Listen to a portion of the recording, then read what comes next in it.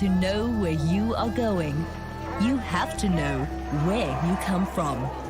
And a very good early morning to all of you out there who, despite the hour, have got up for this historic occasion in South African sport. As South Africa and India mark 30 years of friendship, we look to the next 30 years with even greater anticipation. We have millions watching this telecast right now. 50th Test match 100 for the great man. If you don't have the belief that you can win the series here, there's no point coming here. 1-1.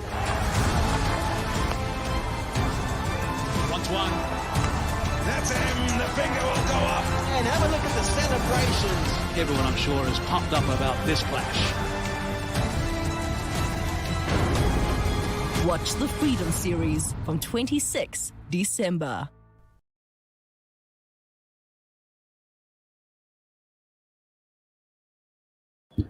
Welcome to day 4 of the first test between South Africa and India at Supersport Park.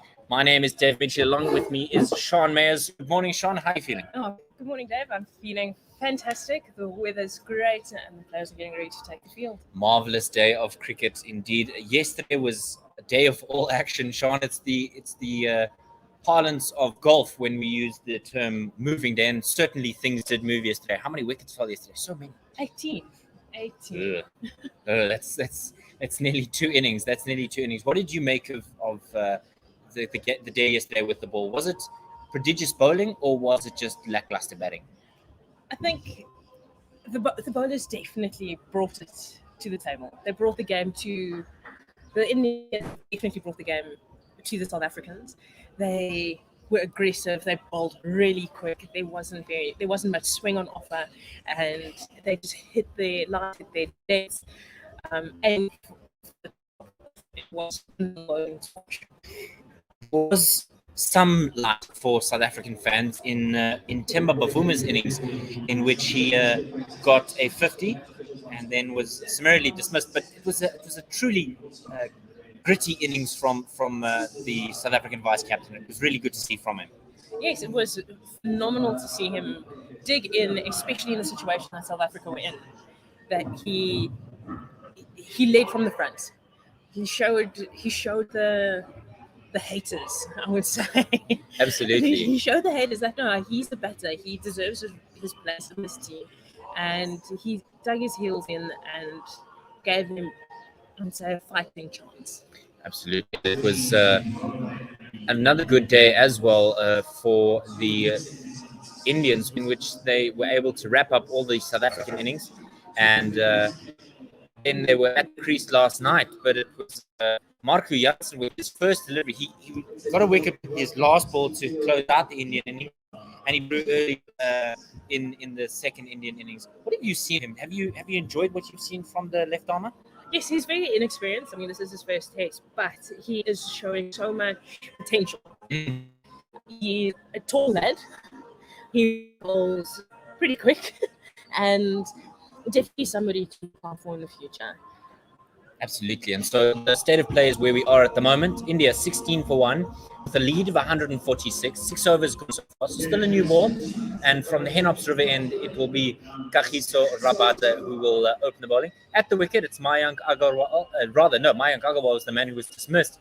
It's Kel Rahul and Shardul Thakur, who was the night watchman overnight. We thought we might see a bit of Virat Kohli or perhaps Cheteshwar Pujara at the wicket, but no luck for us. So South Africa, Sean, will be looking to dismiss the night watchman without much fuss. I think I remember an Anrich Nokia coming in as the night watchman, in which they were South Africa, lost a wicket late on at the end of the day's play, and he ended up scoring 40. So that was a frustration. South Africa won't want that at all. No, definitely not. They want to get rid of the night watchman early and get straight into it. They show at the end of the day yesterday, or at the beginning of the day, when they started bowling in the morning, they showed the aggression that we need to see. They're bowling quick, they were aggressive, and it is definitely something we need to be seeing more of, especially now in the morning. Definitely. So the South Africans were victim to a 117-run opening partnership in the first innings from India, but not so today, and we'd love to see an even contest today between back and ball. 4 slips in place, backward point, a wideish mid-off and a wideish mid-on, almost a mid-wicket and cover respectively, or cover and mid-wicket respectively, and there's a man at the fine leg boundary, that's Marco Jansen, and then under the helmet at backward short leg is Rassie van der Dussen. And let's begin now. Kagiso Rabada to start day number 4. He comes now, and it's just into the pads of Kale, and he just pushes that to that wide mid-on in Lungisane and Giti. But yesterday, Sean, we noticed that there was an interesting stat that's come up from our wonderful statistician, Chris TB. What have you picked up? Well, 18 wickets. I've never seen 18 wickets fall in one day, and it was the first time that 18 wickets were taken at Centurion, the most ever taken in one day. It was a calamitous day for batting, I suppose. KG in again to KL Rahul, and it's worked away off the pads. It's racing towards, well, it's not racing, it's trundling rather towards the deep square leg boundary, and Marco Jansen, who's at fine leg, has to come around to collect as they get through for 2. It was calamitous day for batting, not only for the English in their game at the Melbourne Cricket Ground, but here for both teams at Supersport Park in Centurion. Yeah, I wouldn't say the Indians are complaining too much, and the South Africans can be happy with the way they pulled the game back. Definitely. They didn't allow the Indians to dictate the game. Did the South Africans early, but the Indians came right back into it and ripped through the South Africans. KG passing the umpire now. It's just beaten the bat, and there's a loud exclamation of "Oh!" as it narrowly misses the outside edge. Yesterday, Sean, towards the close of play, South Africa were bowling, and there's an old adage in the cricketing circles that when things are going right, you don't move, and when they're going sideways, you move plenty. And so I decided I'd shift seats, and I was sitting far away from my co-commentators, and South Africa were missing the edge. And the moment I split myself between 2 seats, there was an edge, and South Africa got a wicket. So maybe that superstition has some dividend. KG in again, and this is down the leg side, and Kale just lifts his hands and watches that go over the leg stump. Yes, I must say we want to see this KG. We want to see him bowling aggressively. We want to see him attack the batters. He's quick, and when he's on song, as we've seen, there's so much pressure, and anything can happen. He will turn the game around, and being the frontline bowler, he's needed. Absolutely. KG once again, and this is driven hard, and it's caught the edge. It's beaten the 4th slip, and it's racing away to the boundary. First runs of the morning off to the boundary, and so India now 22 for 1 with 1 ball remaining in the 7th. Yeah, I must say they can't be too disappointed. They got the outside edge, and never know, on a different day that's going straight into Keegan Beeston's hands. Is there a question of a 5th slip perhaps, or maybe a gully? I wouldn't say.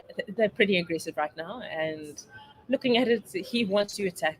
He wants to get that outside edge. He wants them to drive. So I don't think right now they need it. KG to wrap up the first over in the morning, and on the back foot straight this time, and KL Rahul is able to defend that to Themba Bavuma at the backward point. That concludes the first 22 for 1 after 7. These two have put together 10, but South Africa won't want more than another 10 before dismissing either of these two. I must say it's a good sign that this is happening. They've adjusted their lines, their lengths, and we can see it.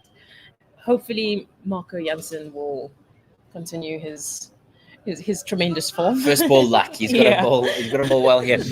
Surprisingly, Lungi Ngiti hasn't been the one to begin from the West Lane in. Somewhat surprising because he shared the new ball with Kagiso Rabada in the first inning. So maybe they're looking for a bit of variety with left and right arm to give the youngster an opportunity. Ngiti's bowled 2 overs yesterday without luck. He was just conceding the 4 runs. So he didn't really do anything wrong, but maybe they're looking for that left-right combination. 3 slips now in a gully, and pretty much a copy and paste field from the previous over.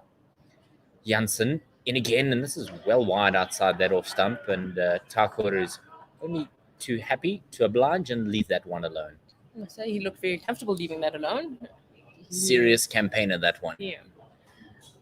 It's, Just having a look at the way in which that edge was beating the man at fourth slip. We saw a similar type, a dismissal rather. That was of Virat Kohli, which he chased a ball well outside his off stump, but played down Janssen in for his second, and it's straighter and just squeezed around to the offside. No run. Janssen also has a different field set. He's got 3 slips on a gully. Mm. And I would say that is likely what they want to do. They want him to drive. They want him to try and play at it.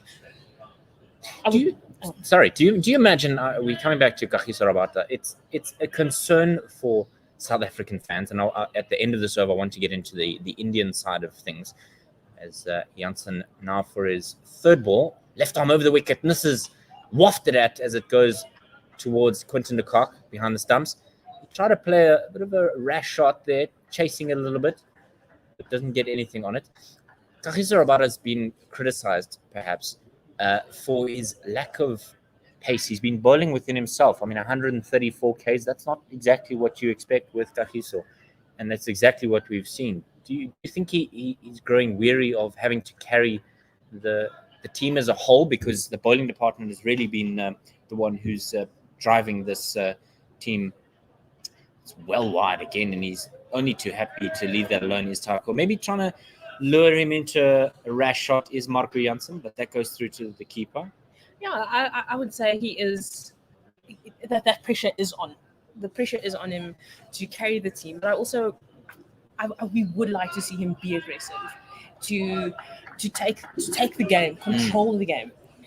He maybe a little bit of self-preservation as well. Sure. This is a long summer ahead. And a lot of tests to be played. Janssen in. Oh, that one's hit him on the pad. There's a massive shot from the South Africans. They seem very convinced. Umpire Holstock is not interested in engaging in their conversation. There's a discussion now whether or not they're going to go up. What do you think, Sean? I think it's a bit high. It hit him pretty high on the thigh pad. And South Africa have now gone up. Adrian Holstock signals for DRS, so we will definitely let you know what that decision is. You were saying it looked a bit high. It trapped him. It's the one that came back. We saw 2 deliveries that went away from him or very wide of him, and it's one that just nipped back into that right hand. Oh, just seeing that again. Oh, it's a lot closer. Umpire's call will be not out, and so South Africa might lose a review here, but it's worth a shot. Just he's back in his crease, but he has been hit above the knee roll, and so whether or not there is a wicket here is going to be interesting, Sean. It would be good first thing in the morning. Get the night watchman out and get straight into it. Start bowling rather aggressively to the rest of the batting lineup and put the pressure back on. Particularly with Virat Kohli struggling with form as he has. So initial call was a green light, red, and it's green. It's missing the stumps. And so South Africa lose a review, and Sean is a splendid umpire. She's called it. It was going over the top of Midland leg, and that's exactly what happened. South Africa lose a review. It's 22 for 1 with 1 ball remaining in the 8th. It's only because as a fellow batter, I try and give the batter. It's never out. It's never out. Never out. Smashed it into the front pad. Yeah. Not out. Never out. It's going under the stumps. It's like spinners shouting for a catch that's about 15 rows back in the stands. Dino, we're just having a chat with the season campaigner, former ICC Umpire of the Year, Marais Rasmus.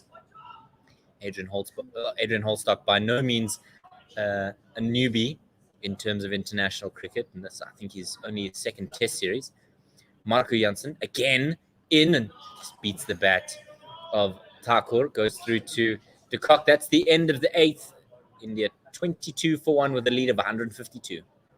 Well, I'm glad the South Africans have had the honest conversations within their bowling attack to come back on day 3 and put the Indians under pressure. The Indians definitely look like scoring more than 400, if I'm honest. Yes, definitely. And just to pull the game back, 327. The Indians aren't disappointed by it. I doubt the South Africans are disappointed, especially with where they started on day 1. And potentially there's a result on this wicket, and hopefully it'll go, to the better team. Yes, the better team indeed. So India have an opportunity now with a lead of 152. I know as Kagiso Rabada starts from the hen observer end. Oh, KL Rahul's not a fan of that one. He pulls out because he said Lungingiti has moved to essentially a cow corner position from a mid-on. Is that perhaps for a mistimed pull shot? Oh, no, definitely. You mistime it, it's going to go in front of square, right there, and if you don't get the elevation, straight into the long man there. Absolutely. Kagiso Rabada now for the first one, passing the umpire, and it's just missed the bat there. So there was one of the local coaching staff here was saying a lead of anything more than 80 at SuperSport Park is a challenge.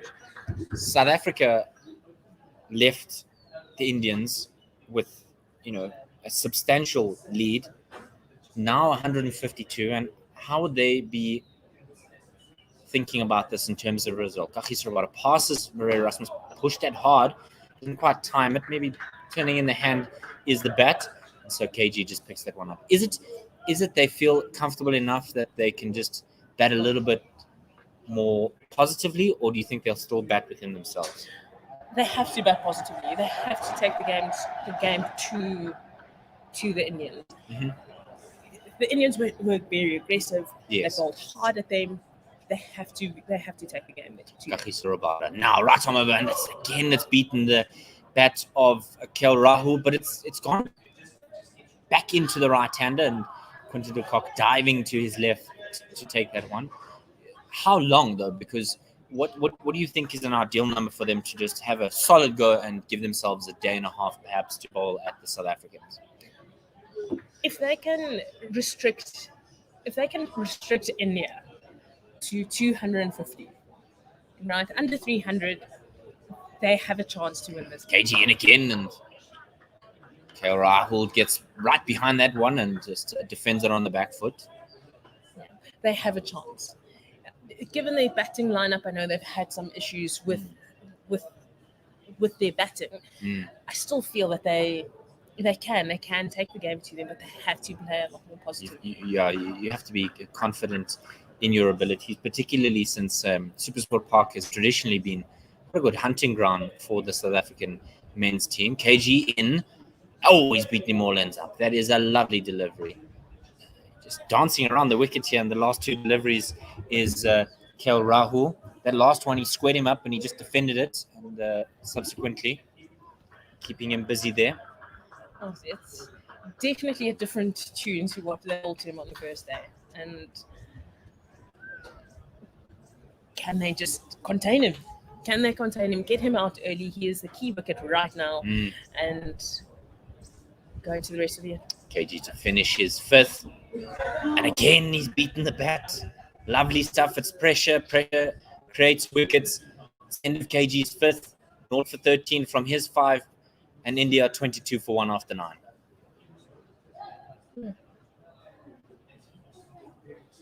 Marco Jansen will now continue from the West Lane end. And he's bowled really well. 2 overs, 1 for 4. I think what the South African team, and particularly him, will be encouraged by is that his selection ahead of somebody else that possibly could have been selected, that the fans maybe would have said, we want this guy in. Marco Jansen hasn't done a bad job in his debut game. No, he definitely hasn't. I would say the nerves are gone, and we have a test player here. Absolutely. After the dozen runs in his first over, he comes in now, left arm over the wicket. There's a big flash there by Thakur. Maybe he's excited. He wants to. He's got his eyes on that vacant cover region, and no luck there for him. As a batter, I would say, why not? If not, why not? Absolutely. It's not every day you get an opportunity to bat up the order this early, especially as a night walk. A whole day ahead of you. Yeah. You give it a go, have a flash, have some fun. The expectation isn't there for you to score too many. So he's done his job, lasted the night. Absolutely. Marco Jansen Comes through. Oh, that's cut up and over the head of Temba Bavuma, and it races away to that point boundary. Lovely shot, and if not, why not?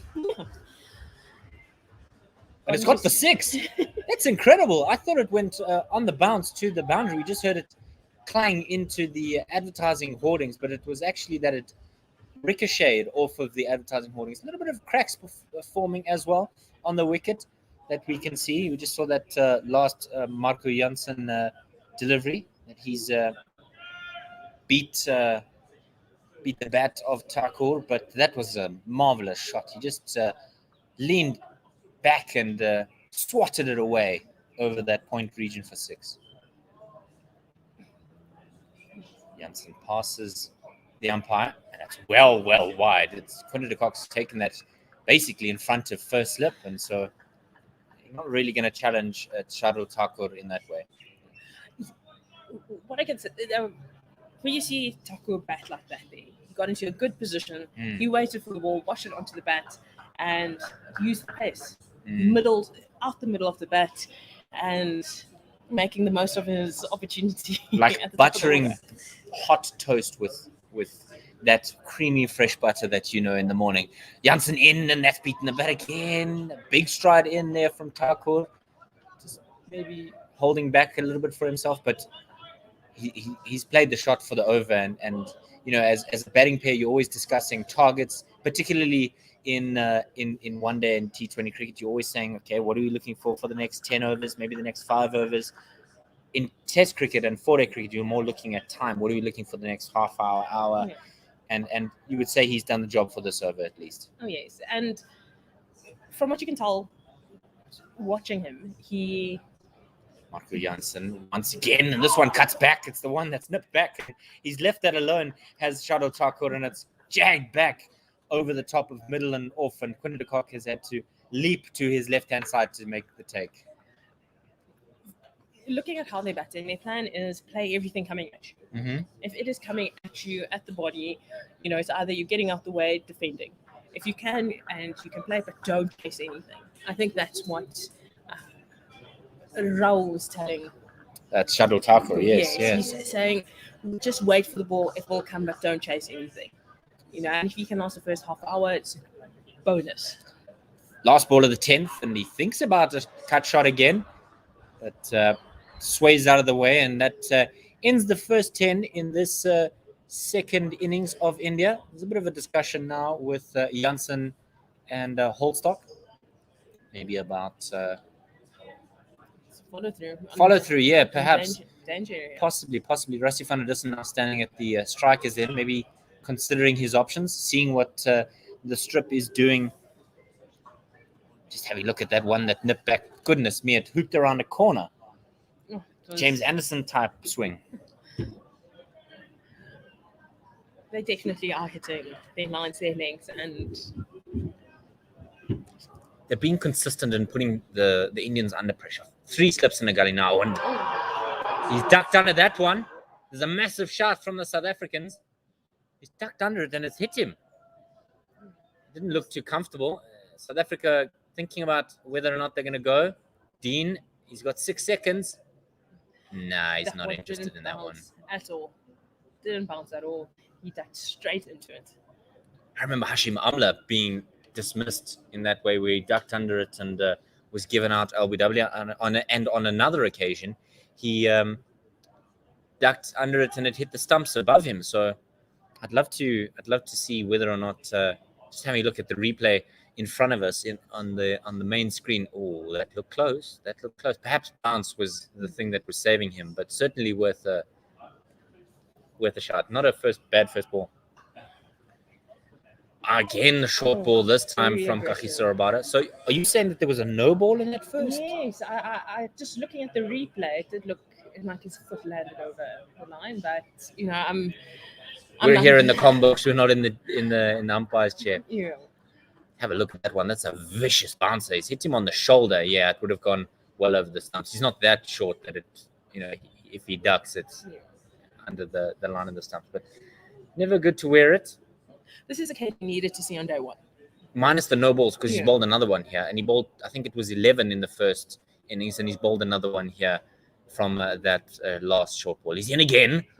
Oh, and that so nearly could have gone to the hand of Rassie van der Dussen at backward short leg. Just straight in on the pads, and he's just squeezed that away, has KL Rahul. Very aggressive. This is what we need. Put the batter under pressure. Make the batter play. And not a bad strategy here. Get Taco on strike and, let KG let rip. Yeah, absolutely. I mean, that no ball is a concern for me because we saw it quite a lot in the South African A series. It was Glenton Steerman who bowled 9 in one day, and so KG now again, and Taco is only too happy to not engage in that conversation. We saw Glenton Steerman bowled 9 in an innings. KG bowled 11. What do you think is going through his mind? Do you think he's, do you think he's just saying, I know I'm stepping over. I need to just mentally adjust, or is it a thing possibly with his runner? It's rhythm. You find when bowlers, especially are bowling no balls, it's rhythm. KG in, and Takur's just leaving that alone. Applause from the South African captain at first slip. Good bowling here. Yeah, no balls stem from rhythm. When a bowler is in good rhythm, you find that they're running in. It's very calculated. It's very relaxed about it. They're not thinking about anything else. Their mind is clear. They know what they need to do. You find no balls stem from the lack of rhythm. And particularly KG, who is a rhythm bowler. He's in again. That beats the bat, and that dives on its way through to Quinton de Kock. He takes a good take. One ball remaining in the 11th. These two put together 18. Rahul on 11, Thakur on 10. And Mike Agarwal was the victim of Marco Janssen. He was for 4. So it's been a somewhat measured start to this day for the Indian team. But the Africans have been good on their lines, and it's KG in again to finish the over. He just leaves that alone, does Thakur. That goes through to Quinton de Kock. That's the end of the 11th. 30 for 1. Kagiso Rabada, we said 130, and they're just having a quick check to see if there's a no ball. The green light comes, and Maria Rasmus meanders out to square leg. We've seen him bowl at 130 odd in this game. We saw Jasprit Bumrah bowling much quicker, and getting swing and a bit of bounce, and we saw as well, Mohamed Shami extracting some movement as well. Do you think it's that the South African quicks are not bowling as quick as they could be or should be? They are definitely not bowling as quickly as they should be, and as quickly as they can. And KG he's a quick bowler. We know that he can be bowling in the 140 region, but he hasn't been bowling. Do you think he misses his new ball partner Anrich Nokia? I would say that does play a part, but His body. It's like opening batters; they miss their opening bowling partner. Yeah, but that doesn't excuse him. Maybe the rhythm, but Marco to begin his 4th. It's a fuller delivery, nipping back into the right hander, but not really troubling KL Rahul. As much as you miss your partner, you still have to perform for the team. Sure. Team comes first, and I would say it's more an issue of his rhythm. And as we've seen, once he gets it right, he comes 140 Ks there from Marco Janssen. Guns blazing. Speaking of guns blazing, he's done exactly that. So it's probably that's why they've shown it. They were celebrating in the scorer's box for 140 Ks delivery. We need more of that, and the youngsters got the energy for it. In again. Oh, that's well wide. It's nearly on that wide line. He's really thrown it out there. Perhaps looking for a rash shot from KL here. He must continue. He must take this opportunity. He debuted opportunity. You should be playing in the next Test match. Make sure you're there at the Wanderers in the ball ring, and bringing one. His first 3-140.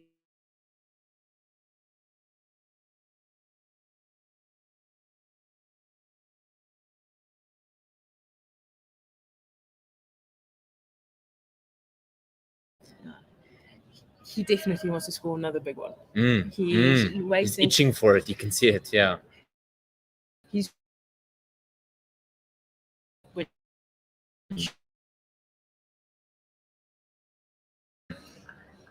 pretty much unscathed and, wear the bowlers out.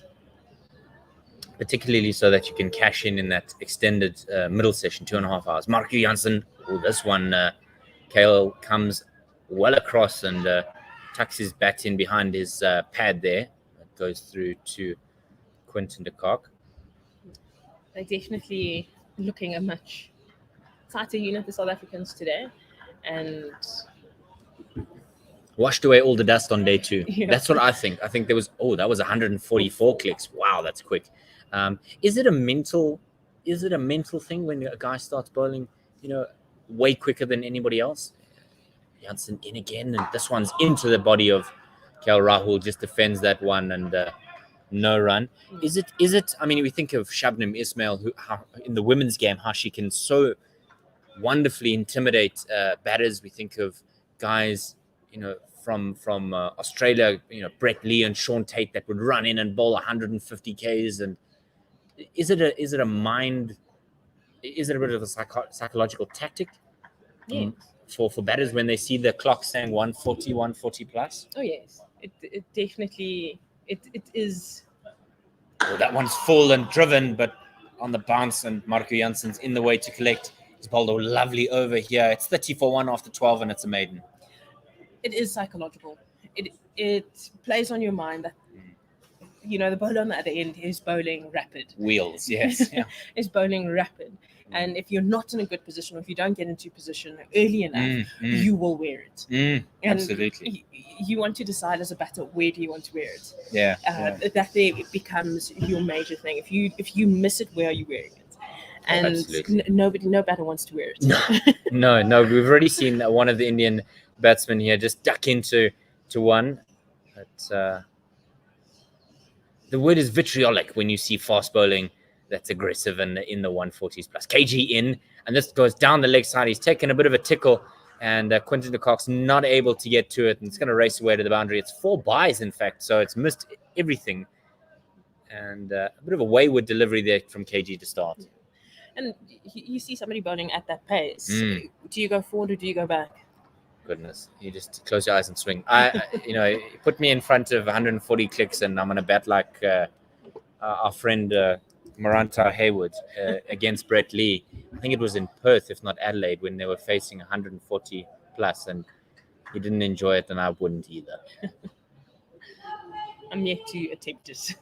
Brave soul. This is a bouncer from KG. It's much better line from Kagiso Rabada, and Quinton de Kock just taking that at shoulder height. I wouldn't want to. I look, facing quick bowling is one thing, but wicket keeping, I felt for guys like Brendan McCullum or Adam Gilchrist, or at one point Kamran Akmal, who were keeping to guys like Shane Bond and Brett Lee and Shoaib Akhtar. Right? Didn't really enjoy the thought of having that slam into the gloves.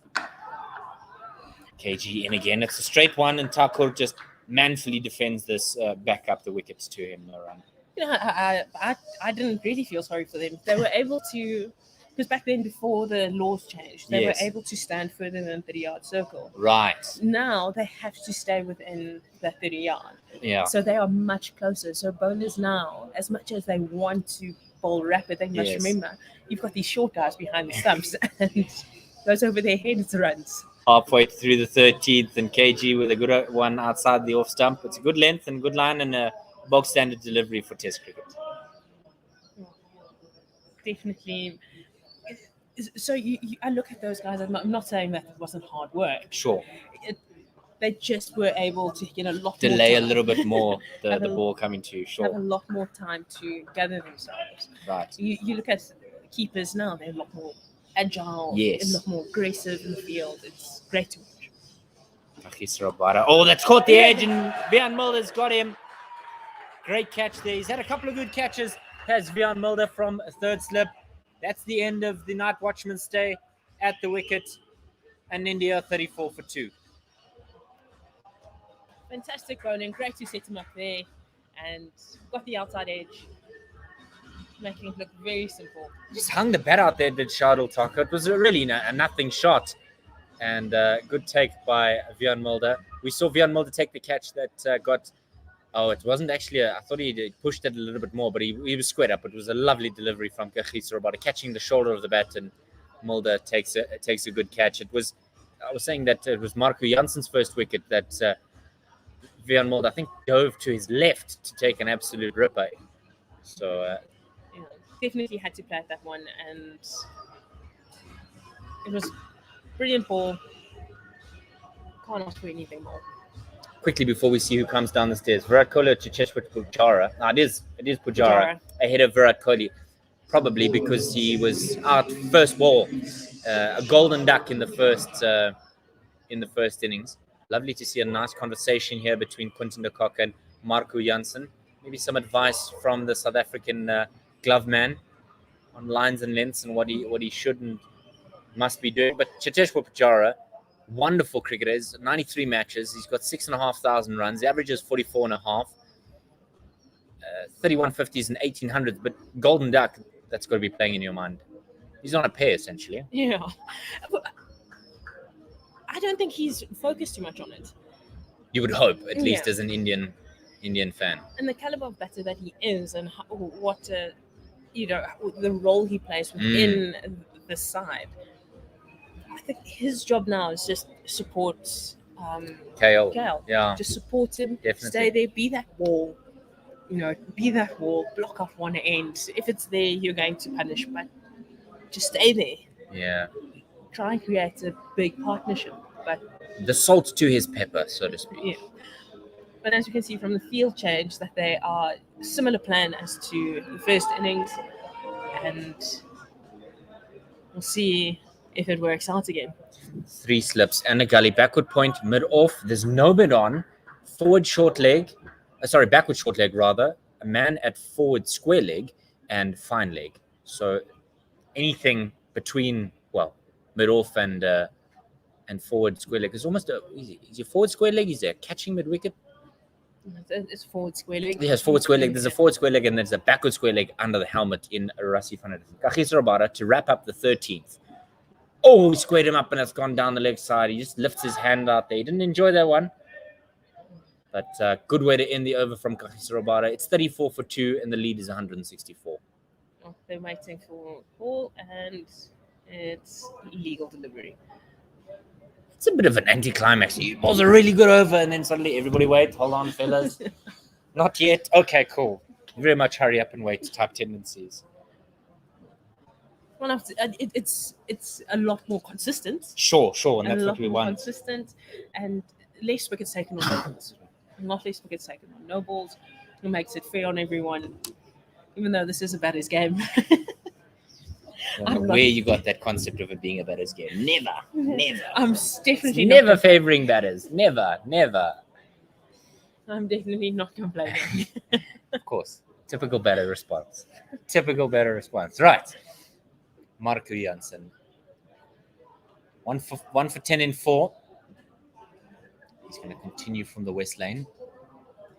Pavilion in 3 slips and a gully. 4 backward short leg, fine leg, mid wicket, backward point and mid off, and that one just is beating the outside edge. Not narrowly, quite well away from KL Rahul.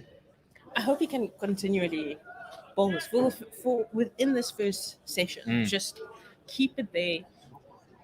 Make sure the Indians bring the game. Force them to try something else. Yeah, I think that's what you have to do. You have to constrict these two, and that's where the pressure is going to come. Shardul Thakur was the night watchman, and so almost expected that he's going to be the first wicket to fall. Jansen in again and straight into the body of KL, who dots it down and sets off for a run, but his partner loudly declines and says, "No run." You don't take a run to Temba Bavuma. No, we've mentioned it that Temba's a veritable jackrabbit in the field. That's exactly what you want from your man fielding at backward point. So it's him at backward point, Kagiso Rabada at mid-off. Marco Jansen. Oh, that's a shorter one and into the body, and he just jumps up and defends that one. Keshav Maharaj is at a mid-wicket, really, or a wide-ish mid-on. very wide, I suppose. But he's in the mid wicket. Plus, Van Edison is under the helmet at backward short leg. Obviously, there's Quinton with the gloves, Dean Elgar at first, and Markham at second, Viermold at third, Keegan Peterson in the gully. So now you know where everybody is, and you can paint that picture along with us. Marco Janssen, halfway through the 14th, and it's a bouncer, and he just collapses like a stack of cards, does KL Rahul. Yeah. I like that Rabada is in the position he is at that wide mid-off. Instead of being down at fine leg, sure. Giving advice to the young man, talking him through his over, helping him where things aren't going well, and you could see the assistance that he's getting from it. He's a lot more consistent. He's starting to have more confidence in himself. Definitely. That was vitriolic. That was angry. That was aggressive. Short ball, and he just winced at it. He didn't enjoy that at all at KL Rahul. The only man, sorry, we did forget about somebody. It's Lungigiti down at fine leg. He's possibly the man to begin from the Henops River end in the next over. But like you said, it's crucial to have your experienced fast bowler helping out the youngster just with the plans. And we saw Quinton and Marco chatting to each other, but what we also saw is Dean Elgar chatting to Kagiso Rabada, and that's exactly what you want. The plans being discussed. Short again, and goodness me, he dropped his hands there, did KL, but was in the air for a moment. A phenomenal display of fast bowling. This is what we want to see. You can see the high fives from his teammates, yeah. You were saying, sorry, carry on. This is what you want to see. You want to see the batsman jumping out the way, putting in under pressure. Will there be a false shot? Will you try and play it? Will you get out the way? Is it too quick? Is it too close to the body? They ask these questions. And I must say, KL is playing it very well. Absolutely. It is a fantastic contest to watch. Certainly indeed. KG to begin a new over from the Henops River end, and it's well wide. It's nearly a wide itself outside that off stump. But Lungi Ngidi getting in his steps, he's gone from fine leg all the way to a forward short leg. My man is certainly getting his mileage in this morning. He's in that position only when Pujara is on strike. Otherwise, he's moving back to mid-on region. Yeah, mid-on region. Yeah, still with the step count. KG in, and he's just chucked that away onto the onside. It was a ball that was on about off stump, and Pujara just pushing this into that onside, getting across and trying to tuck it away. Just having a look at the dismissal there of Shadul Thakur. He was just pushing at it, was Shadul, in motion when playing that shot, and so that's where he was left up. And KG back at Spurs' mark. He just defends that, but it catches the outside half of the bat. Soft hands though, and it goes down to the man at backward point. Just open the face there. Soft hands, as you saw, just went straight down to the ground. A little bit more pace on that ball, and potentially between gully and backward point for a boundary. Right. KG, 3 slips in a gully, backward short leg, catching Themba Bavuma from point, walking in, and he just plays this with soft hands into the ground. And Keegan Peterson, who was at gully, goes and does the collection work. There is a change in the field where Lungingiri has moved a little bit rounder into a more mid-wicket position. Maybe they're changing the plan, but I certainly think that there's going to be. Oh, it looks like there's another no ball there by Kagiso Rabada. Oh, another blemish. KG pulls out. They were just not happy. There was Cheteshwar Pujara. Somebody's moving in his eye line, maybe the security on the far end. But it's obviously that it's got to be the mistime pull or the leading edge on the front foot, maybe trying to play a leg glance. Yeah. Perhaps that's what they're looking for. Yeah. They want him. They want to draw him into playing that on drive. They will give him nothing there. Oh, that just beats the outside edge and goes through to Quinton de Kock. You can see also Lungingiti's walking in quite aggressively. He wants to get that that catch. If he plays at that, then he's not giving a full face of the bat. Opening up that edge, potential catch obviously for the slip cordon, but leaning edge, as you said, to your wide mid-off and to KG in, and that's pushed it hard. Good stop there by KG. It just drops to the ground and sticks a paw out and catches it before it. Well, it didn't catch it on the fall, on the bounce rather, but good stop there from the fast bowler. Because I imagine if you square up Cheteshwar Pujara here, you're either going to get a catch to Vian Mulder at third slip or Keegan Peterson. Because if your shoulders are open towards the bowler, you're likely to get an edge that goes across in that direction. So very wide, not necessarily a faint neck. Or if you mistime that push onto the onside, that's when a guy like Lungingiti comes in. KG in again, and it's a shorter delivery this time. And he just defends that back to KG off the back foot. It's 15 overs gone, 35 for 2. Rahul is on 11, and Cheteshwar Pujara is on 0. But something that we've picked up, Sean, from our wonderful statistician, Chris Tyndale-Biscoe, is that Rahul is the third highest run scorer for India at Supersport Park. He's only behind the great Virat Kohli and the even greater Sachin Tendulkar. He's got 134 runs and an average, his strike rate is 44 here. So he's loving life here at the moment. And he's got 19 fours and 1 6 at this ground. So happy hunting ground for him. I mean, he's only behind Sachin and Virat. He definitely he can't complain. Jansen striding in, that's very wide. Quinton's almost taken that in front of Ed Markram at second slip. We saw Dean Elgar running away. He didn't want to be a part of that. Yeah. He can't complain given his last tour here. Mm. Scoring the runs that he has, and it's the first taste. There's still 2 more to come. Absolutely. A lot more runs to be scored, and he's showing that he can do it. He's put his hand up. He potentially saying, "This is my spot." Absolutely. Jansen once again in his 6th over. Left arm over, that's hit the pads. There's a bit of a stuttered shot. I think there was 2 noises there. And so the appeal is stifled. It's like a bowler pulling out of his run-up. Would you say potentially pitched outside leg? Yeah, I think when you have a left arm over the wicket bowler who's bowling to a right-handed batsman, you can almost, not entirely, but you can almost kiss leg before wicket goodbye. Jansen in. And I don't know if that one's just pushed to Keshav Maharaj at mid-wicket.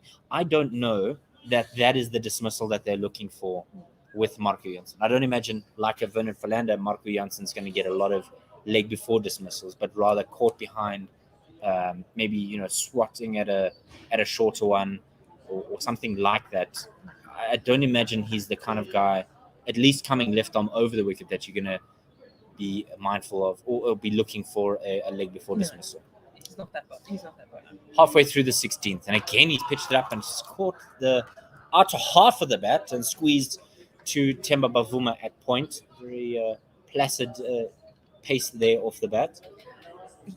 As you said, he's not the bowler that will get leg before. He, as you rightfully say, caught behind, squaring up batters, especially coming across the right-hander. Yes, definitely.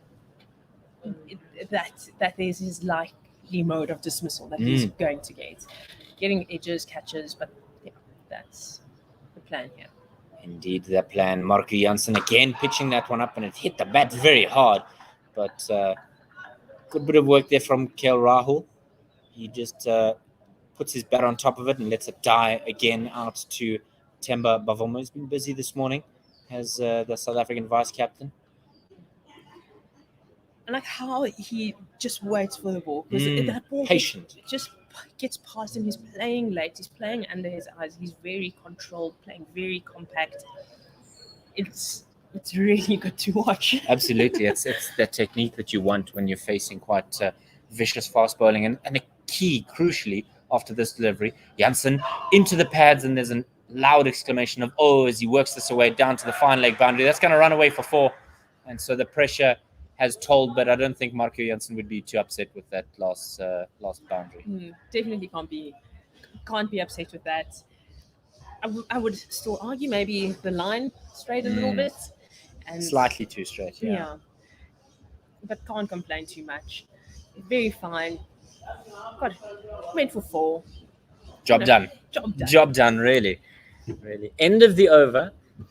16 gone. It's 39 for 2 after this first 45 minutes of day number 4 at Supersport Park in Centurion.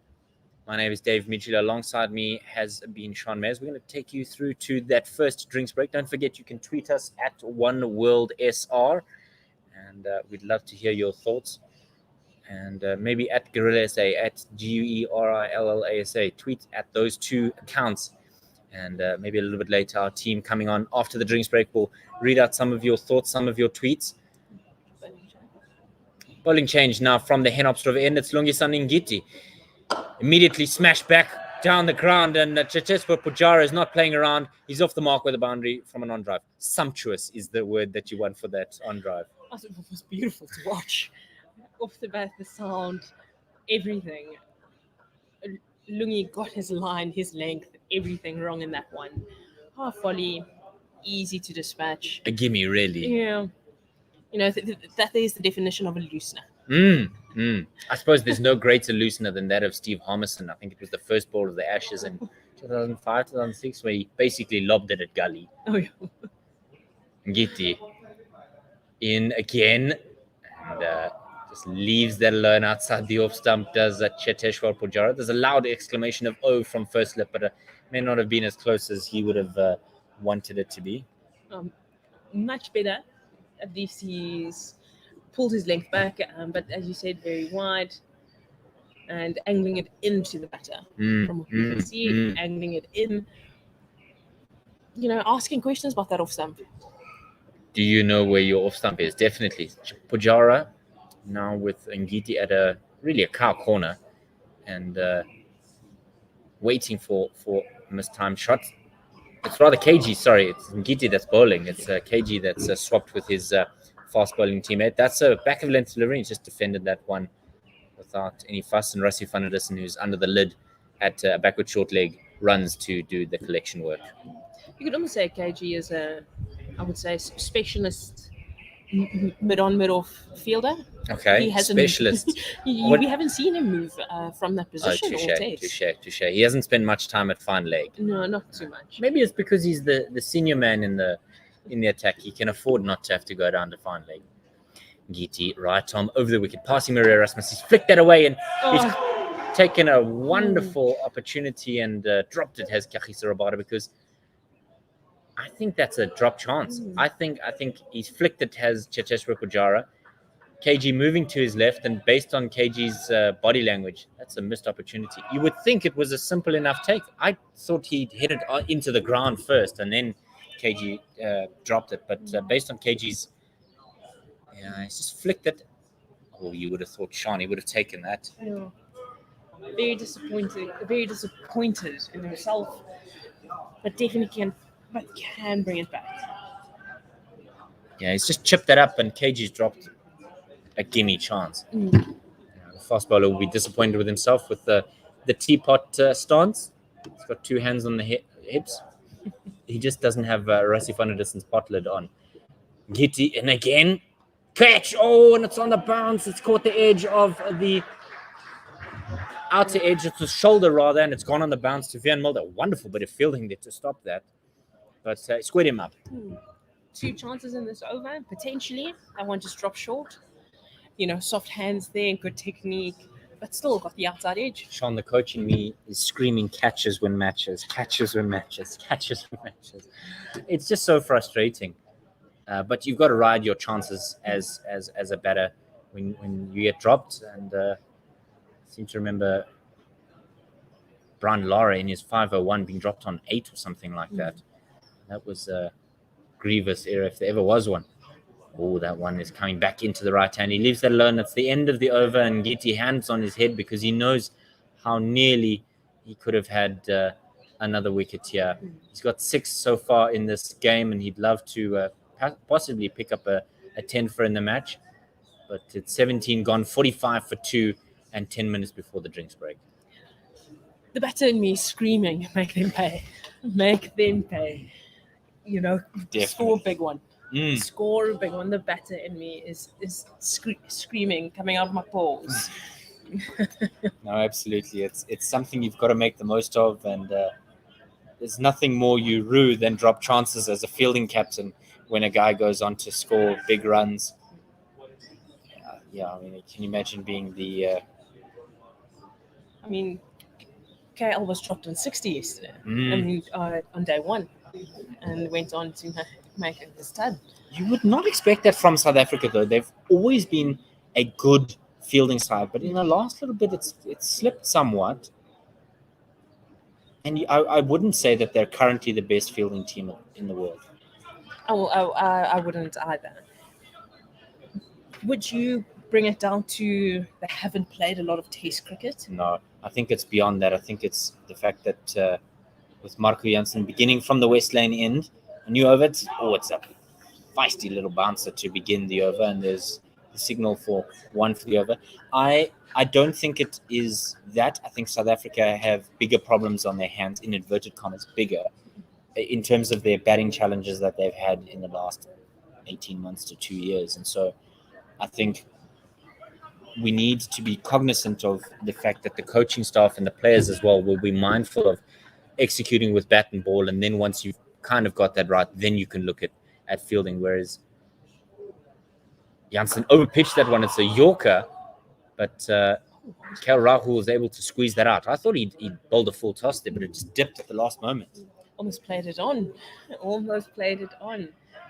know, I understand what you mean, but my argument as a player is we're seeing it now. There's catches being dropped. There's opportunities. You spend more time fielding than anything else as a and team. So you would think fielding would be priority, and then everything else can fall into place, hopefully. And you look at how much it's cost both teams. Well, South Africa. Certainly. Jansen has got Rahul just defending. He's on 15 at the moment. And this partnership is worth 11. Because, you know, you just look at the runs it cost the team. That opening stand could have been cut off very early. Yes. Agarwal was dropped on 35. Yes. And that could have been a game changer. What ifs? Anyway, 45 for 2, halfway through the 18th, and that's beaten the edge of KL Rahul. Goes through to Quinton de Kock. He's bowling really well here, is Marco Jansen. I think the only let-up will be when the bowling change comes, because he seems like he's in a good rhythm now. He doesn't want to let go of the ball. Those are really good problems to have. Particularly from a young fast bowler. We've now seen that Kagiso Rabada is the man down at fine leg, because Lungi Ngiti is now at a wideish mid-off. Jansen into the pads there, and there's a loud exclamation as he's able to keep it out there. It's now key for Dean Elgar to manage his bowlers, especially rotation. Yes. Especially his top three. He needs to manage Lungi, he needs to manage KG, he needs to manage Jansen, just to make sure that they can get through not only this test but throughout the series.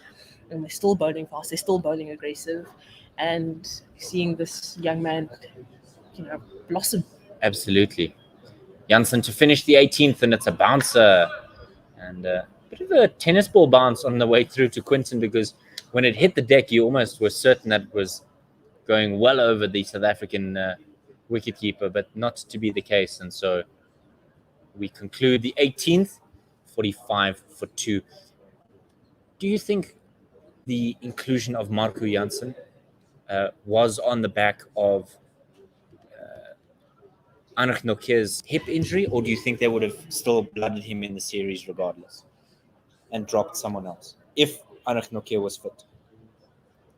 I would like to believe they would have blooded him in this series. Okay. I like to believe that. It's a great opportunity. It's there's been a lack of Test cricket within South Africa for so long. Let him play where he's comfortable. Definitely. Ngiti with the new over. And he just works that off the pads, does Cheteshwar Pujara. Straighter and Fuller. Janssen does the fielding out at fine leg. Yeah, I'm excited for what we've seen from Marco Janssen. I had the privilege of watching him play at the South Africa A series in Bloemfontein against an Indian A squad. But I want Anrich Nokia back. Obviously, we won't see him in this series, but I'd love to see him back for the New Zealand series. And I mean, can you imagine five bowlers plus Keshav Maharaj going to New Zealand? Can you imagine, Lungi, KG, and Anrich, as well as Marku and Vian. Oh, spoiled for choice. We just need our all-rounders to come right with the bat. Ngiti, and he just leaves that down the leg side. Does Rahul? He just lifts his hands and watches it go past his hip down the leg side. Good length. Well, we're seeing Vian warming up. I think a bowling change is afoot. But as you say, it's be spoiled for choice. That's an ideal situation to be in. You think of South African teams of old where they would have had Brian McMillan, they would have had Andrew Hall, Lance Kloosner, Jacques Callis, all-rounders along with Sean Pollock. And then you still had, bowling options with Makai Ntini and Maranta Nanti Haywood, and goodness, there are so many. Alan Donald. I mean, goodness, South Africa was spoiled at one point with all-rounders. This one's straightened on the pads, and that's going to the square leg boundary. It's too easy for KL to be challenged by that, and it's worked away. And that's India's 50 up after 18 and a half overs. You look at that, and I think with this Hyanga attack, that's what they're building towards. And as you said, the all-rounders need to now pick up the weight with the bats. Yeah, crucially, because I think these guys are good enough with the ball, but we don't need more bowlers per se. We want bowlers who can bat. That would be helpful. Yeah, elongate that batting lineup. Yes, let us bat all the way to 10. These days, number 11 scoring 100. Oh, yes, absolutely. Ngiti halfway through the 19th, and big stride in there from Kel Rahul, and collected by Keshav Maharaj. You think of great defiant knocks from the bottom of the order. I think of Jason Gillespie. Yeah, everybody knows that one. Coming in as night watchman and scoring a double. And I remember him and Glenn McGraw also putting together a wonderful partnership. Batting has changed for fast bowlers. You're not allowed to just be a Courtney Walsh or a Chris Martin where you just collect ducks like old ladies collect ceramic chickens. I think you get stuck in and really contribute with the bat. There's no longer the freebie ride anymore. If you're a fast bowler. Ngiti in. Oh, that's just beaten the bat, and a lovely exclamation of "oh" from the men behind the stumps. But would you agree that bowlers have been forced rather to step up their game with batting? I 100% agree with that. And I saw it first with the T20. In the T20 competitions, all over the world, your bottom order, the tail, that's where you're able to put in a quick 30, 40 runs. Yes. And when those fast bowlers then come into Test cricket, they aren't, as you say, the Chris Martins, where they're collecting ducks, they're scoring runs. Ngiti to wrap up the 19th, and it's again defended by Kel Rahul, and that closes out 19 overs. It's 50 up, 2 down, and the partnership is 16. They're going at 2.6 to the over. There's still 85 overs left in the day, Sean. There's a 2.5 hour middle session. We've got 2 minutes on commentary before the change. And what have you thought of this first hour of day 4? I would maybe session share, or this first hour shared. Okay. Because of the wicket? I would say the bowlers have been a lot more consistent. There was chances, yes, because of the wicket, but they got the night watchman out, which was early, which was expected. Crucial. And shared, I think South Africa could have won it by taking Pujara's wicket. Right. If that catch was not dropped, Yes, South Africa. It would have been session South Africa. Sure. Or, yeah, the first hour South Africa. So, I would say that at this moment, it's in the balance. Vian Mulder from the West Lane end, the change of bowling that you called now comes. 2 slips and a gully in place. And we'll just give you that field. Backward point. And a man in the covers. Rassie van der Dussen no longer under the dome. Marco Jansen at mid-off. Dumgingiti at mid-on. And Keshav Maharaj is at mid-wicket with Kagiso Rabada down at a fairly square fine leg. He's not as fine as you would traditionally find your fine leg. That's a lot of fines. Excuse me. Yeah, I think he... Mulder in, and it's a good length. That so nearly could have taken the edge. I thought that took a bit of a nip. I think, from the reactions, it's very close to the edge. Very close to the edge. Certainly.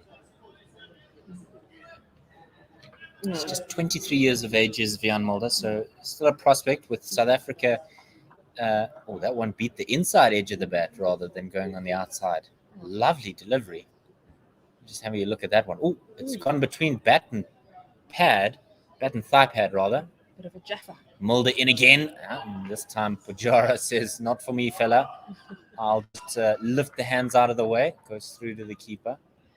This is where you want to see him bowling. This is where you want to see him bowling. You don't want to see him attacking the stumps too much. I don't think he has the pace per se. Right, to threaten, but certainly with his guile. Yeah. Get the skill, put the slip cord in play. You can see he wants to bowl a lot fuller with the extra man in the covers. And he can do that with that protection. That one's well wide, well wide, and the signal is 2 to come from Adrian Holstock from the West Lane end. South Africa have plenty of fast bowling options, always have. But what would you love to see from these two, Jansen and Mulder, both under the age of 25? Mulder in his 7th game, less than 10 to his name, and Jansen both considered all-rounders. Mulder in again, passing the umpire. Oh, that's hit him on the pad. There's a shot, but it's probably outside the line. He did offer a shot, and so that's why they won't consider it. But what would you like to see from... we've seen a little bit from Marco Jansen today, and we've discussed it. But Vian Mulder, what would you like to see him as a long-term prospect? Long-term, I would love to see... I'd love to see them solidify that middle order, middle to late order. Yes, that number 7 spot. Yes. That middle order. Make sure that no matter what the situation is, you can almost count on them to either finish the game. Mulder, once again. Oh, that's driven. He tried to go through the covers there. Did Cheteshwar Pujara. Bat turned in the hand and going to mid-on. That is the end of the 20th and time for a drink. Your commentary team after the drinks interval will be Tsepo Tayela and Ken Borland from myself, Dave Midgley, and Sean Mayers. We'll see you a little bit later. Make sure you stay tuned to 1WSR.com. Don't forget you can tweet us at OneWorldSR.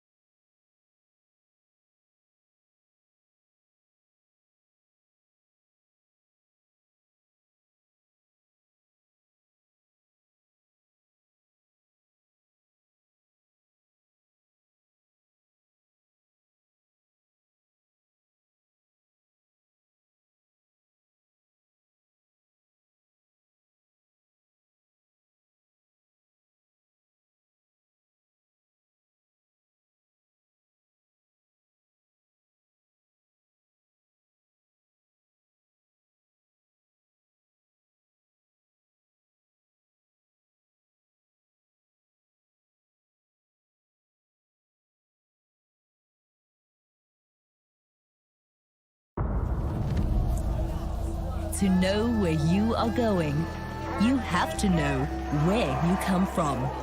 And a very good early morning to all of you out there who, despite the hour, have got up for this historic occasion in South African sport. As South Africa and India mark 30 years of friendship, we look to the next 30 years with even greater anticipation. have millions watching this telecast right now. 50th Test match 100 for the great man. If you don't have the belief that you can win the series here, there's no point coming here. 1-1.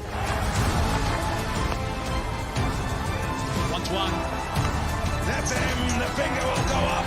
And have a look at the celebrations. Everyone, I'm sure, is pumped up about this clash. Watch the Freedom Series from 26 December.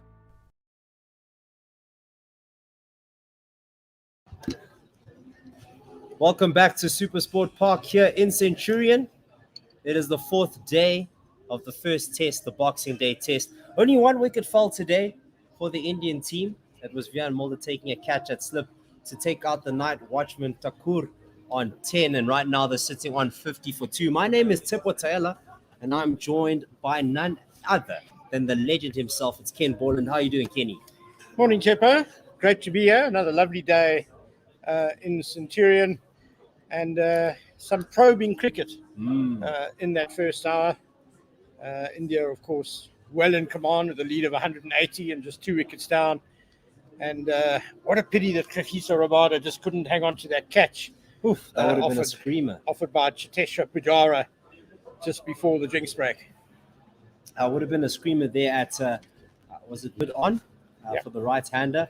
Diving to his left, he was literally lateral, parallel to the ground, and did very well to prevent a boundary as well. But 50 for 2, as you said, Indians in a commanding position with that big lead of 180. How long do you think they're going to go on for, Ken? How big a lead is enough? Well, there are 84 overs technically left today. And if they bat for another 65 overs, say, at 3 and over, they're going at 2.5 at the moment. 3 and over, that would be nearly 200 runs, which surely would be enough. You don't see South Africa chasing 380 in 4 sessions. And that would also probably give India enough time to bowl South Africa out. But there are some thunder showers forecast for tomorrow. So it is going to be a delicate declaration. We've seen India bat quite positively this morning, actually. They were 16 for 1 overnight, so they've added 34 runs in 14 overs. But there was a bit more intent shown than the run rate might reflect. So perhaps they're looking to declare a bit earlier. Want to give themselves as much time to get all those wickets here. Very vital test match here. As we've been hearing, this is the final frontier. The last place India have toured and not yet won a series. So if they get that first win here in this 3-match series, they'll definitely have their tails up going into Wanderers, where they've won before. And also Newlands, where they've also won. Was that in 2 separate tests? Series, yes. Series, yeah. 2 separate Look, series. it's a massive opportunity for them. You don't want to waste this situation where you're 180 for 2 on the 4th day of a test match. So they will be going all out for victory, no doubt about it. KG Rabada is continuing from the Henops River end. He's just passing the umpire right arm over. This one, a good length delivery. Played on the front foot. It's on that line of off stump for no run. 50 for 2 after 20 overs. Oh, sorry, it's Lungi and Gidi. My mistake. Put my binos down too quickly and jump to conclusions. Both big men, strong lads. Big units. Lungi and Kagiso. Rabada bowled nicely this morning, I felt, in his opening spell, getting the wicket of Takir. And Gidi in right arm over once again. This one a fuller length outside the off stump and punched down the ground by KL Rao. That's Keshav Maharaj is in a race to the long off boundary, and he just paddles that back. They get themselves 3 runs, and the score now 53 for 2. Rahul once again just being the anchor in this Indian innings, batted so well in the first innings for that 123. And he's a guy who, when he gets on form, he tends to get on a real hot streak of form. He's got a share in a world record, which I will tell you about in between deliveries of this Lungi and Gidi over. Waiting with bated breath, we are here. And Gidi coming in once again. This one, a good length delivery, played off the back foot to almost vacant cover region, but the man at backward point picks it up. Temba Bavuma, no run there. The first guy to score 7 successive 50s in Test cricket. No. Was someone by the name of Everton Weeks. I don't know if you've heard of it. Tepper from a good 70, 80 years ago, but one of the 3 Ws that were the stars of the West Indian team in the early days. Frank Worrell, Everton Weeks, and Clyde Walcott. 3 of the best batsmen in the history of the game. And Gidi once again from the Henops River end. A good length, quite outside the off stump, and shoulders arms here by Pujara. He's sitting on 7. Continue, please. So Weeks was the first to pass 50 in 7 successive innings in Test cricket. He was followed by Andy Flower of Zimbabwe, Shivnarine Chanderpaul, also of the West Indies, Kumar Sangakkara of Sri Lanka, and Chris Rogers of Australia. And then KL Rahul did it as well, with 7 successive 50s in 2017 in tests against Australia and Sri Lanka. No hundreds, though, in that run. That's crazy. That's crazy. Right now, as this one a bit straighter, a little bit back of a length, played off the back foot to the leg side by Pujara. Now he's not quite breaking a record, but he's in the top 3, as David said earlier, for runs scored by an Indian in Centurion. He's actually following after Virat Kohli and Sachin Tendulkar. So that's very interesting as well.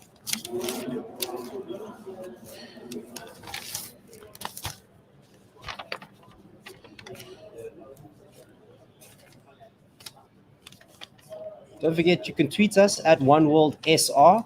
We'll be reading out your tweets. This one, was quite full, stayed very low outside the off stump, but kept out by Pujara. That ends the 21st over.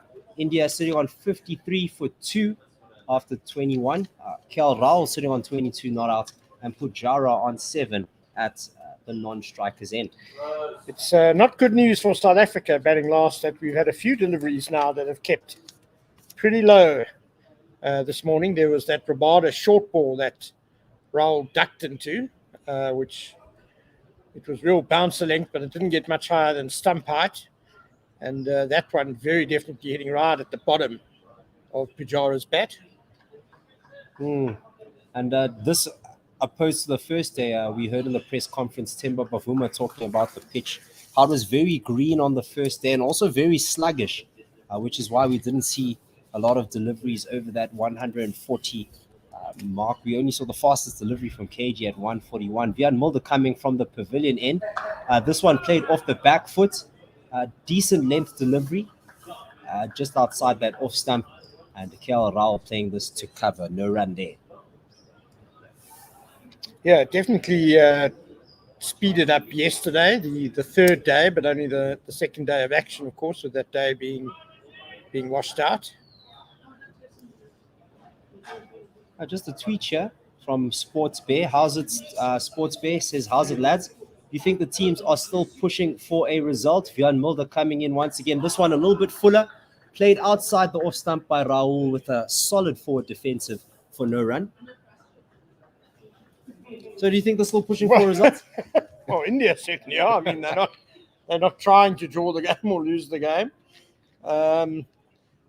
Look, it's very difficult for South Africa to get themselves into a winning position. Yeah, but no, we never know. As we saw yesterday morning, 7 wickets falling for 55 runs. This one a little bit back of a length. Soft hands from Rahul as this goes to the man at Gully.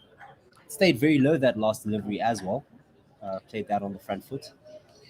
If South Africa can somehow get these remaining 8 wickets for 100, 120 odd runs, that leaves them with 300 to get. And I suppose there's a chance that on the last day, with the second day washed out, it's basically a fourth day pitch. It might be decent for batting. This one, back of a length, solid defensive on the back foot. Mid wicket picks this up right next to the pitch. But chasing 300 would still require something very special by the Proteas to get there. And quite a young Proteas team as well.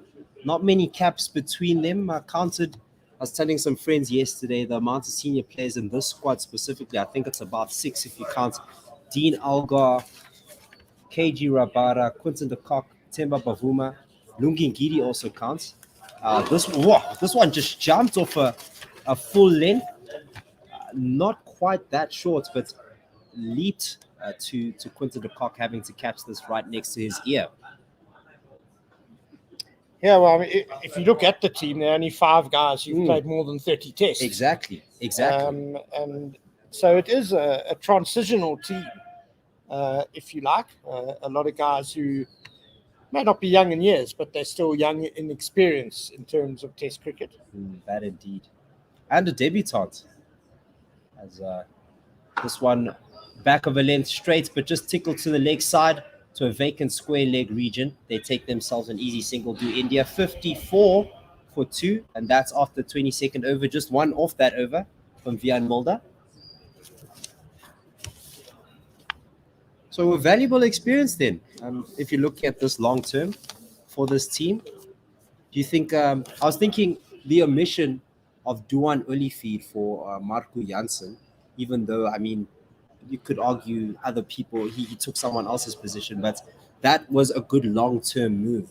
South Africa in need of a left-arm pacer that's got high quality, and he does possess a lot of potential and can offer a little bit something with the bats as well. Had decent form, much like KG Rabada. Lots of raw talent there that could really get you runs and extend the batting lineup. So long-term plans with Marco Jansen, instead of having Duan Oliphant, who came back from Kolpak. Lungi Ngidi coming from the pavilion end. Ooh, this one jumps off a good length, wrapping Raul on the glove, and just dies before it gets to third slip.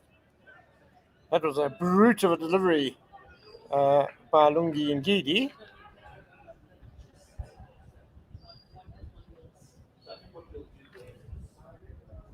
Now he's generating that angle into the right-hander, coming from over the wicket. It pitches outside off, and then just squares up the batsman, just wrapping Kel Raul on the glove. He tried to jump to get on top of that, but just smacked him on the handle. And it looks like he's going to require some treatment. Physio running in from the sideline. From that ball that leapt off a crack, the cracks that do start to open up here at Supersport Park. Just on that Jansen selection, South Africa were kind of forced into it, really. Duan Oliphant, not 100% fit, had COVID recently, and according to the selectors, hasn't quite got his bowling loads up to the point where management were happy that he will last 5 days. It's not just a question of being fit to bowl. You've got to be able to bowl 5 days for potential. Well, not exactly 5 days. 30 overs for 2 days, kind of thing, if needed. And so it probably would have been irresponsible to pick Olivier. Hopefully he'll be ready for the Wanderers. And I guess Marco Jansen next in line, really. Clinton Stearman is battling apparently what they call lower limb fatigue. So not 100% fit either. In his legs. In his feet. Well, they said lower limbs. So your arms are limbs as well, aren't they? Yeah, but I mean, which ones are the lowest ones? Aren't your legs your lowest limbs, Ken? Yeah, well, it's lower limb fatigue. So, okay. But I would imagine it's more likely to be his legs than his hands. He's got tired hands. That would be a new one to miss out on selection for. Imagine. I've never heard of lower limb fatigue. I've heard of general fatigue, but in a specific area, I've never. We're continuing with the cricket here. Lungi Ngidi gets a perfect length delivery just outside the off stump. Raul coming forward, but leaving, keeping his bat out the way. No run there. 54 for 2. I think there are a lot of fast bowlers of days gone by who tell you that they had lower limb fatigue for most of their careers. But it just wasn't diagnosed, eh? They just had to press on regardless. Just while you're mentioning Glenton Steedman, someone that wasn't, or he was on the peripheries of the squad, almost got a call up. Was it against Pakistan? But then an injury prevented him from actually playing. Had a decent SAA India series in Bloemfontein. This one a good length and edge, and Dean Algar's caught him at first slip. Lungi Ngidi strikes. He gets the big wickets of KL Rahul, and he has to go for just 23 of 74 balls.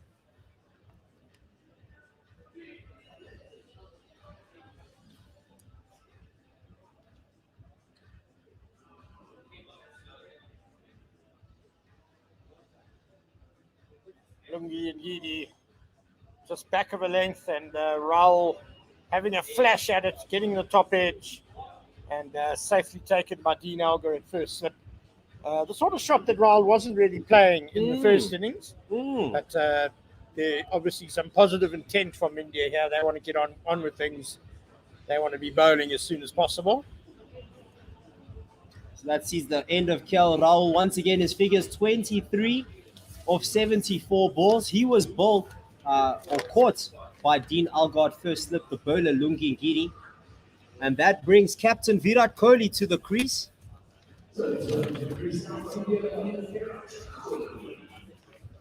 Did very well, did KL Rahul. Still in the top three. I'll find out where he ranks exactly now in terms of runs scored in Centurion in one game. But last I checked, he wasn't far behind Sachin Tendulkar. So Virat Kohli coming to the crease. He'll be eager to make amends for the first innings where he got himself very well set. Got to 35 and then had a loose stroke that saw him caught in the slips by Vian Mulder of Lungi and Ngidi. Mulder's catching has been one of the impressive features of the South African fielding in this game. He's taken a couple of sharp catches at third slip and slipped the one area where Proteas have had problems in the past, but their catching in this test behind the wicket has certainly been very secure. Quinton de Kock did drop one also sharp catch off Marco Jansen on the first morning. That would have been his debut wicket on the first day. Not going to lie, felt for him. Heard in the press conferences that the nerves got the better of him on the first day. He did have moments where he tightened up, he showed his quality. But just going back to Vian Mulder, he's been pretty sharp in the slips. Has 3 catches today, which is 1 catch away from most dismissals from a non-keeper. This one, a very good line length, just outside off stump. And Virat Kohli just leaves that one as it goes to Quinton de Kock. Good length delivery, that.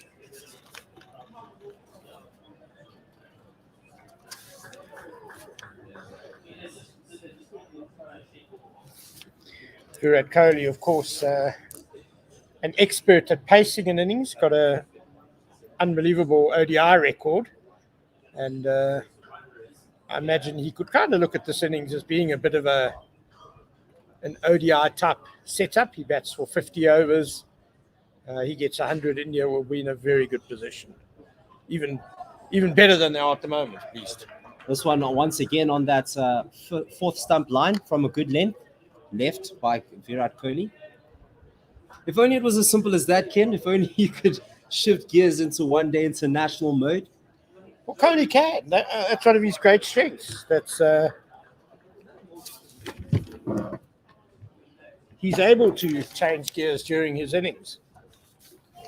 He's able to play the situations so well.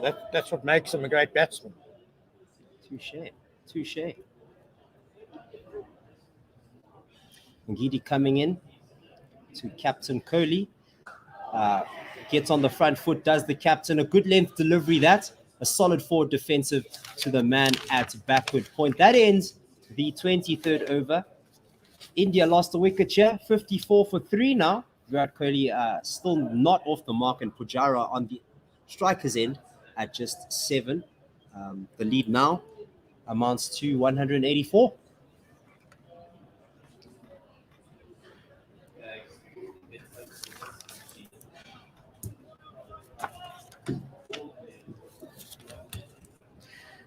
Bjorn Mulder operating with just 2 slips who are quite well spaced and a gully.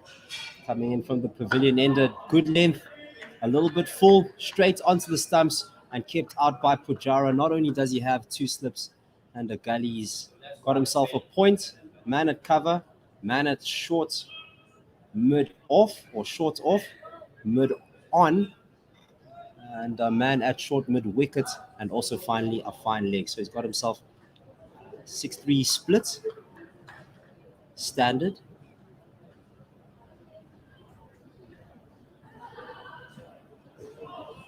Good length delivery, well outside off stump and just left by Pujara. I think we'll see the Proteas bowl quite a few deliveries out there. They obviously want to keep India batting for as long as possible and also want to keep a lid on the scoring rate. So it's going to be a case of India, if you really want to score runs quickly, you're going to have to come and get us and therefore take a few risks. So just hang it outside that off stump or a little further out maybe. This one on that 5th stump line, a good length, full length, played off the front foot. Wow, a little bit of Afrikaans slipped out there. Sometimes it just slips out. You can't control it. Well, we are in Gauteng. Centurion so it's forgivable.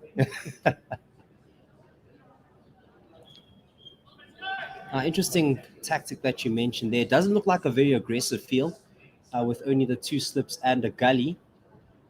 This one, once again, outside that off stump. And we're seeing that line that they're adopting, asking the Indians to get those runs. And when do you think the Indian batters will start to believe, okay, now we need to get pedal to the metal? Do you think they're already in that mode with the shot that we saw KL Rahul playing for his dismissal?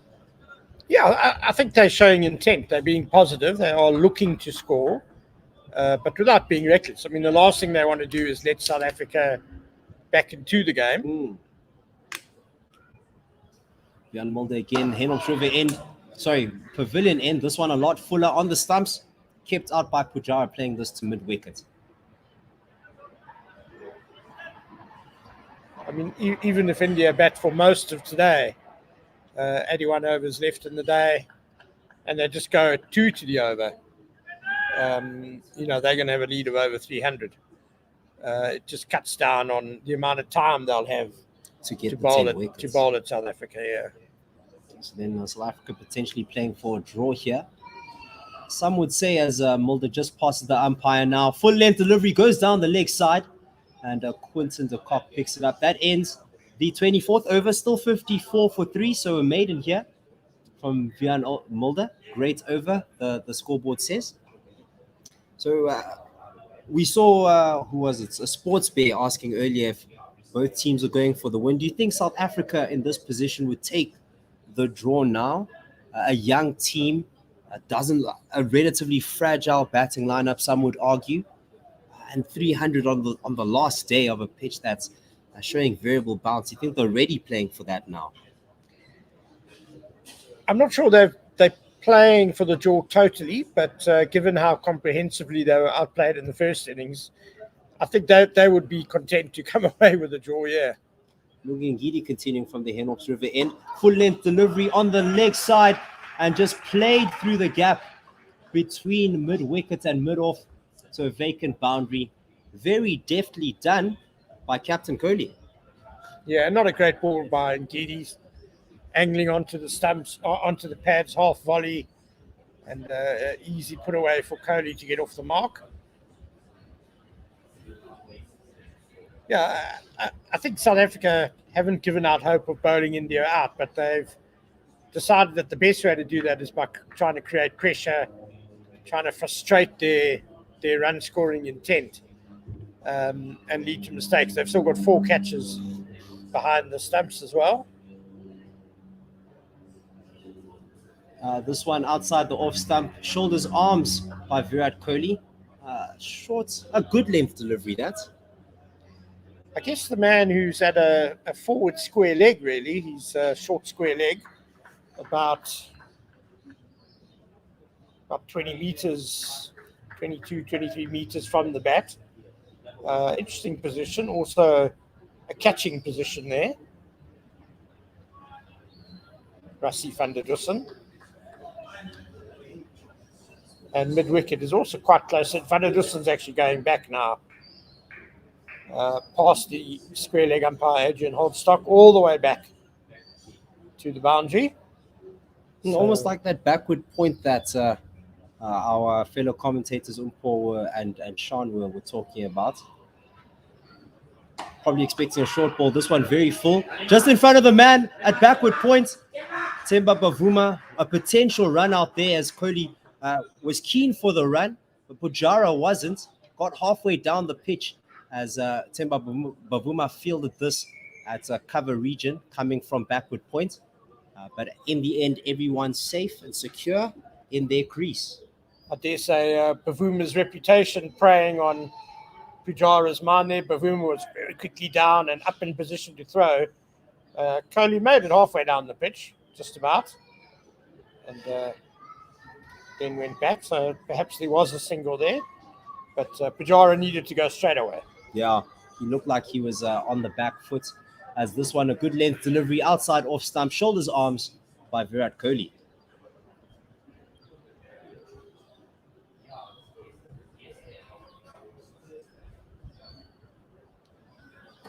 Just seeing a replay of Virat Kohli's dismissal. Lungi and Gidi giving him what looked like a half volley, but very, very, very wide of off stump. And Virat Kohli just throwing his hands at it. And the man at third slip to pick up the edge. Ngidi actually reminded us all that that's how he got Virat Kohli out at the Wanderers. Oh. In the previous Indian tour, he called it a roll of the dice. Oh, a thick outside edge as this one was a fuller length delivery that Kohli got the front foot to. I got his front foot towards. I got a thick outside edge and it just bounced in front of the man at gully. Ngidi is certainly very probing again in the second innings, challenging the edges of the bat. Rolling a good fullish length, getting the batsman forward. He's certainly asking questions, Ngidi. Virat Kohli was quite forward indeed, leaning forward with his whole body and almost throwing his hands at it. Not quite away from his eye line though. It seemed a little loose. That one a lot fuller. Punched through the gap on the offside between backward point and mid-off. Keshav Maharaj at mid-off will fetch that and Kohli will get 2 as it's thrown to the striker's end. That ends the 25th over. 60 for 3, a lead of 190 runs with Kohli on 6 and Pujara still on 7. It's going to be interesting to see how much bowling spinner Keshav Maharaj does today. If India do get a partnership going, perhaps South Africa will become even more defensive and Maharaj will have an important role to play in that regard as a holding bowler, as Rassie van der Dussen is just leaving the field, no doubt for a comfort break, and Pujara backing away from the stumps as Mulder's coming into bowl. Sadal Advia came on for Rassie van der Dussen. He stands at cover. Vian Mulder has the same field from the last over, 2 slips a gully, a point, man at cover, mid on, mid off, a man at mid wickets, and a man at fine leg.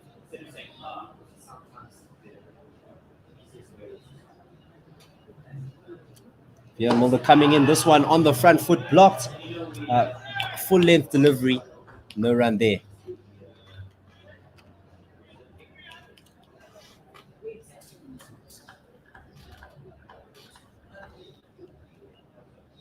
Don't have a look. Oh, it's not her. Yeah.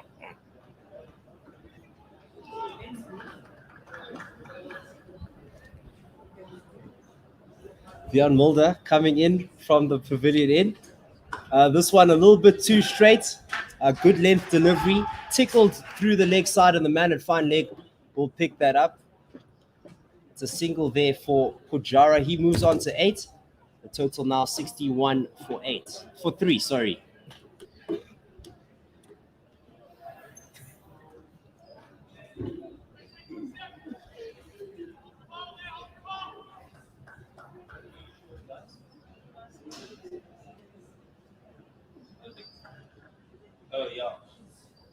Vian Mulder continuing from the pavilion end. This one, a nice full-length delivery outside off stump. And good forward defensive shot from Virat Kohli. The man at cover picked that up. I think one of the things you notice watching Virat Kohli bat, even in the early stages of his innings, is just how definite his footwork is. Just when he gets forward, it's a proper stride. It's a real positive. Even defending, it's almost like an attacking defensive stroke. Oh, this one a little bit too close to his pads, and all Virat has to do is just guide it to a vacant, very, very fine leg region. He gets himself a boundary. Vian Mulder just erring on his line there, going down the leg, going down leg side. Very well put away by Kohli, the leg glance, and getting it very, very fine, because there is a man at a conventional fine leg.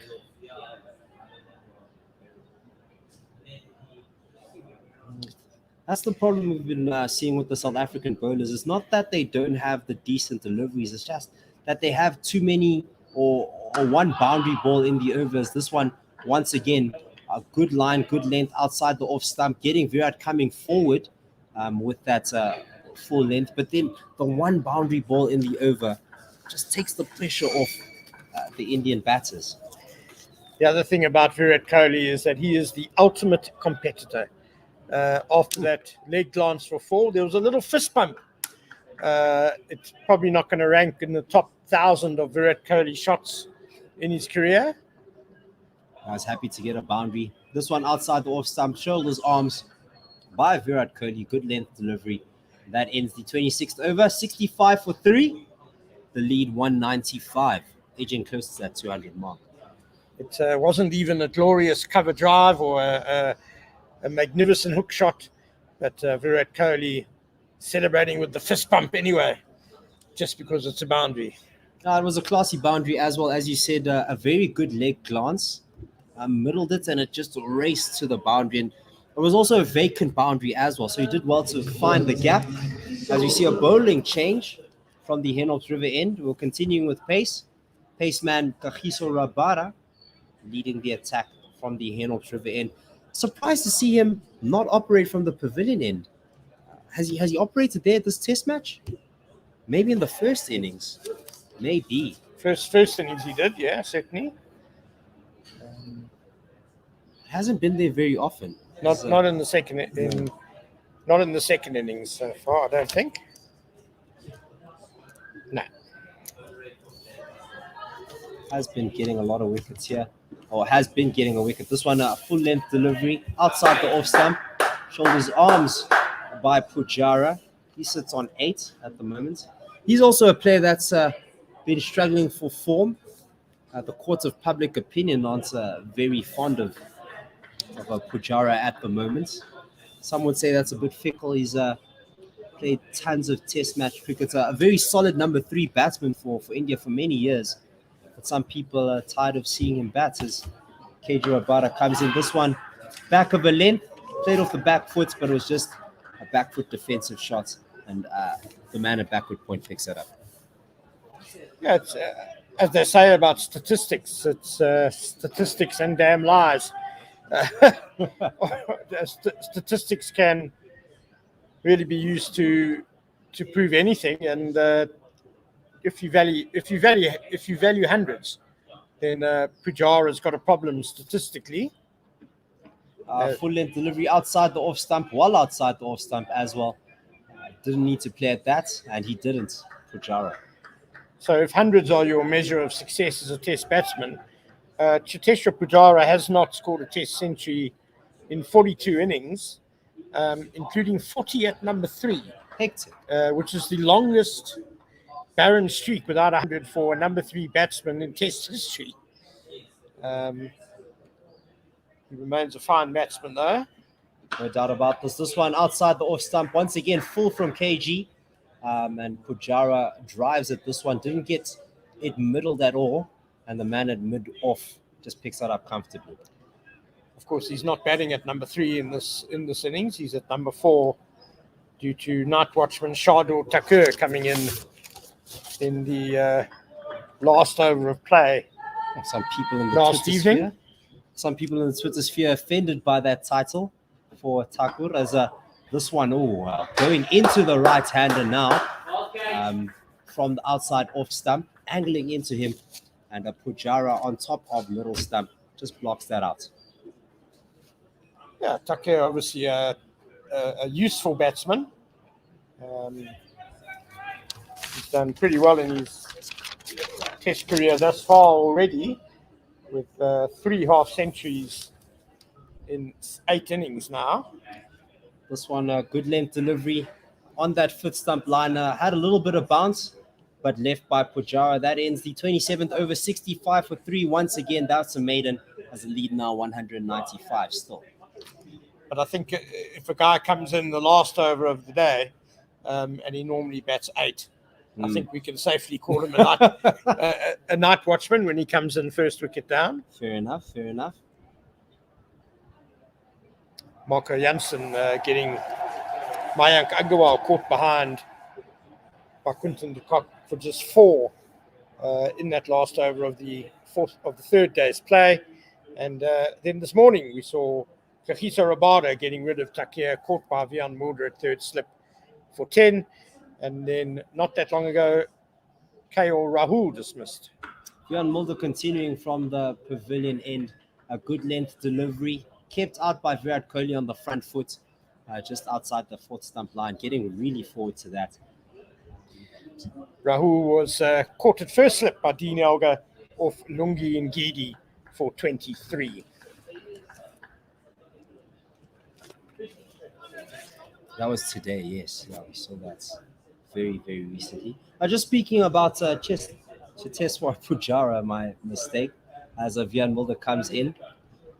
Oh, a very good length. That not too far away from the stumps. Getting Virat Kohli to come forward, but just passes the bat as it goes to Quinton de Kock behind the batsman. Very good delivery that by Vian Mulder. Oof. Just that ideal length that Kohli felt he had to get forward to, but he wasn't quite there, and it nipped away. And also there was some extra bounce, just missing the edge of the bat.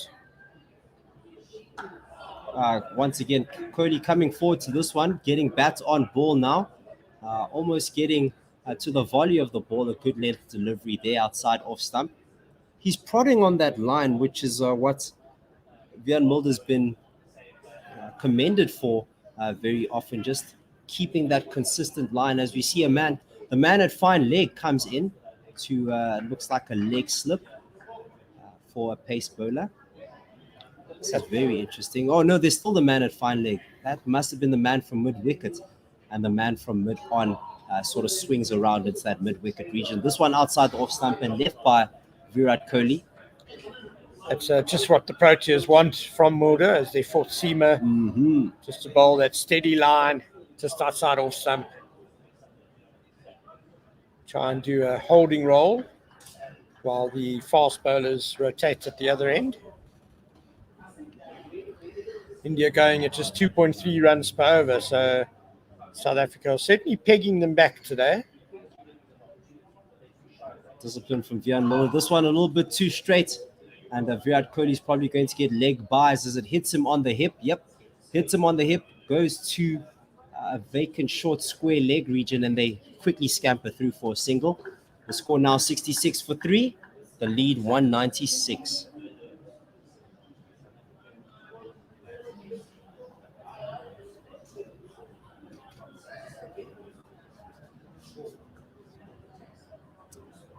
Pujara on strike now, and just looking at his average against South Africa, it's not that bad.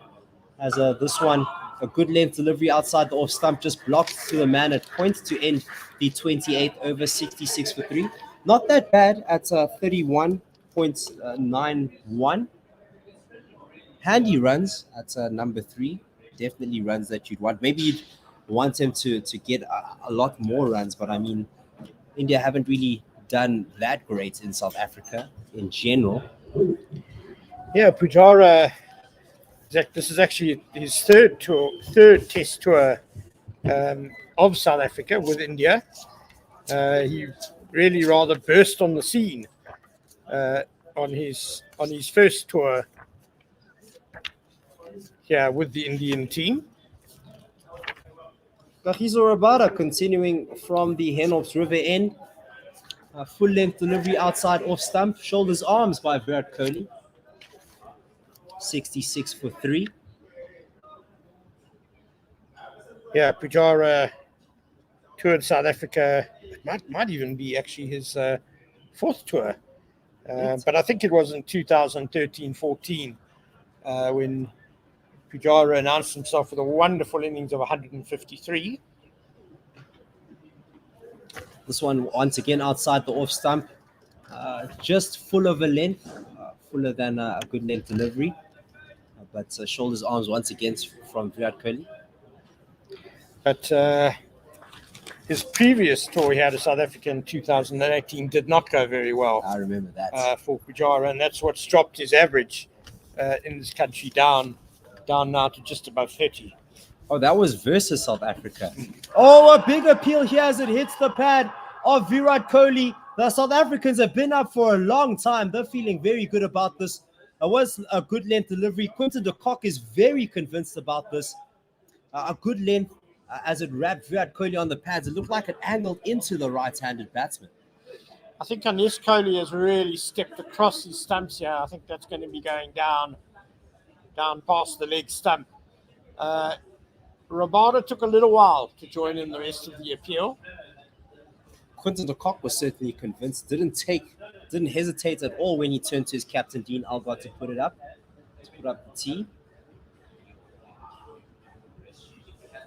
That is going to be very close because Kohli did indeed plant the front leg on just about on off stump and almost closed himself off a bit, and then trying to play across that front pad as the ball nipped back and it struck him on the roll. Pitching outside off, impact in line, and the wickets is umpire's call as it just clips the top of leg stump. Oh, that was very, very close. So bounce also a bit of a factor there in umpire Maria Rasmus's mind. Can count as lucky stars, can Virat Kohli. A great delivery from KG Rabada. Just jagging into the right-handed Virat Kohli. And in the end, nothing too bad happening there. He gets a life, does Virat. South Africa also retained their review as the last impact of the wickets was umpire's call as it just clipped the top of leg stump. KG Rabada coming in with pace, with power. This one a bit short, back of a length, but still on that fourth stump line. Virat Kohli just does a little matrix duck to get out of the way. Something that South Africa will be watching for, though. Kohli planting that front pad and getting close shut off and having to try and work the ball across the line to the leg side. KG Rabada quick to his mark, back of a length, and Virat Kohli just rides this and guides it beyond the man at at gully, and just goes to that backward offside boundary. 4 runs, good response. And the lead is 200 now for India, with 7 wickets still in hand. And a no ball. Yep, another run there. A no ball by KG Rabada. He's had quite a few this innings. In the last innings, he had 11 given to his name. This innings we'll check for you. This one back of a length, shoulders, arms by Virat Kohli, just outside the offside. And still 172 overs left in this match. Yes, 4 no balls from KG Rabada in this innings. Bowled 11 in the first innings. Mad.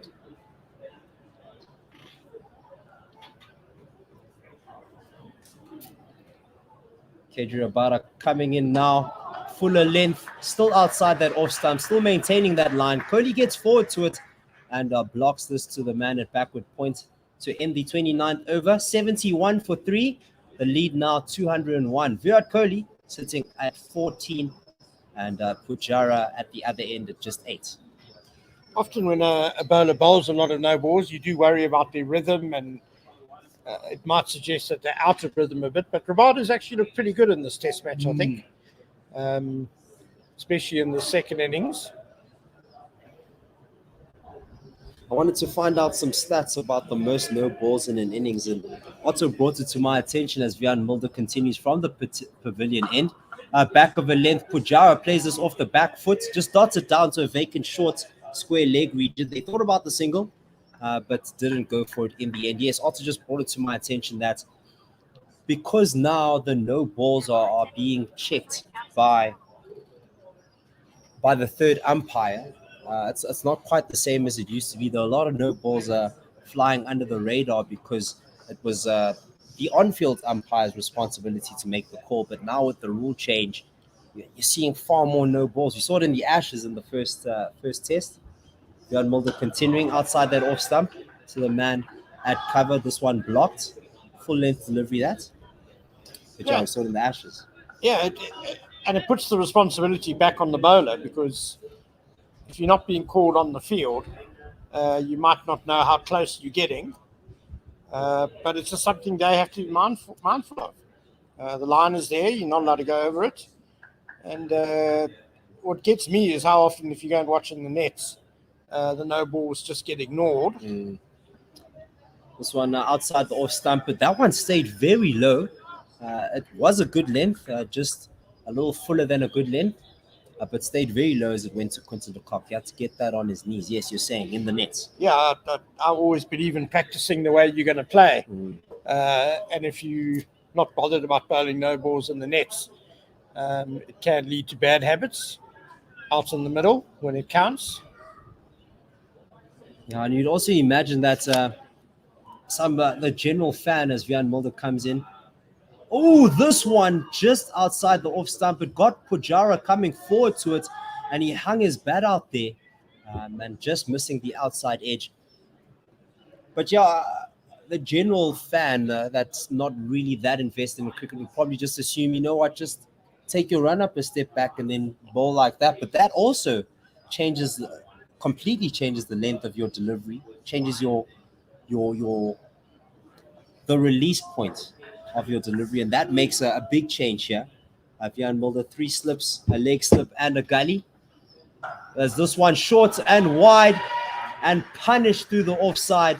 The man at point stood no chance as Rassie van der Dussen watched that ball go past him on his left-hand side and just race to the point boundary. Yeah, loose from Mulder, too short, too wide, and that was a gift for Pujara.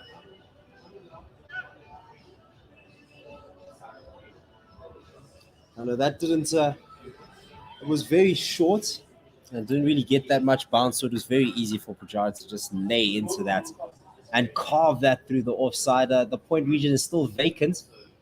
Wiaan Mulder continuing. This one, wow, jumping off a very, very full length. Pujara coming forward, and it seems to have just hit him, or not hit him, but hit the bat quite high, very close to the handle.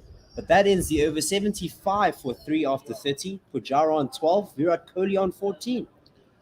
Pujara has already had one painful blow to the hand in this innings, and that one also rearing up to hit the gloves. His hands were quite low.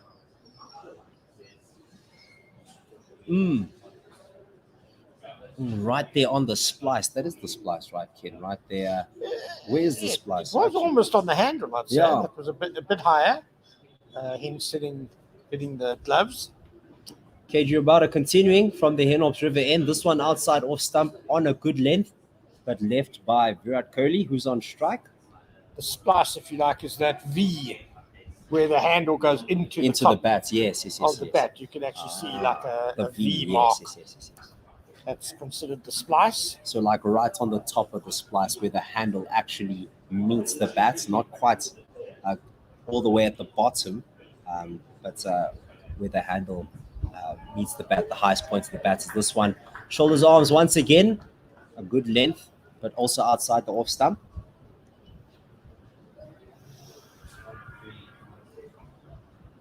Still a beautiful day at Centurion, similar to yesterday, with just some scattered clouds away to the south of the ground and a westerly wind, which is fairly stiff, a stiff breeze blowing across the ground. Now this one back of a length, very straight. Virat Kohli gets on top of this and blocks this to the offside. The man at mid-off will pick it up. No run there. Kagiso Rabada bowling from the Henops River end will have the wind slightly behind him and helping him to bring the ball into the right-handed batsman from the Henops River end. And those balls going into the right-handed batsman have caused a little bit of trouble. This one, good length delivery, but it sort of jumped as Quinton de Kock had to catch this right next to his face. This one also shoulders arms. Virat Kohli left that one. But yes, that's that angle that we saw Lungi Ngidi generate that. I think it was KJ Rabada who had the LBW appeal for Virat Kohli. As that one also came into the right-hander. So generating an interesting angle here from the Henops River end. He continues this one outside off stump, a little bit short, and Virat Kohli just guides this past the man at gully. Keegan Peterson running to the boundary, but his chase in vain. Another boundary for Virat Kohli. Beautifully played again by Kohli. Boundaries in successive overs down to third man off Rabada.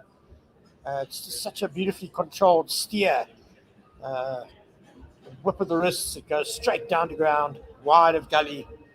And with no third man in place, it's always going to be four. As you said, steered it. He just guided it past the man at gully. He picked that.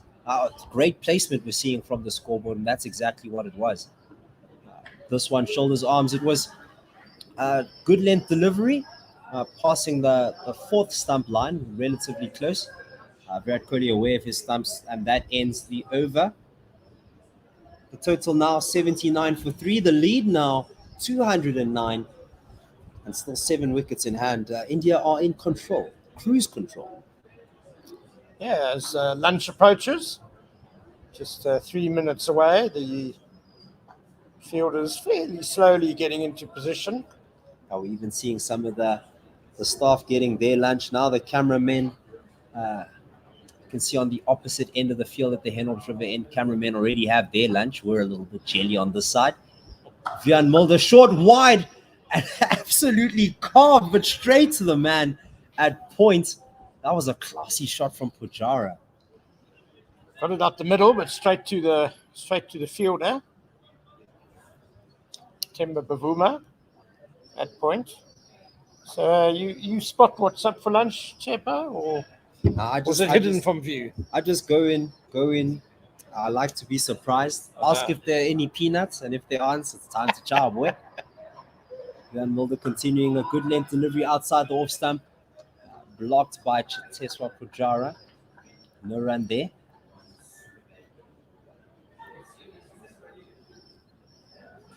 Don't forget you can tweet us at OneWorldSR. Ask us what's for lunch.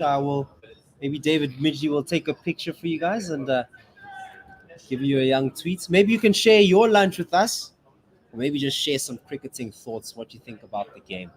We'll be responding to your tweets at WorldSR, as this one outside the off stump stayed very low and left by Pujara.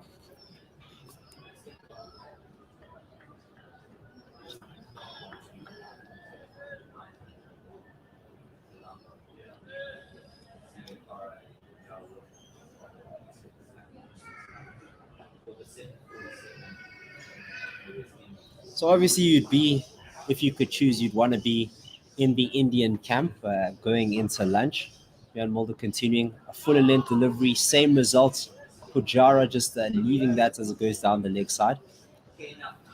Absolutely. Effectively 209 for 3. They're going to be setting South Africa well over 300 unless there's some sort of batting collapse. And the way this test has progressed, it looks like it's going to be a tough few weeks for South Africa. Their batting order have got questions against them after their first innings effort here. inside edges. This one short of a length, but very straight. Inside edge to the man at mid wicket. Almost like an yeah. And fair to say that India's attack has also outbowled the South African attack so far in this test. So plenty of work to be done for the Proteas. And you'd feel that this isn't work that can be done overnight. As we mentioned earlier, a very young team. And my question to you, Ken, is how much leeway do we give this team? As if you're a South African fan, Vian Mulder coming in a little bit fuller, still outside the off stump, and the same result, Pujara just leaving that. But that will be lunch. We'll actually answer this question a little bit later. Right now, India sitting on 79 for 3. As you said, Ken, the lead 209 at the moment.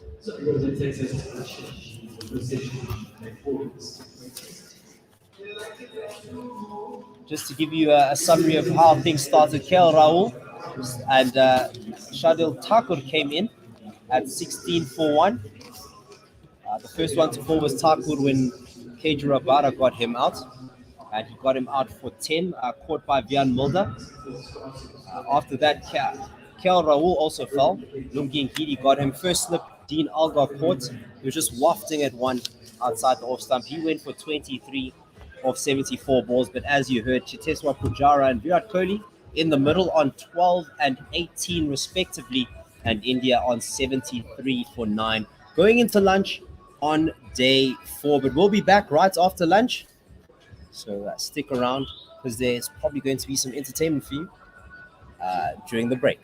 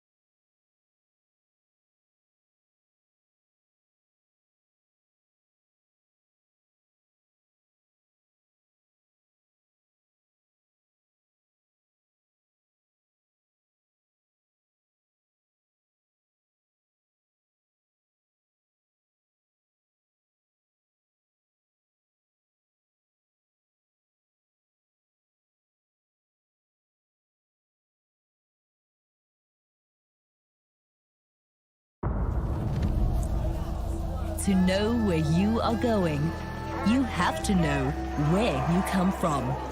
And a very good early morning to all of you out there who, despite the hour, have got up for this historic occasion in South African sport. As South Africa and India mark 30 years of friendship, we look to the next 30 years with even greater anticipation. We have millions watching this telecast right now. 50th Test match 100 for the great man.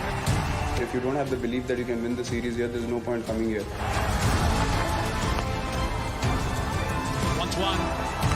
That's him. The finger will go up. And have a look at the celebrations. Everyone, I'm sure, is pumped up about this clash.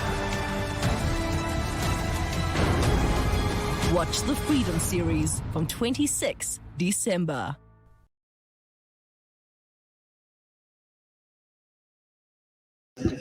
Welcome back to Supersport Park on day number 4 of this first test between South Africa and India. My name is Dave Mitchell. Alongside me is Ken Borland, the legend himself, the experienced cricket journalist. Ken, good afternoon and welcome to you once again. Afternoon, David. Yeah, welcome back, listeners. And Marco Jansen is going to be bowling the first over of the second session. And from the Henops River end for the first time today, he's into Virat Kohli. Full Kohli Kazmi. He's got the edge. First ball after lunch. Virat Kohli on the drive. A very full delivery from Marco Jansen and a thin edge taken behind by Quinton de Kock. What a lovely way to start the post-lunch session, Ken. It was a full-blooded straight drive from Virat Kohli and a simple catch in the end for Quinton de Kock. He did that again. He's done it again, Ken, because that one was about 5th or 6th stump outside the off stump. Virat Kohli's flashed at it and he's been dismissed in a similar way, as well as Marco Jansen getting a wicket with his first ball. He seems to love doing that.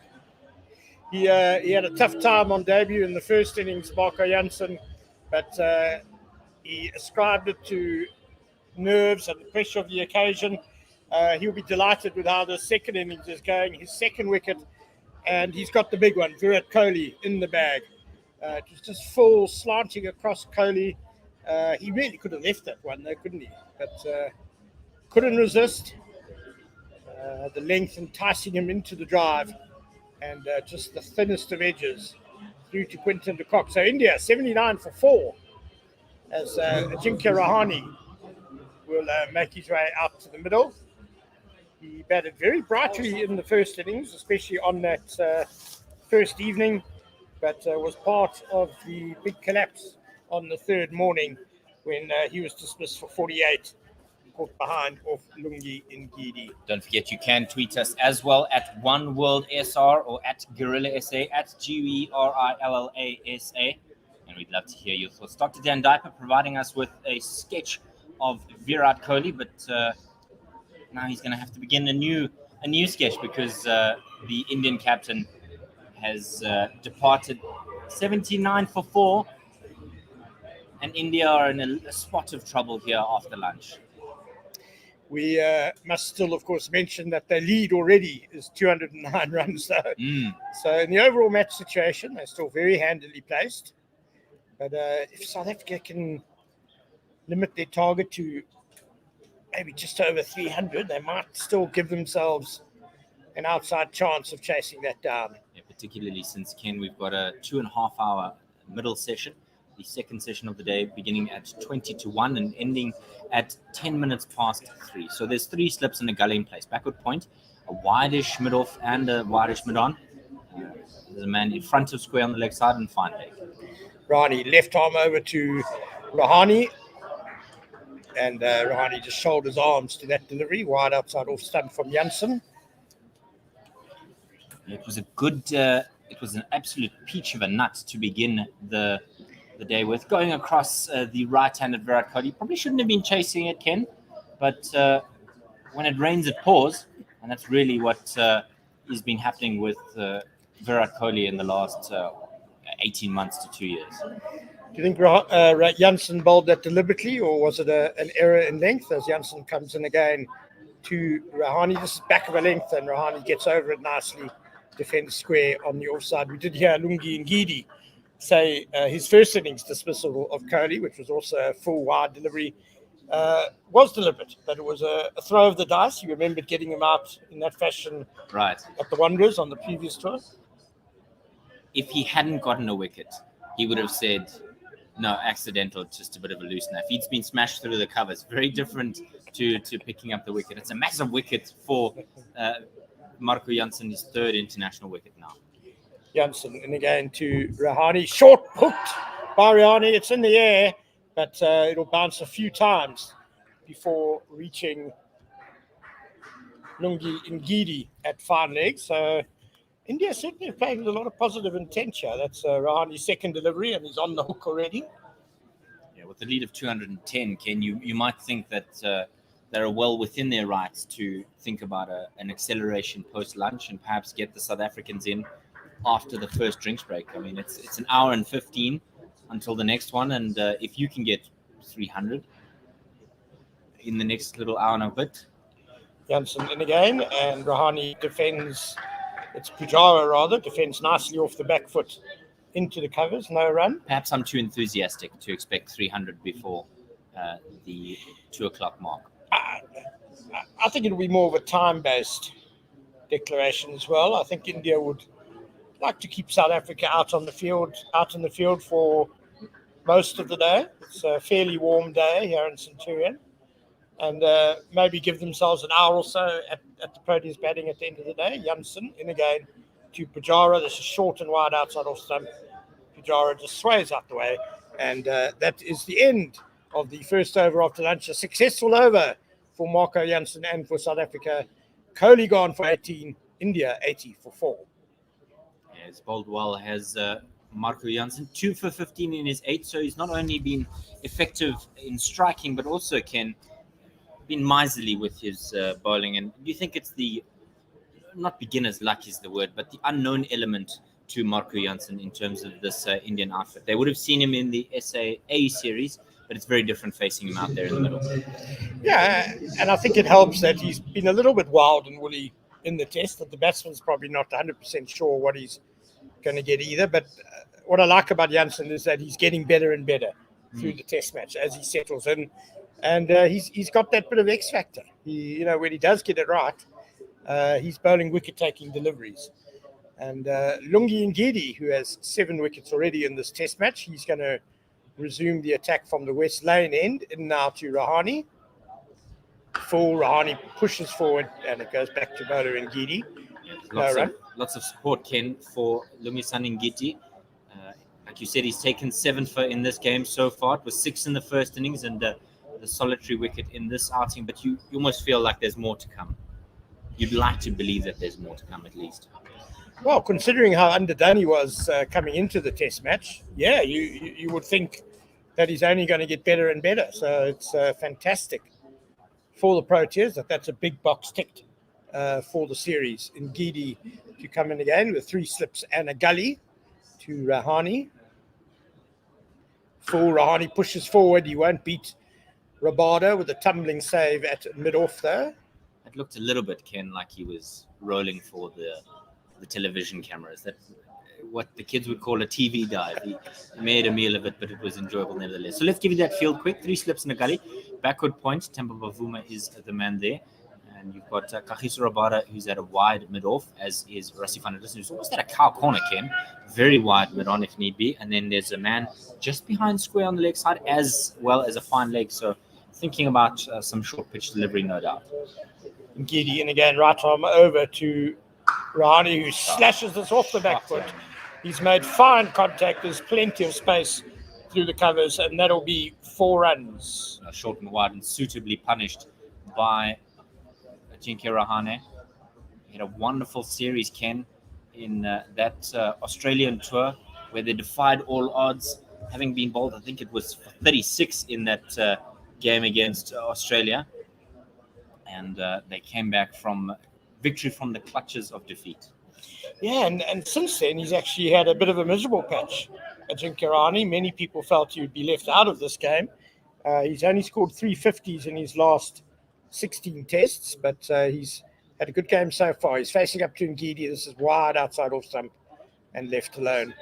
Kagiso Rabada dropped Pujara in the morning session. Pujara just had 4. He's still there on 12. And A relatively simple well, his take. fielding just now reminded me of it, because I'm not sure. Do you feel the dive he puts in trying to take that catch was really necessary? It was kind of chipped up by Pujara. He made it look a lot more difficult than it really was. It seemed like a simple enough take, but we've seen a number of drop catches in this game so far. Ngidi in again to Rahani, and that's a good line and length. And Rahani also plays a very solid defensive stroke to Rabada at mid-off, no run. Things were kicked off, Ken, you might say, by Marco Janssen being denied his first international wicket by Quinton de Kock with a relatively standard take. He's bumbled what you imagine would be a regulation take behind the stumps for a keeper of Quinton's quality. Yeah, he was leaping one-handed, but I've got no doubt that Quinny would have expected to take that 7 or 8 times out of 10. If not more. And Janssen, of course, then failed to get under a catch at fine leg as well. And Ngidi in again to Rani, and just a replay of the previous delivery, and that will end the over. India 84 for 4, leading by 214. Can South Africa have been a lot better with their lengths on the line or just outside of off stump in this innings?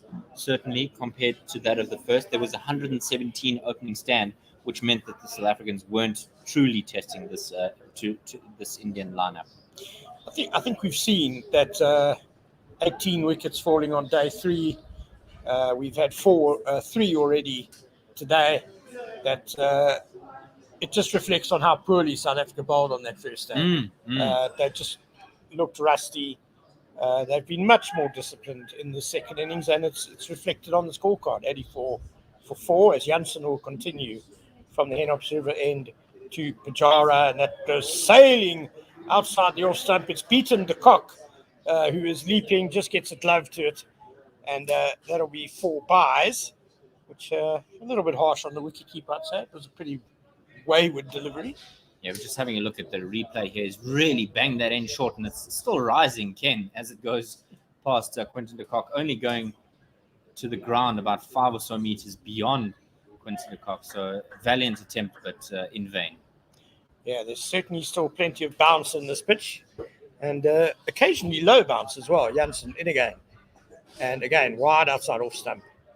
Pujara lets it go. I suspect with the match situation being 218 for 4 India, we are going to see the Proteas bowl quite a lot outside off stump and say to India, you come after us if you want to score quickly. Absolutely, to just stifle them, to squeeze them in any way possible.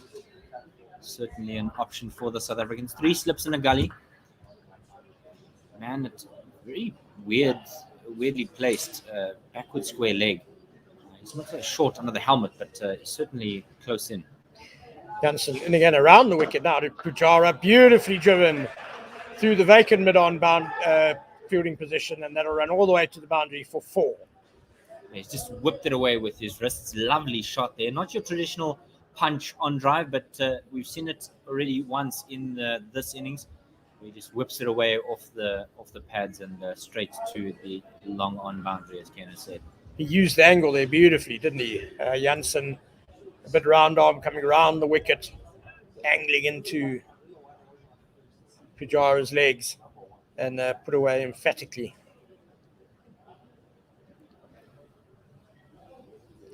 Janssen, and again, that's a better length. And this time it's defended to mid-wicket, no run. Yeah, that man he's a short backward square leg. It's definitely a catching. Yes, it's a catching position, though, isn't it? Yes, but not your traditional under the helmet type fielders. We see the 3rd slip removed, and Vian Mulder's going to go to mid-wicket, and Ndongengeti goes to that wideish mid-on cow corner type place. He's going a little bit finer now. Yeah, I think just to bolster the leg side a bit with the angle that Janssen is bowling with.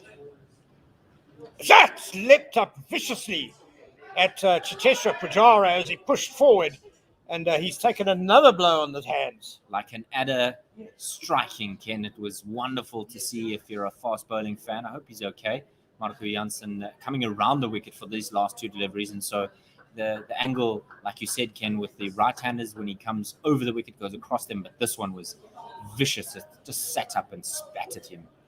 His hands are going to be really battered and very sore after this innings. He's taken at least 3 solid blows, Jansen, and again, this is the more traditional bouncer, which Pujara just ducks under, and that ends the over. Pujara's on 16 not out, Ajinkya Rahane on 5, India 92 for 4. And they lead by 222. Double Nelson. Double Nelson, choo, as the late, great Richie Beno would say. But you might imagine, Ken, that when players take ice baths at the end of the day, they keep their hands out. But I think there might be an extra little, maybe a jug of water there for his hands if he doesn't feel like sticking it in with his ice bath. 35 overs gone in this innings. These two have put 13 together, and we've still got 69 overs left in the day. 2.6 is the run rate. Quieter, Ken, than we saw on day one, where it was 3.1 or so. Again, reflecting how much better South Africa bowled as Ngidis. And this is flicked down the leg side by Rahane. It might well be off the pad, but they will come back. Smells of leg byes indeed. They will come back for 2, and leg byes it is. Tepo Tayela was just asking me before lunch whether the fitness assessment of Glenton Stearman having lower limb fatigue, could that apply to his hands? Could that be the lower limbs they're talking about? Quinton de Kock, maybe. A wicketkeeper can certainly hear the upper extremities. I know with Marco Jansen, maybe. I don't know. He's not as traditionally sized as you would imagine. He's certainly a prospect for South Africa. Ngidi and again to Rani Fuller. Rani comes forward and defends. No run. Ngiti's bowled well as well. 1 for 28 in 8.2. Ken, it's a wonderful way to shut your haters up, to silence your critics by taking 6 for in the first innings that you're back. Yeah, I'll admit that I had concerns about Ngidi's readiness to play in this test match, just because he's had so little competitive cricket since July. But he's obviously been working very hard through December, and he's bowled really, really well in this test match. It's been great to see. As he just pauses for a moment. Nice little breeze here, Ken, picking up at Supersport Park. Coming across the ground here towards the scoreboard. I wonder if that'll play a role in some swing. Ngidi in again. Short hooked away by Riani. And it'll go along the ground to fine leg. Marco Jansen for a single, who tests out Quinton de Kock with a bit of a wayward throw. He's certainly trying to give his wicketkeeper some grief, maybe for the drop catch. We saw in his over the feisty bouncer that went over the top of Quinton de Kock, and that one with a wayward throw. Do you think he's still holding some grudges, perhaps, around that drop catch? I think Quinton de Kock, as a senior player, will put the debutant firmly in his place. Right, sure. Looking up to him, of course. It can be done. Yes. As Ngidi in again now to Pujara. It also just popped a bit off the surface. Pujara, whose first intention is always to come forward, which he did there, but he controlled the bounce well, and it was all the way along the ground to gully. Is it alarming for you, Ken, to see the inconsistent bounce? Normally, when you talk about inconsistent bounce, it's good bounce and then low bounce, but this is a little bit more of a venomous bounce, you could say. It's been there from the first day. There was some that took off on the first day. There have been probably 3 deliveries today that have kept quite low as well. Mm-hmm. It's the 4th day of a test match, and Supersport Park is known for this. So not overly alarmed, although it will make it tough for the batsman. Gideon again. And Pujara had a thought about playing at that short delivery outside off stump and then bowed out. Through it goes to the wicketkeeper. Not interested yet in that one. It's been a good over by Lungi Ngiti. And he just needs to plug away outside that off stump, Ken. Force the Indian batters to play at him. He's becoming, in my mind, almost the replacement for Vernon Philander. That's similar, That's similar sort of. He's lost a bit of pace from when he first burst onto the scene. We can be honest about that. But he's gaining in skill and control, and I think he can do that job well as he's in again. And this is outside off stump, and Pujara lets it go through again. Vital, Ken. It's to have somebody, particularly a seamer, who's able to just put it there and thereabouts, time and time again, plug away without becoming tired or bored, because that's often the key, or often the mistake that some fast bowlers make. They get impatient or get bored with outside that off stump, and then they throw one in to try and produce a magic ball, and then they get punished. But that was something that Vernon Philander was so good at, is just plugging away, not being fazed by anything. He'd stay in his spot all day, yeah. And that's the fourth over now completed after the lunch break. India are 95 for 4, leading by 225. Marco Jansen is going to be bowling to Ajinkya Rahane with 3 slips and a gully. Full down the leg side though, and Rahane misses the flick. Taken by the cock, no run. Certainly thought about it. So we've got the 3 slips and a gully in place. Temba Bavuma at backward point. The wide men at mid-on and mid-off. And then a man at square leg, but he's in front of square. So he's just having a conversation now with Quinton de Kock and the skipper, whether or not they want him on the umpire's right-hand side or his left-hand side. He is in line with the square leg umpire on the left-hand side, and then there's fine leg in Lungingiti. Jansen in again to Rahane, angling into the stumps. Rahane pushes this into the mid-wicket area. Rabada runs quickly from mid-on to field. No run. Just at the first delivery Jansen bowled off this over, I think there's a suspicion that he might be starting to run onto the danger area in his follow-through. There's a replay of this second delivery now. And possibly he's getting there. He's certainly. I remember it was Mackay and Tini when he came around the wicket that was also guilty of it in times gone past. Jansen and again full driven by Rahane. It's off the outside edge and it will go wide of gully to the vacant third man boundary for 4. I don't think Marco Jansen will be too upset with that one, Ken. 1 away from 100 are the Indians, but still by no means settled at the wicket. That was a shot of a man who's trying to get himself out of a hole a little bit. It's the same similar delivery to which got Kohli out first ball of the session. Just a slightly more open blade that allowed him to send that fine as opposed to the straighter one which Virat Kohli left open. Jansen in again. He's staying left arm over. Hooked by Rahane. It's in the air, but it's gone all the way to Lungi Ngiri's left at fine leg. 6 runs for Ajinkya Rahane and a great way to bring up India's 100. Certainly, Ken, they're not messing around here. Good use of the hook stroke. It's something that in years gone by the Indians would have struggled with, but he showed the exemplary version of that stroke, and Lungi Ngiri now has to leap over the boundary to go fetch the ball, and we might have a slight delay here. Second 6 of the Indian innings. Absolutely. There was a flat cut shot that was smashed away earlier in this innings, and that's where that one went over the point boundary. But this time, marvelous hook stroke.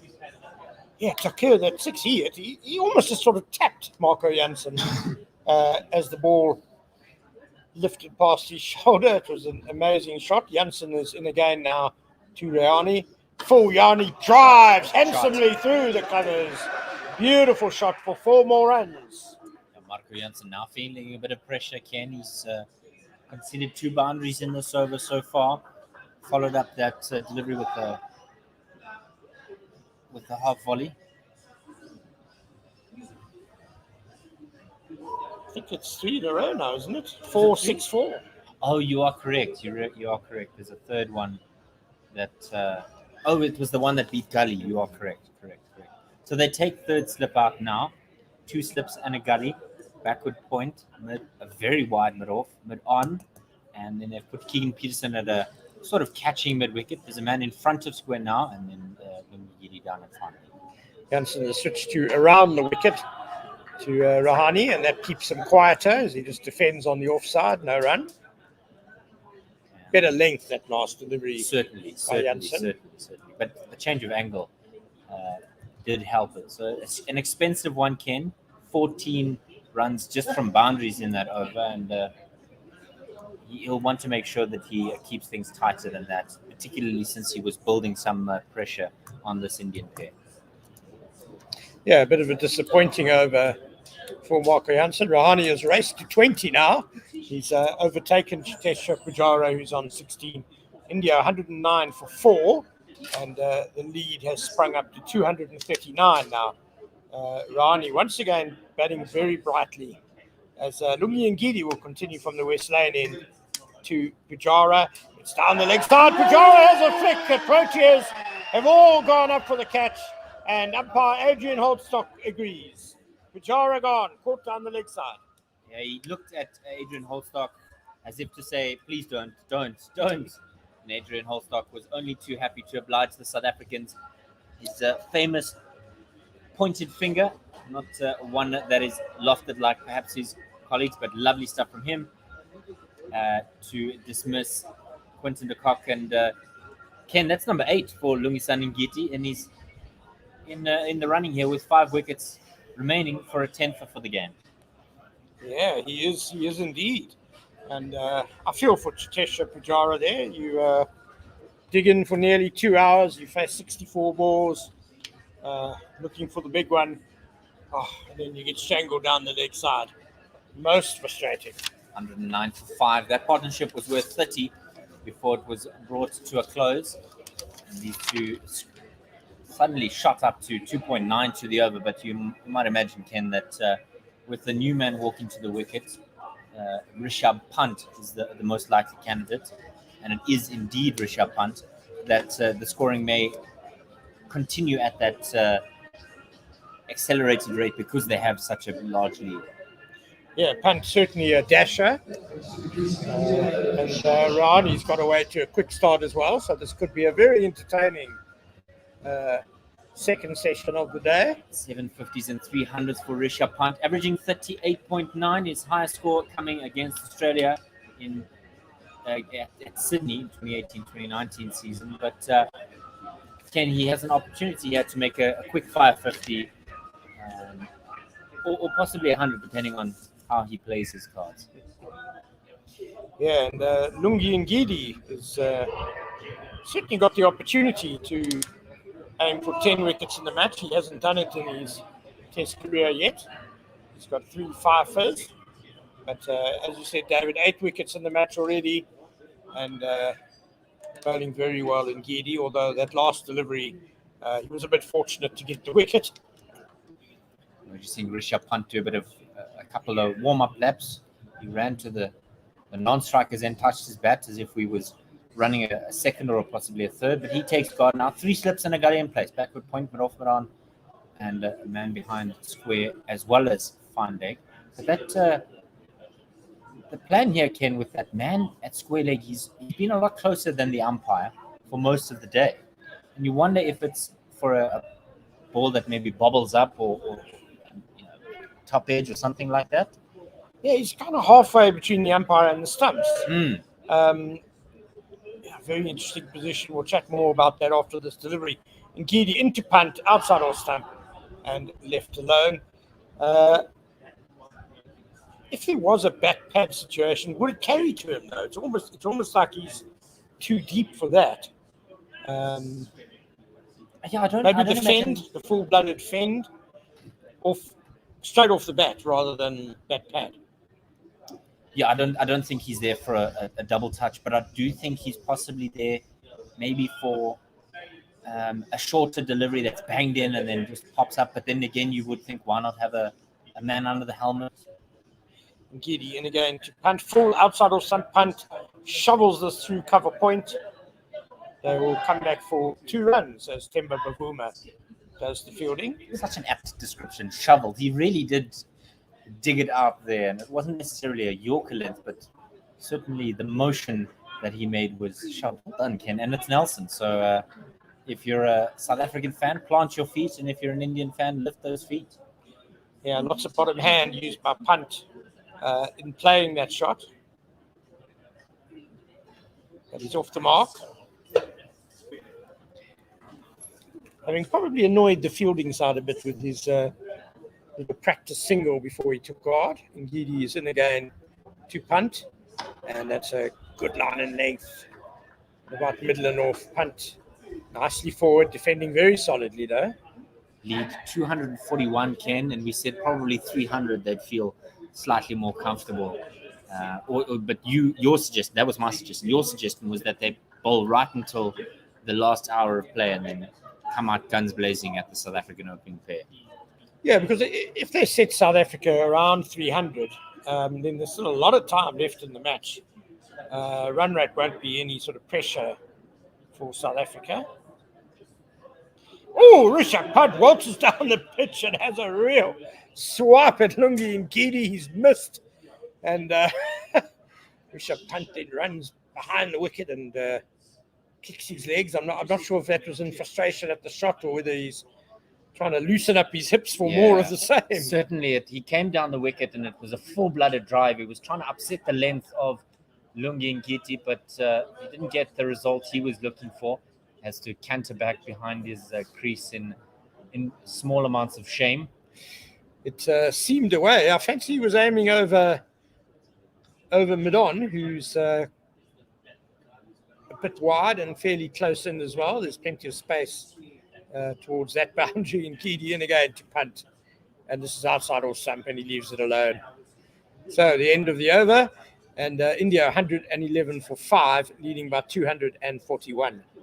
Yeah, these two, Ken, only putting on 2 so far, so it's still in the green stages of this partnership. But India in this innings, Ken, have been lackluster. 23 for KL Rahul, 4 for Mayank Agarwal. Shardul Thakur, the man who was night watchman, gone for 10.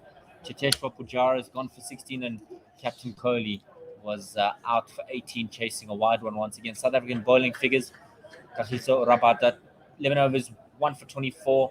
Lungi Ngidi, 2 for 31 in 10. Marco Jansen, 2 for 33 in 10.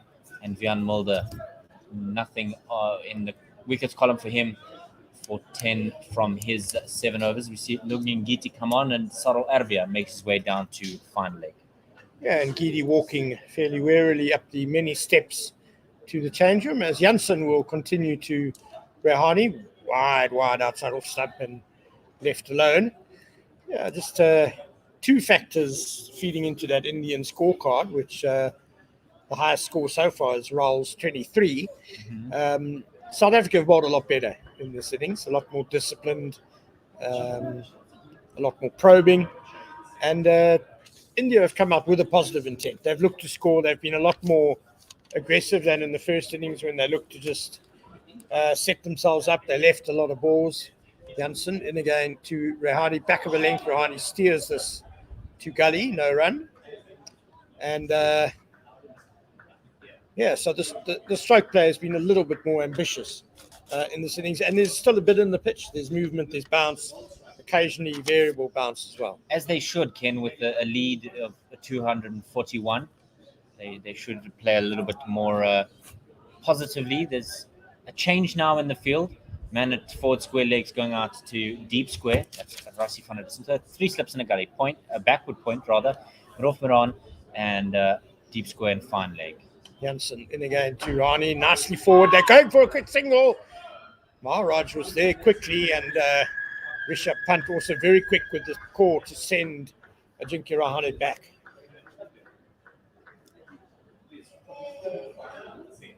Yeah, he was quick off the blocks. There was Keshav Maharaj to shut that option down. Wasn't going to allow those two to get away. You might imagine, Ken, that this is probably the last over in the spell from Marco Jansen.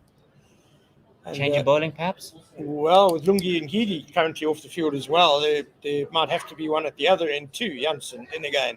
Short, down the leg side, and Rani gets out of the way of that delivery through to wicketkeeper de Kock. Still Nelson on the board for 5. 2 balls remaining in this over, rather. And, overs remaining in the day's play, 66, with the lead at 241. Bowling well here is Marco Jansen. So it's a good period of cricket because India clearly are looking to score, looking for quick singles. They've played some really attacking strokes as well, not scared to hook, not scared to drive. Janssen in again to Ronnie short.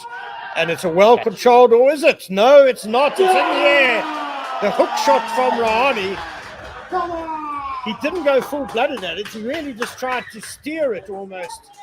But high on the mat and straight to deep backward square leg, Rassie van der Dussen. The plan works, Ken. It is exactly what South Africa would have ordered. And it almost looked like a coach hitting catches out to the deep square boundary. It's gone for 20. And India now, Nelson for 6. Nelson strikes. But he didn't really attempt that shot. He kind of pulled out halfway in it. It was kind of on about off stump, which perhaps caused him a few more difficulties, but he looked like he had it under control. It looked like he didn't want to go through with a full-blooded hook shot. Didn't roll the wrists, crucially. So, too square for him. I think he would have liked it to gone out to a deep mid-wicket region. He would have been better off, I think, actually playing with a bit more intent on that shot. Hitting it, sure, hitting it, absolutely. Giving it a solid bash. But wondering, Viku, or Dave for short, he's a fellow Dave perhaps, is mentioning that we're on YouTube. We are also on 1WSR.com. We are on TuneIn. We're on Facebook. We are everywhere. And if you want to advertise with this platform, One World Sports Radio, get yourself to the website, 1WSR.com, and contact us that way as Ravi Ashwin, or R. Ashwin rather, comes to the wicket. He's got 1150s and 500s to his name. I don't know where 32 came in, but he added his average to his hundreds. There you go. 27 and a half is his average. But that doesn't really do him justice, does it, Ken? Well, it's pretty good for your first choice spinner, for a frontline spin bowler, one of the greatest spin bowlers going around. If you can also average 27 with the bat, that makes you a very, very handy cricketer indeed. And he has the important role of balancing this Indian side. Batting at 7 allows him to play 5 bowlers. We're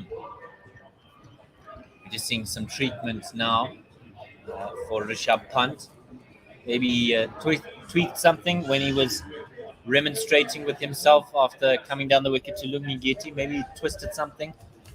He did some sort of hip warm-up. He was kicking his legs as if his hip was a bit tight or had something wrong with it. Not good when your wicketkeeper is struggling with those sort of body parts. I wonder if he's perhaps ingested an insect of some kind, because he seems to be spitting out something quite a bit. I hope he's not feeling nauseous.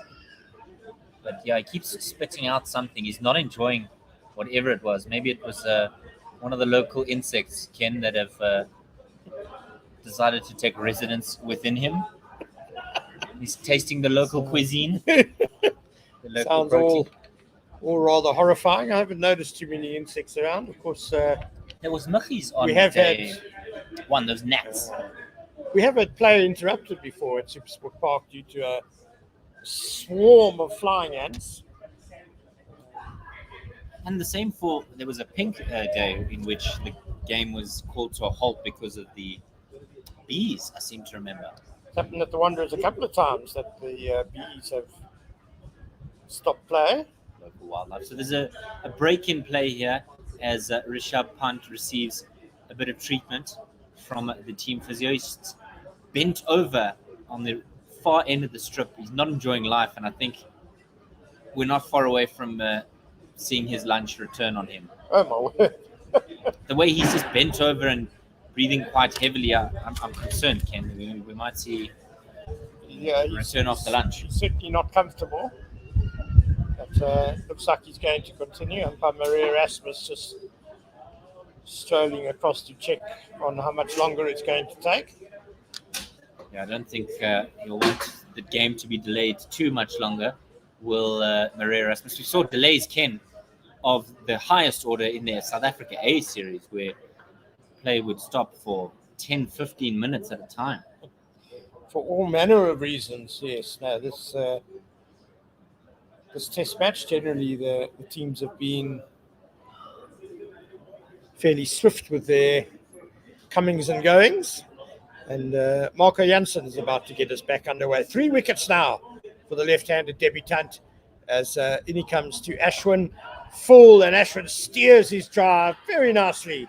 Square through the offside for 4 runs. Yeah, there was a leg slip in place in Vian Mulder for that last delivery. 3 slips and a gully, and there was nobody in that point region on the offside, which meant that there was all the space in the world, acres of room, as you may have heard in the past. But 115 for 6, the lead now 245, and these two going along at just shy of 3.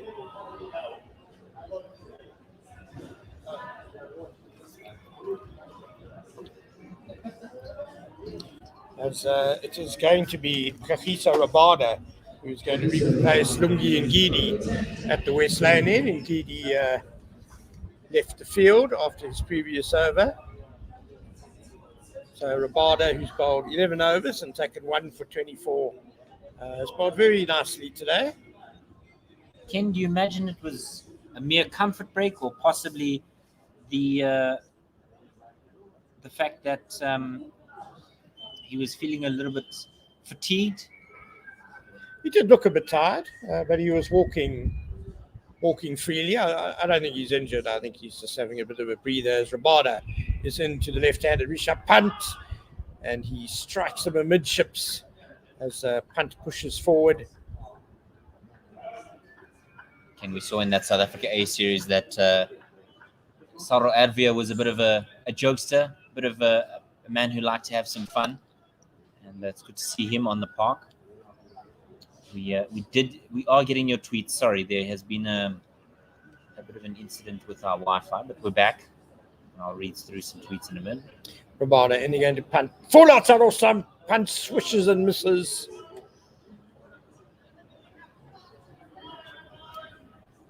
And Leah, not a good number 8, unfortunately, is her Twitter handle.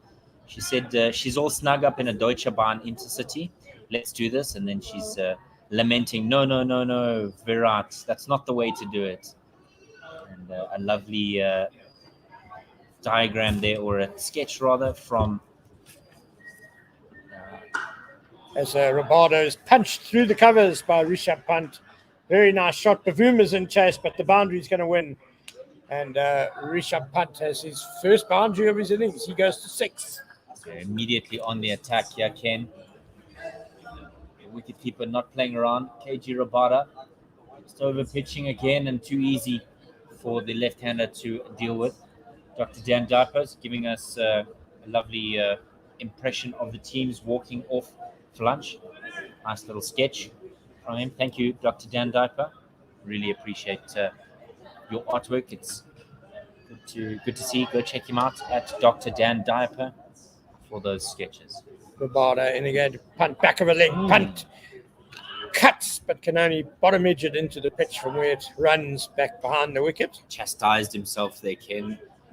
Very upset with himself, but no doubt if the South Africans might get in the ears of Rishabh Pant and Keshav Maharaj, just checking with umpire Maria Rasmus if he can amend the stumps, who were perhaps looking a bit worse for wear, just leaning to one side. Rabada in again to Punt, back of a leg, Punt cuts nicely, and Bavuma makes a good save at backward point. It bounced awkwardly on one of the practice pitches just in front of him, and he did well to get the body in the way there. Yeah, good stop by Temba. He looks a little bit winded now. After that, it's hit him straight in the midriff, and he'll be rubbing it, no doubt, and lamenting the fact that that so nearly could have carried. It was a full-blooded cut shot. It was far too straight for him to cut at, and that's why it died on its way to Temba Bavuma. Rabada in again to Punt, and Punt hops back and defends this back down the wicket to the bowler. No run. Yeah, that's the end of the 40th over, Ken. 119 for 6, and the lead 1 run short of 250. Keshav Maharaj is now just standing at what was the batsman's end the previous over. Looks like he's doing some batting visualization. He's fixed the stumps a bit at that end as well, and one wonders when his first bowl of this innings will come. I think the best indication, Ken, is we see Lungi Ngiti coming back down the stairs. That would be the helmet for Quinton de Kock to come on the park. That's almost a certain indication that something is coming. Quinton's helmet, not Rassie or Keen Peterson's helmet, but Ngiti's just on the sideline here. So we imagine that Sarel Ervia will come off at the conclusion of this over. Marco Janssen, left arm over 3 slips and a gully in place. It's full and onto the pads, and Ravi Ashwin, Ashwin, punches this down the ground. They're running for 2 here, but he hasn't quite timed that, and so Kagiso Rabada will collect as they cross for 3 runs there. I'm not sure, I must say, about Janssen's field placing. Left armour, he always, if he has a mid on at all, it's always pretty wide. And you prefer mid on to be a little bit tighter? Well, yeah, I think so. It's been a very easy push for a few batsmen now just to get him through that very big area between where him and a normal mid-on would be. Whereas I think if you had a normal mid-on, it might tempt the batsman into playing a bit more across the line of a delivery. Janssen left arm over to Rishabh Pant. It's onto the pads and it's straight down the leg side, and he's worked that way off the front foot, and that's running to the square leg boundary. And that'll go for 4th. Beating the man that's in the ring, Ken, and it's back-to-back boundaries here against Marco Janssen. Is it 1 over too many in his spell? Yeah, well, I'm just trying to think now. It's 5 boundaries and less than a dozen deliveries probably by Janssen. And at a time when South Africa want to keep a lid on the scoring rate, perhaps we should see Maharaj coming on from that Henops River end. You don't fancy a Bjorn Mulder? He was bowling not that long ago. Janssen in again and just carved off the back foot, but a great stop there by Themba Bavuma. It was short and into the body and far too close to cut, but he does cut that to Themba Bavuma, squeezes it away. So the field for you is 3 slips and a gully, backward point, mid off, mid on, deep square, who's about 5 meters off the boundary, and then fine leg, who is Sarel Advia, who's hugging the boundary. He'll switch with Lungi Ngiti at the end of this over. Maharaj did all his bowling in the first innings from that Henops River end. So a likely candidate, short and wide and cut over the top of Themba Bavuma. He dove, did Themba Bavuma, in the air valiantly, trying to channel his inner Jonty Rhodes. It wasn't to be. It flew over the hands of Themba Bavuma and run away to the boundary. Ken, too much width there from Marco Janssen. Yeah, Janssen's just spraying the ball around a bit now. Not a good delivery, but really emphatically put away by Rishabh Pant. Themba Bavuma got really high at backward point. Oh, that so nearly could have gone to the fingers, yeah. Just soared between his fingers. Marco Janssen, left arm over the wicket to Rishabh Pant. He gets behind this one, does Rishabh Pant. It's a good length delivery, but off, middle and off, and so Pant can just get his body behind that to defend. The lead is 260. Yeah, if South Africa can get one of these 2 batsmen out quickly, then we enter the fast bowlers, Shami, Bumrah, Siraj, and that lead 260. Still hope for South Africa to try and limit their target to around 300. Certainly. Janssen to finish his over. It's on the pads, it's full, and just worked away to that deep square fielder in Keshav Maharaj. Advia makes his way off the park, and Ngiti comes back on. Now, Ngiti doesn't have a hat on it.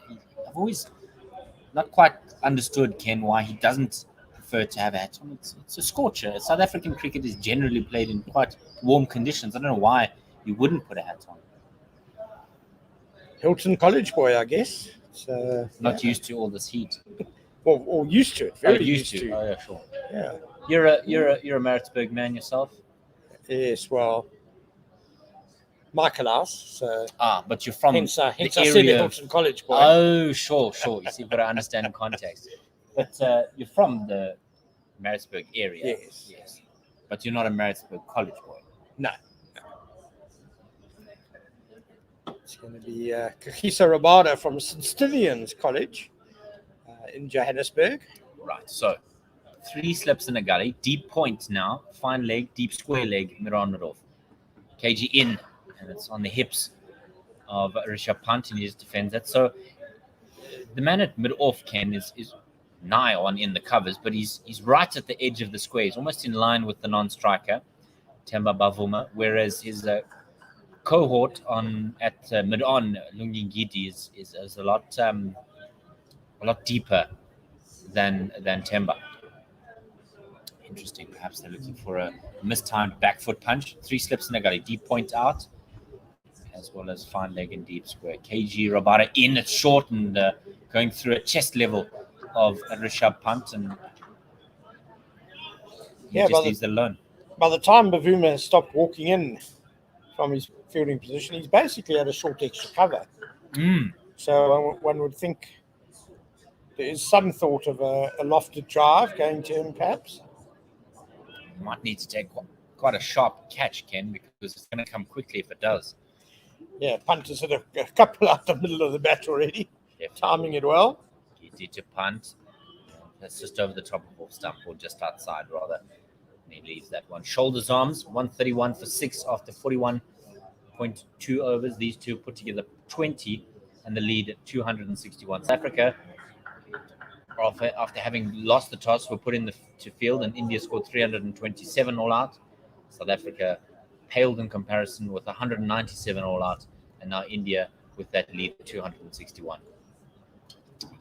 Rabada into Punt, and Punt is able just to drop this short near him, and there's nobody at square leg in the ring, and so KG Rabada has to do the fielding, and everybody plays a bit of musical chairs, Ken, because of the left-right combination.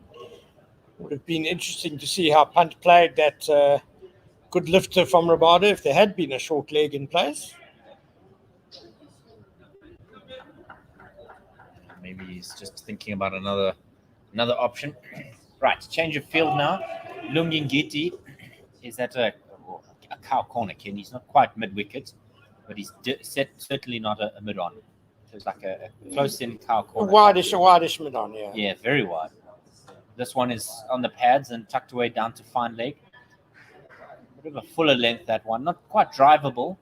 And so he just whips that off the pads, does R. Ashwin. Looking comfortable now.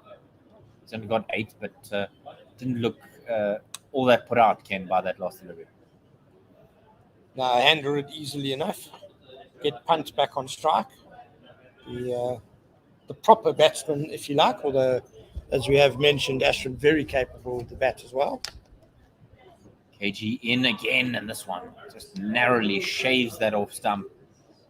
Perhaps another coat of varnish would assist him.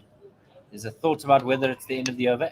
Umpire Holstock just having a look at that landing point for Kagiso Rabada. But that is indeed the end of the over, and the scoreboard is behind by 2 deliveries. Don't forget, you can tweet us at OneWorldSR.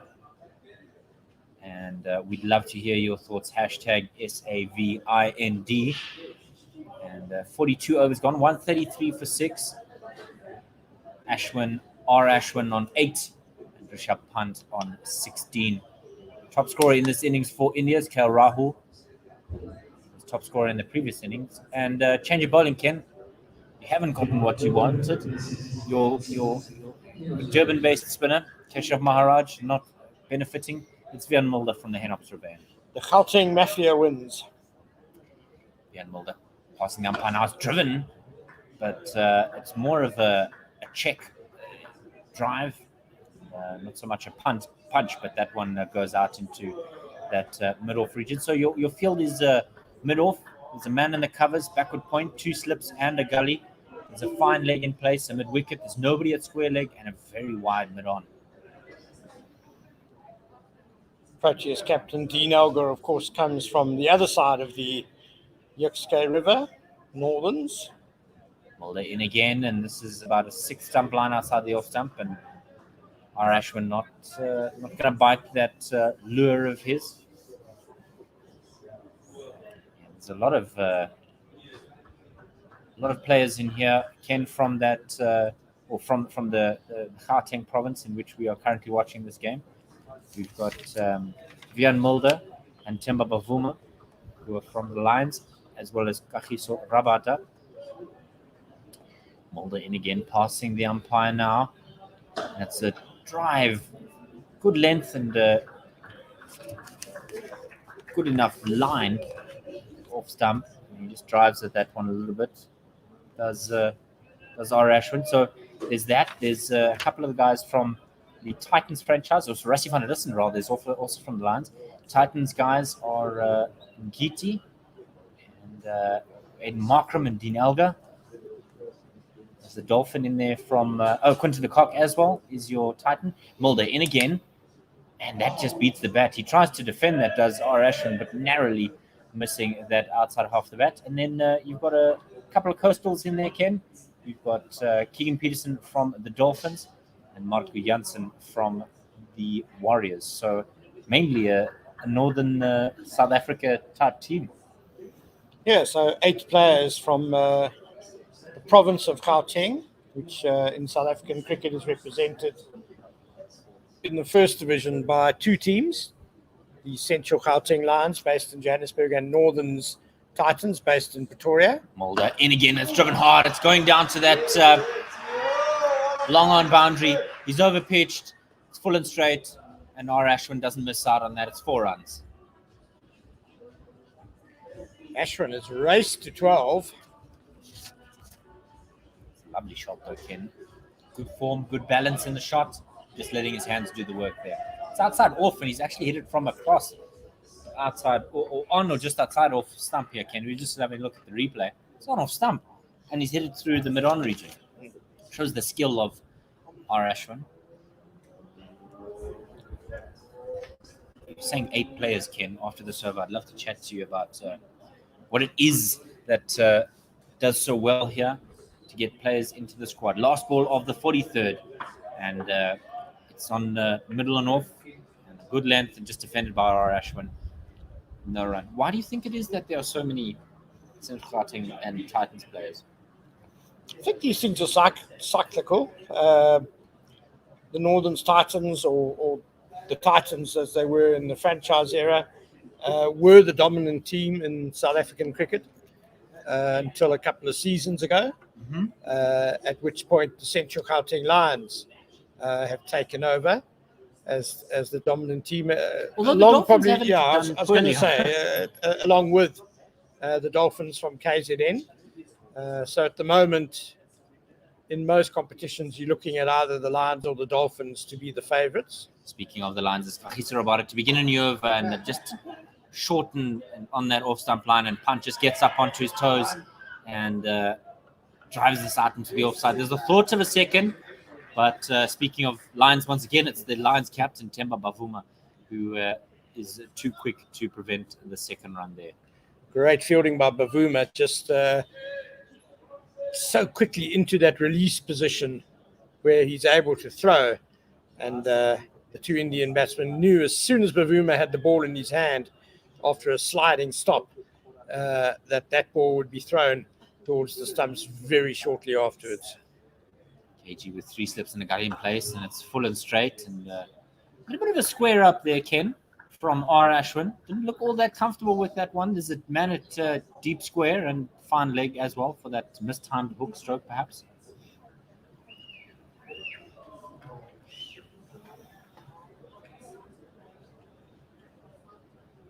Yeah, the team that has been struggling quite a lot lately, Ken, and I'll give it after this delivery. He's about a right arm over the wicket, and that's far more onto the leg side of R. Ashwin, and he just fends that away down to fine leg, and they get through for 1. Is the Western Province. They've really struggled in the last perhaps season and a half, even further back, but they've really just not enjoyed life, particularly in the red ball stuff. Well, the Cobras, which was the franchise before we went back to the provincial system, haven't won a domestic trophy since I think 2013 or something crazy like that. Rabada in again to Punt, and Punt just pulls this as short and on the line of leg stump and just pulled away. But there is cover there. And Rassie van der Dussen is the man who does the collection work, and everybody changes ends once again because of the left-right combination. 140 for 6 after 43.4 overs, lead 270, and they don't seem all that perturbed by this spell from Kagiso Rabada just yet, but anything can change. Rabada in again, and it's short, and it's caught the edge, and he's got him. He goes upstairs immediately, does R. Ashford. He doesn't think he's hit it. It's caught the sleeve, according to R. Ashford. He says it's hit my arm on the way through to Quinton de Kock. But umpire Holstock has indeed given him out. Now the question is, is it actually out, or have I put the mockers on R. Ashford? Because I was just lamenting KG's bowling, and he does that. Put me in my place. He's always a threat, Kagiso Rabada. So we just see the replay. Short ball, well directed. And Ashwin was on the back foot, just trying to defend. It's not conclusive seeing the front on replay.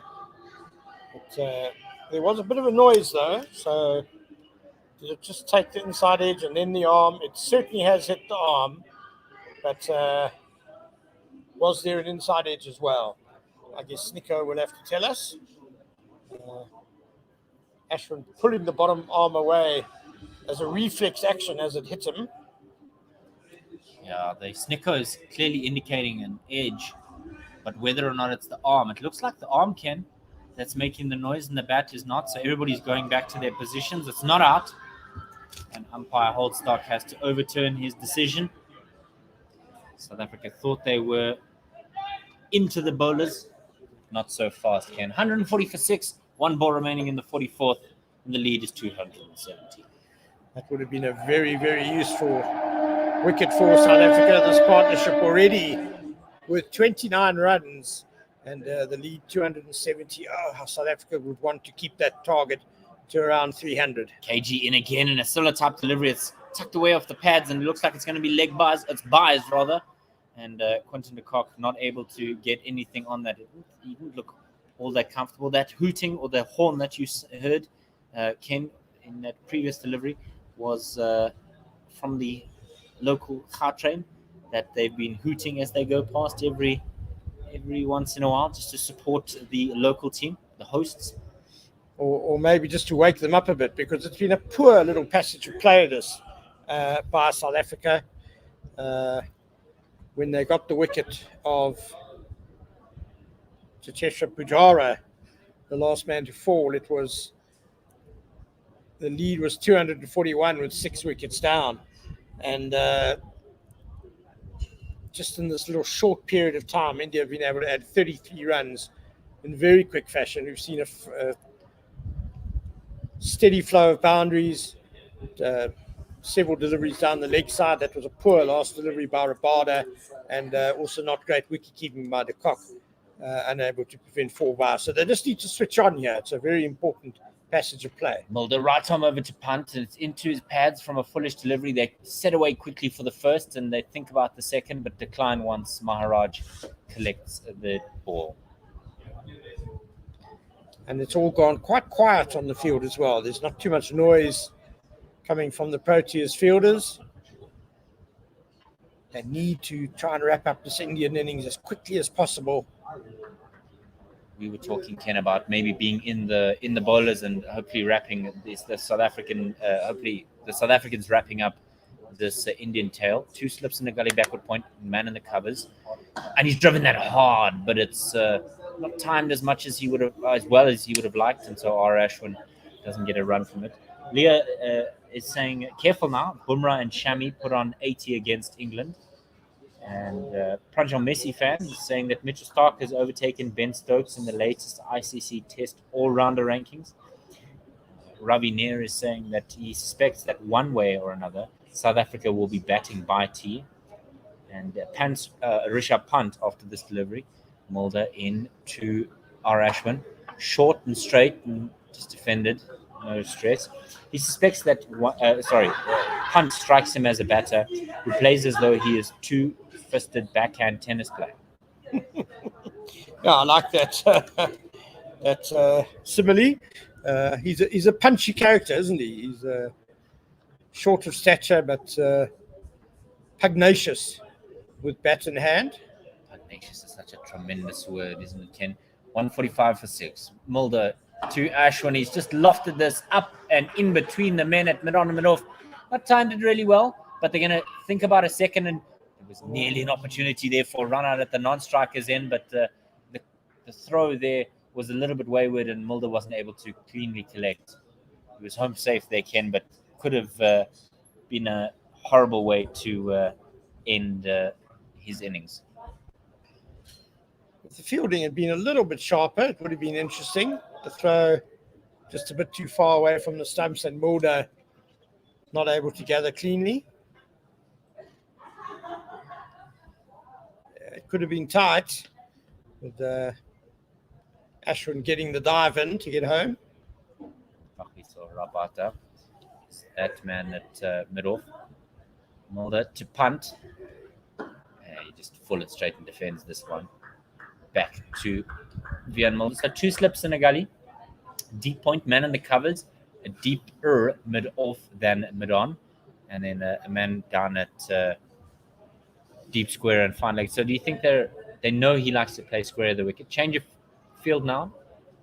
Deep point is coming in the ring. Do you think they know he likes to play square of the wicket, Ken, and that's where they're going to be able to pick up a wicket here, possibly? Well, I think it's more defensive, and they're trying to keep him off strike now. Last ball of the over. And Stop the one. They've done it. Yes, it's length delivery and just defended by punt. So 45 overs gone, 146 for 6. The lead is 276. These two have put together 35. And that's a point of frustration, Ken, because as that lead moves towards 300, South Africa will be ruining missed chances with drop catches in this test match. India, of course, also had a costly drop catch. Quinton de Kock dropped first ball by Raul at third slip. It was when the score was 32 for 4. So it wouldn't be 32 for 5 if that catch had been taken off Mohammad Siraj.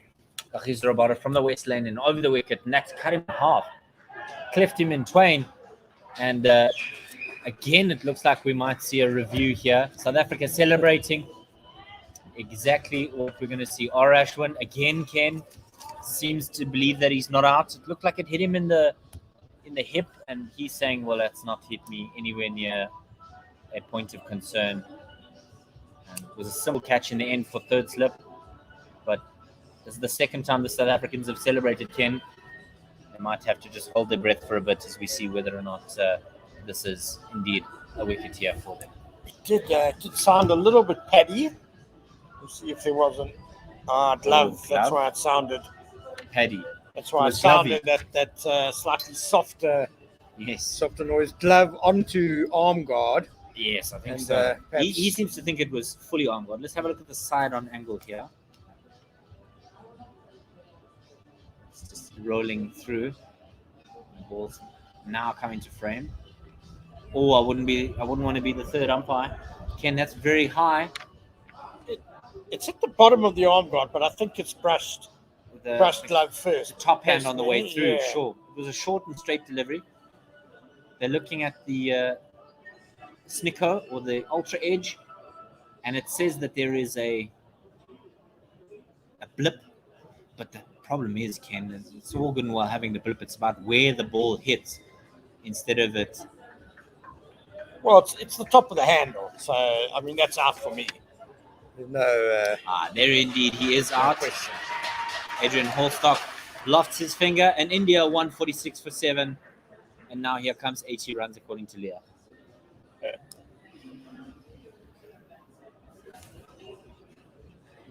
Just hit the glove of Ashwin. He's gone for 14 from 17 deliveries. Just 2 boundaries to his name. And Punt is left alone in the middle while the new man comes to the wicket, Mohammad Shami. Yeah, caught in the gully by Keegan Peterson. Another very well-directed lift by Kagiso Rabada. When he has bowled short in this game, it's generally been very well-directed. And a little window of opportunity now for South Africa with the fast bowlers coming in. If they can go bang, bang, bang and get these last 3 wickets quickly, they could still give themselves a target of around 300, which will still be very tough, but you feel it's not impossible. No, certainly not. Mohammed Shami, 250s to his name. He averages 11 and 598 runs. His highest score of 56 coming this year against England at Lord's. Not the worst place to get your high score, Ken. Could do a lot worse. The home of cricket. The traditional home of cricket. What is the non-traditional home of cricket? There's Eden Gardens? probably a few thoughts about that. My question to you is, where do you see the home of South African cricket? Do you think it's here? Do you think it's the Wanderers? Do you think it's St. George's? Because that is where the first test match was played. I don't think we have a home of cricket per se in South Africa. The Wanderers being the bull ring. Here at Supersport Park, which has been South Africa's fortress in recent years, losing just twice out of 26 test matches here. Newlands, of course, probably the most famous ground. KG in, it's a short bouncer, and oh goodness, that beat everybody. It sidestepped all and sundry, and it's 4 byes. It wrong-footed Quinton de Kock because he thought it was going to go down the leg side, and Dean Elgar trying to cover that wasn't able to get anything on it either, and so everybody's in a collapsed heap on the floor. I think that must have jagged off a crack. Certainly within the realm of possibility, Ken, because that is what we've seen during this test, that there have been a couple of cracks that have started to form with a green tinge to them here and there. KG in again, short one again, and it's gone through to Quinton de Kock along the leg side. No run there. Don't forget, you can tweet us at OneWorldSR. It's OneWorldSR. Oh, Kagiso Rabada. Now with seemingly another no ball, 6. And he's really been guilty, Ken, when it comes to these no balls. We'll chat about it after this delivery. 151 for 7. Oh, that one spat up off the wicket. South African fast bowling fans will be enjoying that, but batting fans won't be licking their lips quite so viciously. Mohammed Shami shaking his bottom hand. He obviously got struck a nasty blow there. That'll be painful.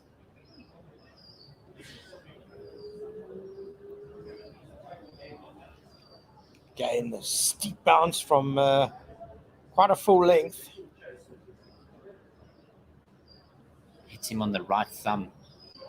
Not an enjoyable exercise for anybody. Then on the bicep, so he'll have a couple of sore spots. It's those ice baths, Ken. They've got to come back and work hard. So your field for Kagiso Rabada, it's 3 slips in a gully. A lie, it's 2 slips, a fly slip, and a gully. Back a point that's very square. Man in the covers, he's rather a wideish mid-off. So wideish mid-off, point, 2 slips and a fly slip, gully. Kagiso Rabada, right arm over the wicket. Oh, he squared him up there, Ken. He didn't look like he was thrilled by that one. There's a man at a wideish mid-on, a deep square and a fine leg. He's got Mohammed Shami on the hop here a bit after that lifter. And Rishabh Pant just coming down the wicket to give Shami some encouragement. He's just got to weather a storm here. 2 balls remaining in this over. And you wonder whether or not there might be a Yorker forthcoming, Ken, or is he going to continue with shortish pitch bowling? He does that, good length, and Mohammed Shami just kind of fends at that one. Goes through to Quinton de Kock. 1 ball remaining. The lead is 281, 151 for 7.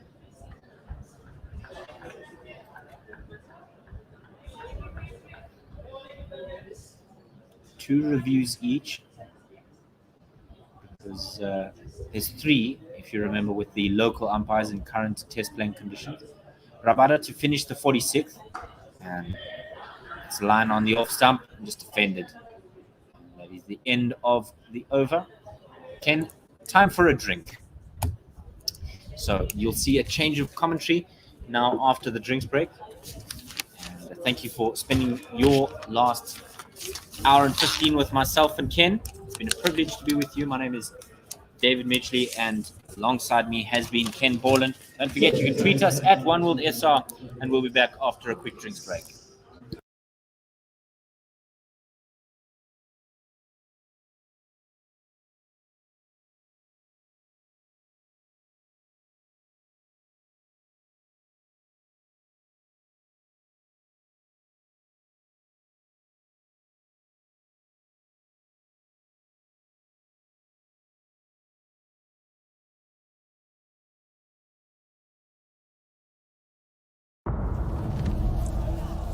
To know where you are going, you have to know where you come from.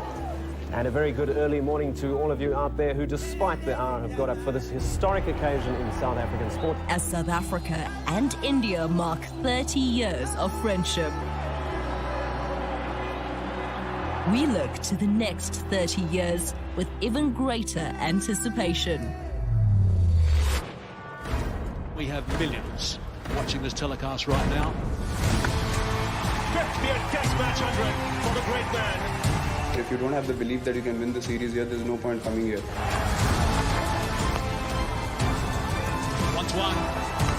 That's him. The finger will go up. And have a look at the celebrations. Everyone, I'm sure, is pumped up about this clash. Watch the Freedom Series from 26 December. Welcome back to Supersport Park on day 4, post-drinks, pre-tea. This is where we find ourselves. South Africa lost the toss. India won the toss, and they decided they'd have a bat. 327 all out. Wonderful 100 there by KL Rahul. And South Africa in reply, 197 all out. The only man to really stick his hand up was Themba Bavuma with a 50. Alongside me for the first little patch here is Sean Mayers. My name is Dave Mitchley. 151 for 7 after 46. Sean, what have you made of this middle session? South Africa are a lot more aggressive. It's about time we are seeing aggressive fast bowling. They are not afraid to bowl the short ball and attack the batters. They're not afraid to get hit for the occasional boundary, and it's paying off. Yes, you know, there have been some runs here and there and a few boundaries, but the wickets have come, and crucial wickets have come. So I think if the South Africans can get the last 3 wickets within the next 20 runs, this game would be well balanced. Something for concern for the South African batters. You're just watching this, Sean, as an opening bat, and you're standing in the field and you're seeing a couple of the balls just spit up out of the wicket. We saw one that wrong-footed Quinton de Kock and went to the boundary for 4 byes. The cracks are starting to widen here, and it's a concern for the South African opening bats. Even if they don't want to admit it, they will certainly be mindful of it.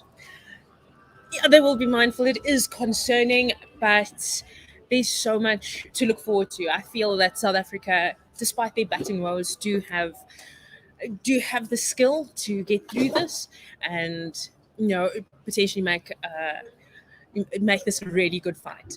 Thank you, David. And with me, I've got Tsepo. I was hoping to make that a lot more slick. Just all of a sudden, David gone, Tsepo in. But yes, we're here. Going to have some entertaining cricket. I've not been short of that. After the drinks break, India now 151 for 7. Have been doing well, India, to get some runs, to get that lead closer and closer to that 300 mark, a comfortable 300. Yeah. And at the top, we've got Vian Mulder. It's coming in. This one back of a length, played back to Vian Mulder. He's got 2 slips and a gully, deep point, Rishabh Pant facing the left-hander. We've got deep point, extra cover, mid-on, mid-off, deep square leg, and a fine leg. So I think there will be a barrage of short bowling here. No doubt about it. We know the damage that Rishpa Pant can do. We saw him in Australia. Vian Mulder again from the Henop River end. This one going down leg side, wrapping the pads and running to the boundary. It's actually not leg by, so Pant getting a bit of bats on that. That takes the score to 155. Pant now on 23, not out on the striker's end. Yeah, it's what I do like about Pant. He's a very entertaining batter. It's not too often you see him leave too many compared to other batters, which is great. It's great. It's entertaining, but at the same time, there's a pro and a con, especially at test level. But the perfect man for this stage of the innings, Vian Mulder again. At double steps, he goes down the ground, plays this to the offside to a vacant long on boundary. KG Rabada chasing in vain. Powerful shot from Rishpa Pant. Like I said, entertaining. As you said it, Sean. And I think one hand came off the bat there, but still managed to get it away. Just wipe this over the offside, double stepping, giving himself room. There's a man there at long on, but he somehow just got it a little bit wide of the man there, so it landed safely and also got a boundary. 159. He's on 27, racing at this stage. Vian Mulder now a little bit fuller, stayed very low. That's got to Quinton de Kock. That inconsistent bounce is, I would say, as a South African batter, is a little bit concerning, given the Indian bowling attack. Thinking ahead here, Sean. Let's just get the wickets first. I've got some faith in this bowling attack, especially to, I would say, clean things up rather quickly before end of day's play. Give the openers a chance in the morning before the end of day. Vian Mulder again. This one a lot straighter, a lot fuller. A quick single taken to the man at mid-wicket. Themba Bavuma diving as he comes closer and closer to a non-striker's end. But that was safe. Yes, it was Themba Bavuma. Pant was safe on that side. Quick running between the wickets there. I think that was a risky single, especially with Themba at extra cover. Sorry about that. The left-hand and right-hand combo. When you're in the vibe, in the energy, you sometimes forget these things. But thanks for correcting me there. No worries. I would say that was a very risky and unnecessary single, in my opinion. Luckily, to get there safe and no direct hit. This one to the right-handed Ashwin. Shami. Yeah. Ashwin was out just now. Back of a length. Played back to the bowler. No run there. And that ends the over. 160 now for 7 after 290. Oh, the lead is now 290 after 47 overs. Shami's still not off the mark on 0 and Pant on 28.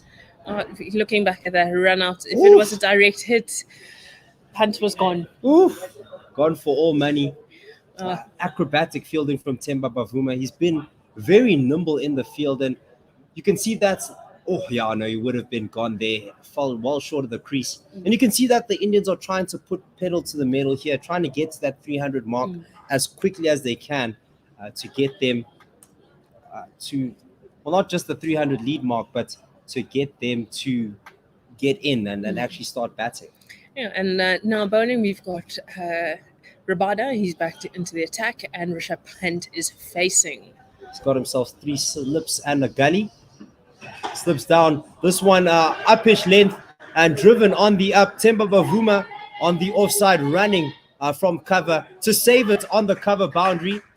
Marco Jansen fires it in, and the batsman should have gotten 3 for that. Or maybe 2, because he fired it in quite quickly. Yes. I must say that was a great chase from Themba Bavuma, running all the way to the boundary, saving it. And great teamwork from Marco Jansen, who followed from deep point all the way to that extra cover. And the field set, now there's a change. There's 2 slips a gully, deep point, extra cover, mid, on, deep square, and fine leg. Man will definitely either bowl short or extremely full. South Africa keen for wicket. KG Rabada, as you said, short. but an easy shot, an easy ball to dispatch through the onside. A vacant mid-wicket region. The sweeper's a little bit backward of square, so that just raced to the mid-wicket boundary for 4. Oh, he makes it look so easy, and this is an example of what you want.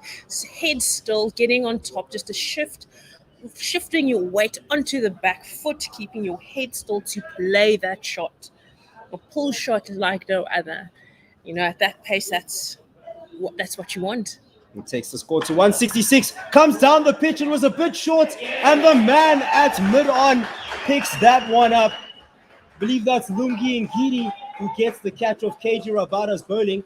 Rishabh Pant, the left-hander, has to go after a stellar quick fire bunch of runs. 34. Thank you. 34 of 34, right? And from that, these 6 fours came from it. The plan definitely works. Bowl it short, attack Rishabh. He'll hit you for a few, but you will get his wickets. He is a very aggressive batter, and he put some impetus and made sure that their innings, there was some flair. He plays with such flair, and the plan worked. Short bowling got him, and great bowling and great planning from the South Africans. A flurry of runs though from Rishabh Pant. A 34 off 34, a very handy 34, quick fire 34. And that's exactly what the Indian batting lineup needed. Takes their total to 166 for 8 now. Jasprit Bumrah coming to the crease. He's going to join his bowling partner here. A high score of 34 not out, so can wield the blade, can make some runs. That was against England at Lords in 2021. He's very handy with the bat, and as we're talking about earlier whilst we were off air, is the way cricket has changed. You can have a batting lineup 1 up to 11 with number 11 scoring a ton. So it is possible. Very handy runs from the lower order batsmen you're seeing now in cricket. Tail enders aren't just left there to only bowl and just face up a few balls. They need to be competent with the bat, because you never know when you're going to need a handy 34 not out. And Jasprit Bumrah offers that, and he offers world-class bowling. KG Rabada comes in. He has 3 slips, a gully, and a man at points on the offside. It looks like, this one just beating the outside edge, an uppish length. Beating the outside edge of Bumrah, who just left his bat out there, almost looking like it's left out to dry. As we can see now, the plan has definitely changed.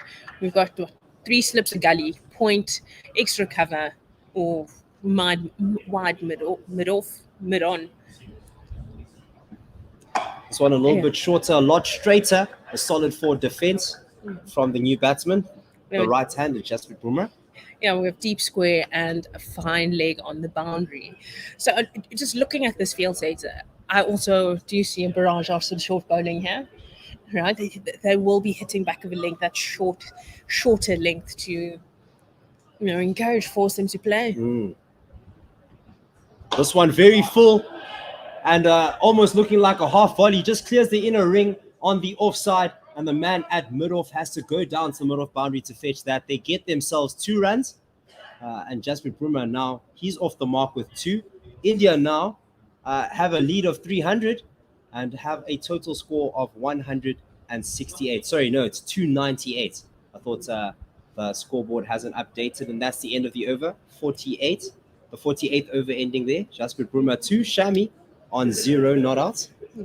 Right, we've got a change in bowler. We've got Marco Jansen, who's coming into the attack, replacing Vian Mulder. Marco Jansen has been a breath of fresh air in this bowling attack, coming in and making it his own. It's the start of his Test career. I wouldn't say the greatest of starts, but definitely so much potential coming from this young man. He's coming left arm over the wickets, bowling to Mohammad Shami with 3 slips, a gully, point. This one, a good length delivery, just going across the right-handed Mohammad Shami, missing the edge and going into the keeper's hands. Sort of hung his bat out there, did Shami. Mid-on, mid-off, deep. He's got a deep square leg, and a fine leg, both on the rope. Oh, I do think it's going to be a short one. I do believe that they will be back of a length as usual. They definitely want to bang it in, cramp the batsman up for room. This one, good length delivery, a bit straighter. Got Shami on the back foot, but punching this to the man at mid-off.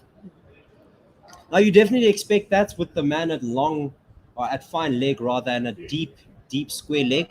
Probably going to bang it in short and say to Shami, look, you can either duck, you can either try to block this, maybe get the edge, or you can try to play this, but just know that there are men there in the deep that are keen to take those catches. We have seen a few uppish deliveries though. This one, the short one, comes around. Oh, goes around Mohammed Shami into the hands of Quinton de Kock as he's trying to leap, but it just bobbled out. And the Indian batsman, as it went past the wicket keeper, took a quick single. What a great effort from Quinton de Kock. Jumping up, trying to get it, got a palm to it, but just out of the hand. It was a little, in my opinion, a lot higher. Ooh. But it looked like it came off his shoulder.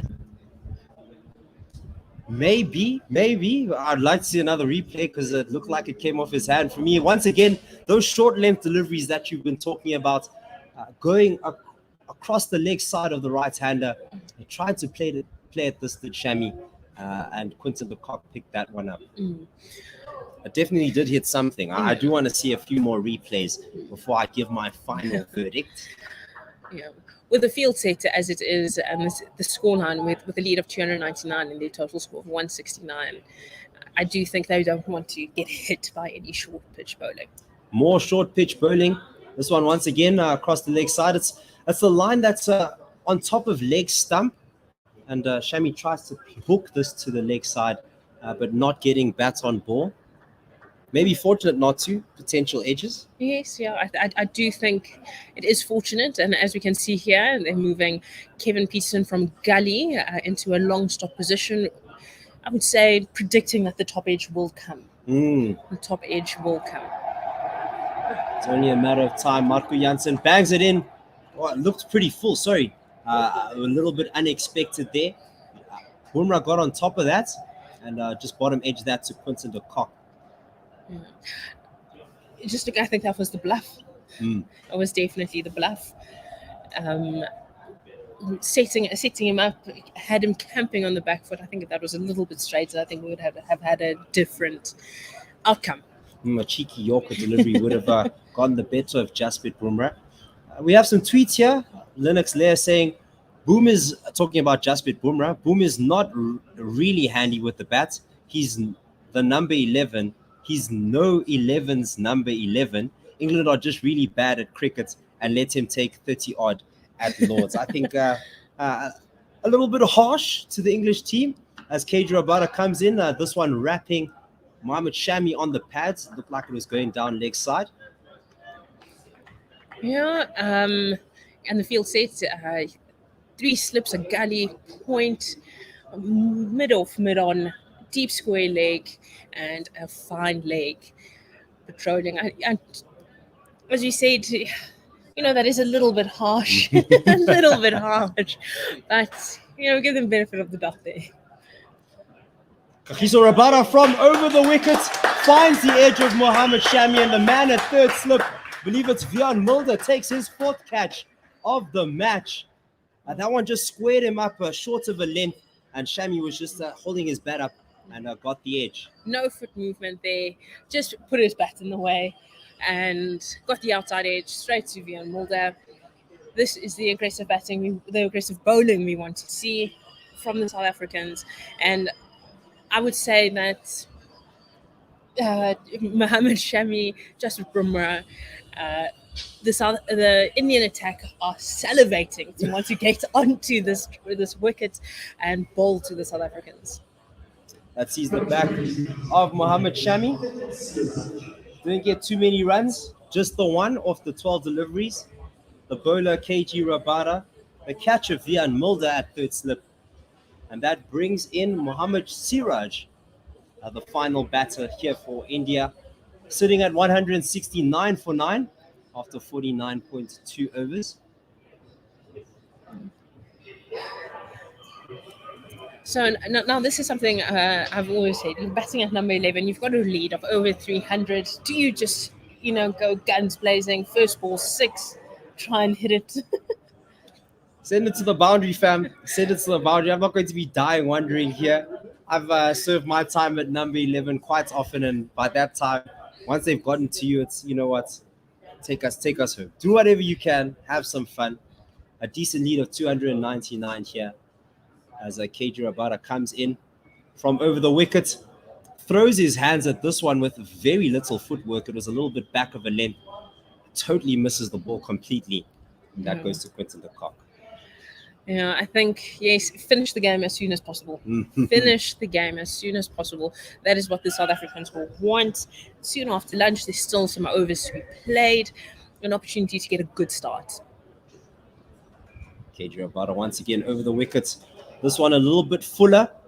It looked like it was a little bit closer to that off stump. A cross bat from Siraj, once again, completely missing the ball into the hands of Quinton de Kock. Yeah. It's almost as if he has no plan. If I'll be honest, if somebody's bowling to me at a high 130 kilometers per hour, I'd also be batting similarly. Oh, he just tries to clear his front leg, does Mohammad Siraj. Fuller length from KG Rabada, missing off stump, and Siraj missing the ball completely as that goes to Quinton de Kock's hands once again. Yes, he's bowling. I feel a Yorker will come. Oof. Jumping out the way, outside leg stump. And, it's either 6 or sticks. 6 or sticks. 6 or sticks, baby. I'm either hitting or you're hitting. There's the Yorker that you're talking about. A very full-length delivery. Outside off stump. KG cannot believe that has missed the stumps completely. Feels like he has open wickets to work with there. That ends the over. 169 for 9. The lead 299. Bumrah on 2, Siraj on 0. All right, we've got Marco Jansen continuing at the other end. Yeah, the Henopsrivier end, yes. That's where the river goes past. Sad that it's more polluted than it used to be.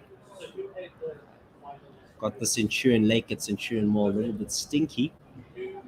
But yeah, that's the way it is. It's unfortunate. But Marco Jansen coming from the Henopsrivier end. Left arm over. Oh, deft touch from Jasprit Bumrah. It was a bit short. He just guided it past the man at third slip. And that ran away to the square, to the third man boundary. Takes the lead now to 303. Total now of 173 for 9. Marco Jansen can't be too upset with that. It was so close to the man. And I think on a different day, it's straight to him. Could be. Maybe even straight to fourth slip. Vian Mulder there at third slip. Keegan Peterson's moved to third man. This one going into the right-hander. Jasprit Bumrah trying to play this to the leg side. Quinton de Kock doing the fielding at a backward square leg. They get a single there. 174 for 9. 304 the lead. With that ball that was guided down to third man, so Keegan Peterson moved from long stop to third man, and it seems to be going to a gully position. For Mohammad Shami. Yeah. Sorry, for Siraj. Mohammad Siraj. Oh, full delivery. And it's clattered into the top of middle stump to see the back of Siraj. Marco Jansen takes the final wicket of the Indian innings. They're all out for 174. He gets his fourth wicket. 4 for 55. Yeah. Classy delivery, that. But he also played all over it. He really did. Cleared his front foot and just played almost a nothing crossbat shot. Almost like just to bring on the inevitable. Indeed. And that ends the innings, as you heard, 174 here for India. They started today's play with just one down. It was Agarwal in the previous day. He fell at the end of the day. Marco Jansen took the first wicket there. Got him for 4 or 14. The next one to fall on the next day this morning Next one to fall was the night watchman, Thakur. He fell for 10. The bowling of KG Rabada got him out when India were 34 for 2. KL Rao, the next one to fall, 54 for 3, when he had to go to the shed after scoring 23 runs. Lungi Giri got him, and Dean Algard first slip caught the edge. The next one to fall was Virat Kohli flashing at one outside the off stump. He didn't go without scoring though. He scored 18 runs off his 32. Marco Jansen getting the wicket. Marco Jansen getting the wicket there.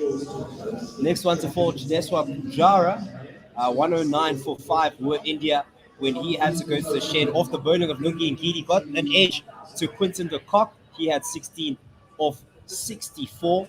He was then followed by Ajinkya Rahane. Honor Nelson for 6 when he went to the shed off Marco Jansen's bowling, caught by Rassi van der Dussen. The 7th wicket to fall was Ashwin. He fell for 14. KG Rabada got him caught by Keegan Peterson. The KP sometimes can trip you up. Rishbhai Pant had a quick fire flurry of runs. He got 34 off 34, hitting boundary after boundary. He got 6 fours for his 34 before he double stepped to a short delivery and hit it straight to the man at mid-on for it was Lungi Ngidi. The last 2 wickets, Mohammad Shami and Mohammad Siraj fell not too far apart, 169 and 174. They got 1 and 0 respectively, and Rabada and Jansen dismissed them, once again wrapping the innings up at 174. But we'll be back right after the innings break. South Africa have 305 to get in this final innings, 2 days to play. But Sean and I will see you very soon. Yes. To know where you are going, you have to know where you come from. And a very good early morning to all of you out there who, despite the hour, have got up for this historic occasion in South African sport. As South Africa and India mark 30 years of friendship, we look to the next 30 years with even greater anticipation. We have millions watching this telecast right now. 50th Test match 100 for the great man. If you don't have the belief that you can win the series here, there's no point coming here. Once one. That's him. The finger will go up. And have a look at the celebrations. Everyone, I'm sure, is pumped up about this clash. Watch the Freedom Series from 26 December.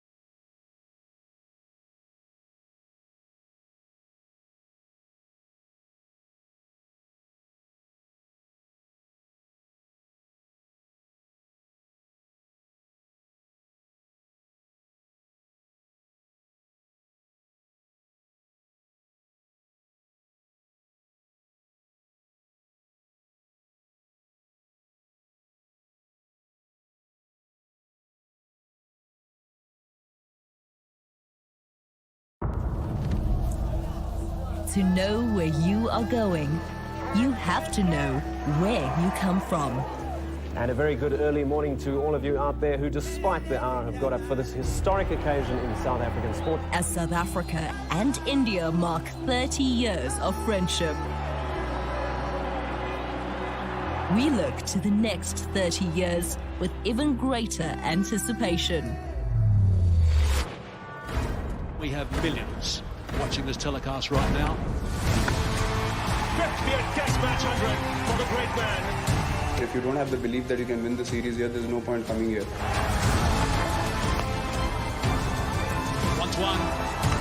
That's him. The finger will go up. And have a look at the celebrations. Everyone, I'm sure, is pumped up about this clash. Watch the Freedom Series from 26 December. And we're back here, Supersport Park Centurion. South Africa need 305 to win. They have just about half a day, just under half a day, and another day to get it. My name is Tip Watel. I'm joined by Sean Mayers. Mayers, Yes. like John Mayers. John Mayer. Mayer. Yeah, Without without me. But if there were two of them, Yeah, no, that's me. that's you. Oh wait, you're as good as two John Mayers. Of course. Oh, that's Of beautiful. course. I Of mean, course. the sonic sounds here, lovely for your ears. That's just the way Mayers roll. Goodness. Yes, You compliment me too much. But we're on to here alone. We're here at Supersport Park. Jasprit Bumrah will be opening the bowling, and he's coming from the pavilion end here at Supersport Park. It's a lovely day. There's tons of, actually, the clouds are rolling in here, but not looking ominous at all. Looking like fluffy marshmallows in the sky. It's a great day for cricket here, and South Africa have quite a mountain to climb. Yeah, they require 306 to win. 305 to win. And, you know, with what we saw in the last innings, at the end of the last innings, with the pitch kicking up, inconsistent balls, the cracks opening up, the Indian attack are salivating. They are ready to take this one on. Very ready to take it on. Oh, definitely. It's the last day. Here you're probably watching the pitch deteriorate, or keen to see that. The Indians will be. Just a bit of a stoppage here. It looks like the Indians are taking the ball to Murray Erasmus. They seem to have a problem with it. A few discussions going on. He's consulting someone off the field. But just while we're here, Aiden Markham is on strike at the striker's end. Dean Algar on the opposite end. They'll be keen to get some runs after going out cheaply, but the stoppage continues as the umpires keep consulting. They don't seem happy with the ball, do the Indian team.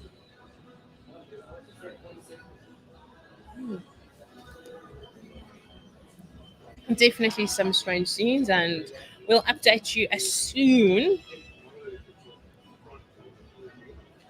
as we understand Sam, exactly what's going. happening. Yeah, no, I agree with that. But while we're here, what we can discuss is how the South Africans will be going about this, because let's think about this, Sean.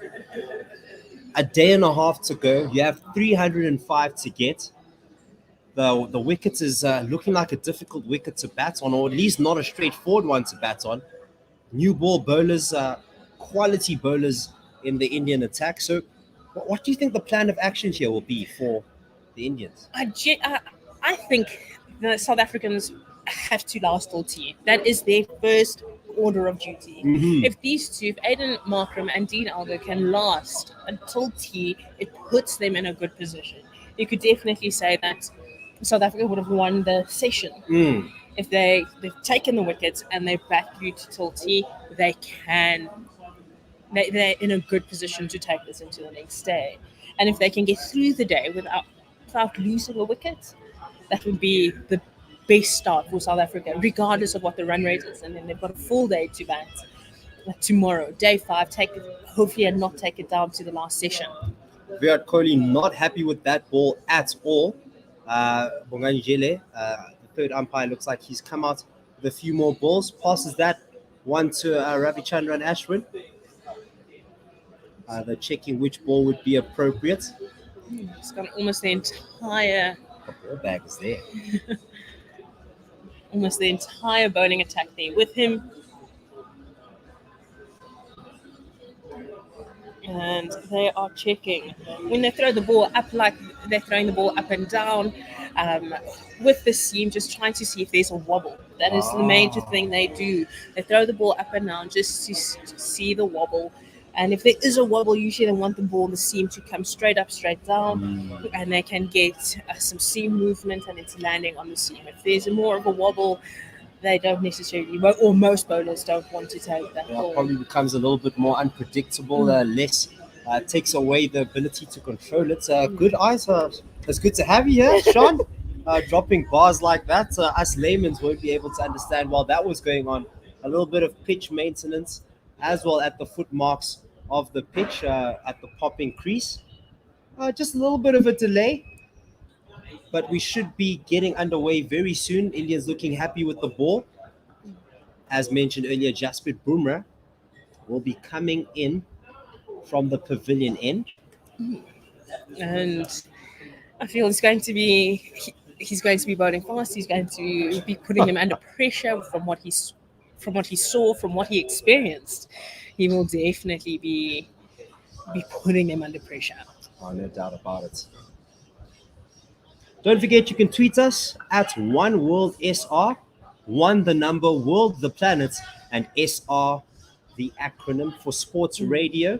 Also take your tweets if you at Gorilla SA, GUERILLA. First delivery of the innings, Jasprit Bumrah, a decent length delivery. Aiden Markham off the back foot, just blocking this, and the man at mid-wicket. Picks this up. Right, and the field sets, Aiden Markram's a right-hander, 3 slips, a gully, point, mid-on, mid-off, and there is a backward square. You've got our catcher under the lid and a fine leg. Jasprit coming in for his second ball. This one a little bit fuller. Looked like it just moved in towards the right-handed batsman as Aiden Markram shoulders arms this one off the back foot. Very, very high. Didn't get forward to that delivery. Yeah. And so this is key. Leave well, especially in this first session. Stay in there. Get yourself in. Take your time. Especially with this Indian attack, take your time. Oh, very much so. And they have ample time to the South Africans. Literally a day and a half. This one a little bit fuller. Shoulders, arms once again outside the off stump. No need to play at those deliveries. You saw the opener KL Rahul do that exactly when he got his 123 in the first innings. Didn't play at many deliveries outside the off stump.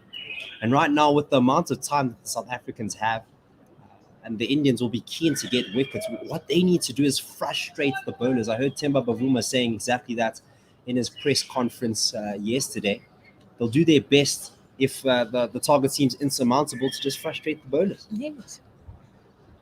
This one a little bit close to the body, a bit shorter. Aiden Markham just glances this off the hips to a man there at fine leg. Gets himself off the mark. South Africa now 1-0 after 0.4 overs. Just checking for no ball here. No, he was comfortably behind the line.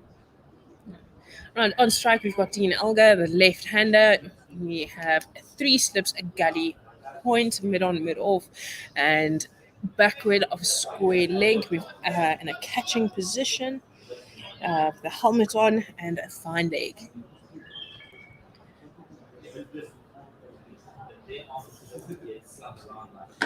This one a lot fuller to the left-hander. Also a bit straight as Dean Elgar glances this to a vacant mid-wicket region, but well fielded. No run there. Yeah. You can see he's adjusting his guard. I feel that they are going to attack him bowl very straight, especially early on. I personally find that as bad as we don't move our feet too well in the beginning. Oh, I see. So you need some time to just warm up. Yeah, sometimes. I see. Once again, very full.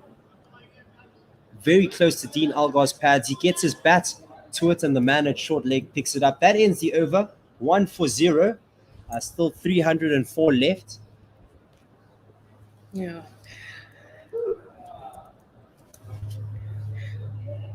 both of them looking very solid, managing that first over with the new ball very well. I think just looking at it, Bumrah will want to attack Dean Elgar a little bit more. Will want to put him under the pump, put him under pressure. Because I from the looks of it, if you get him out, it could be a cluster of wickets that fall around him. He's an experienced campaigner, and I think he will be key, especially in the rest of the day, to the South African lineup. Very much indeed. We see the right-handed Markram on strike here, thick outside edge, but it stayed very, very low. Mohammed Shami coming from the Henops River end. That one stayed quite low. Full length delivery. Aiden Markram coming forward and getting the edge as it goes to first slip, but Punt diving to his right to stop what could have been a ball racing to the boundary. Didn't carry. This is the inconsistent bounce. The Indians are excited. Looking at Virat Kohli's reaction, he's excited about this. I certainly would be. That was a thick edge from Aiden Markram. 3 slips and a gully. This one off the back foot. Soft hands from Aiden Markram. He just dots this down into the ground towards gully. Yeah, there's been a field change. There's no longer catch short leg, and then the helmet. That player's now moved to mid-on. Right, so now we have mid-on, mid-wicket, fine leg on the leg side, 3 slips, gully, point, and mid-off. Quite a wide mid-off. Looking to get Aiden Markram caught in the covers. Right, encouraging him to drive through that mid-off region. Oh, he's left one that went straight to the stumps. Has Aiden Markram. It looked like it jagged into the right-hander here. Shoulders, hands, but that was going straight. Clattered into middle stump. And so that wasn't the best of leaves you've seen.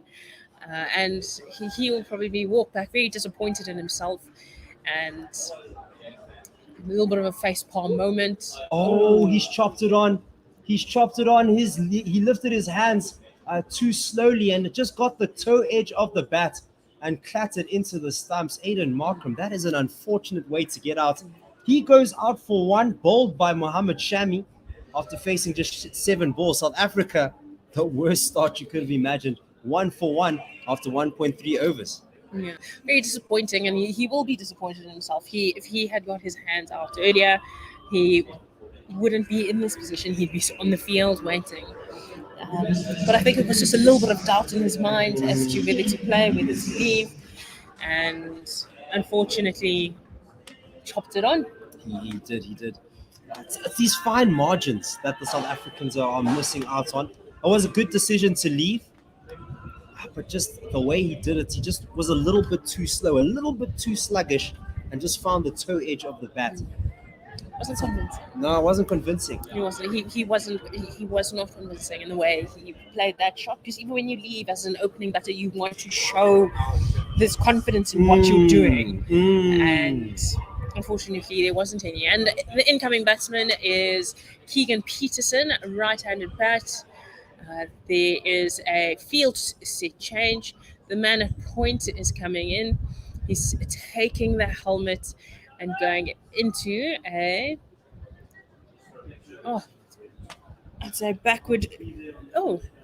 short leg position. And it looks like they'll be attacking the body a little bit, going straight at him. Mohammed Shami coming in over the wickets to the right-handed Keegan Peterson. This one back of a length. And he just blocks this out off the back foot, does KP. Yeah, and a few changes in the field. We've got mid-on has now come out and is at the point position. So they will want him to try they will want Keegan Peterson to try and aim for that area.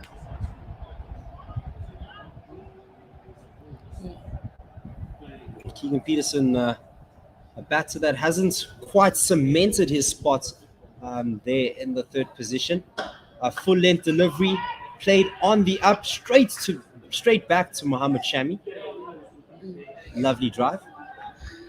Yeah, that always feels good. Early on in your innings, when you hit it and sounds like that off the bat, it feels good. It gives you a little bit of a confidence boost. Even if it goes to a fielder, it does give you a bit of a confidence boost that you are middling it. And yeah, just defended. I wouldn't say he hit the ball, just punch. timing, just a nice little punch.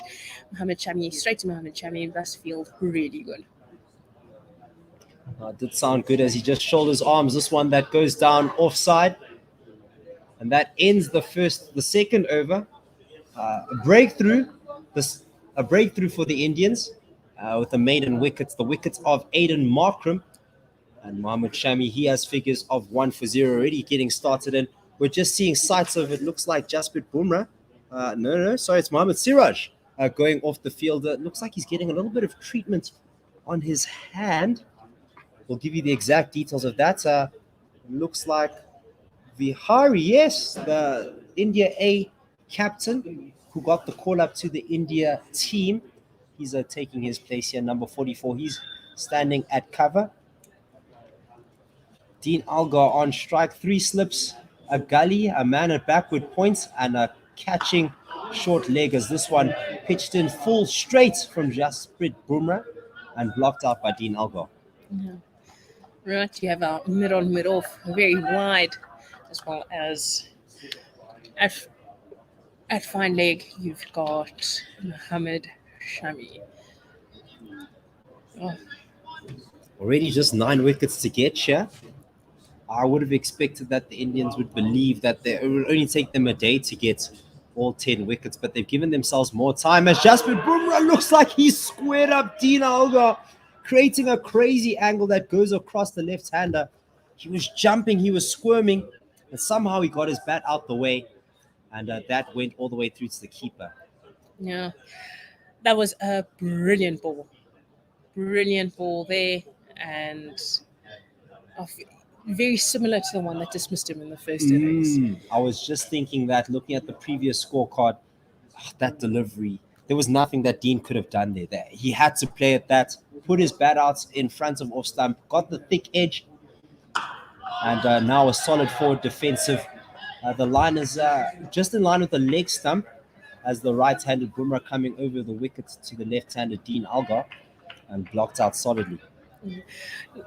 As I've said before, it will be key. Dean Algar has to stay there. He has to hold one end. He has to make sure that he bats through the day if South Africa want a chance of winning this test or staying in this matchup, and get through the series. A short delivery, well left by Dean Algar, just sliding the bat across his body.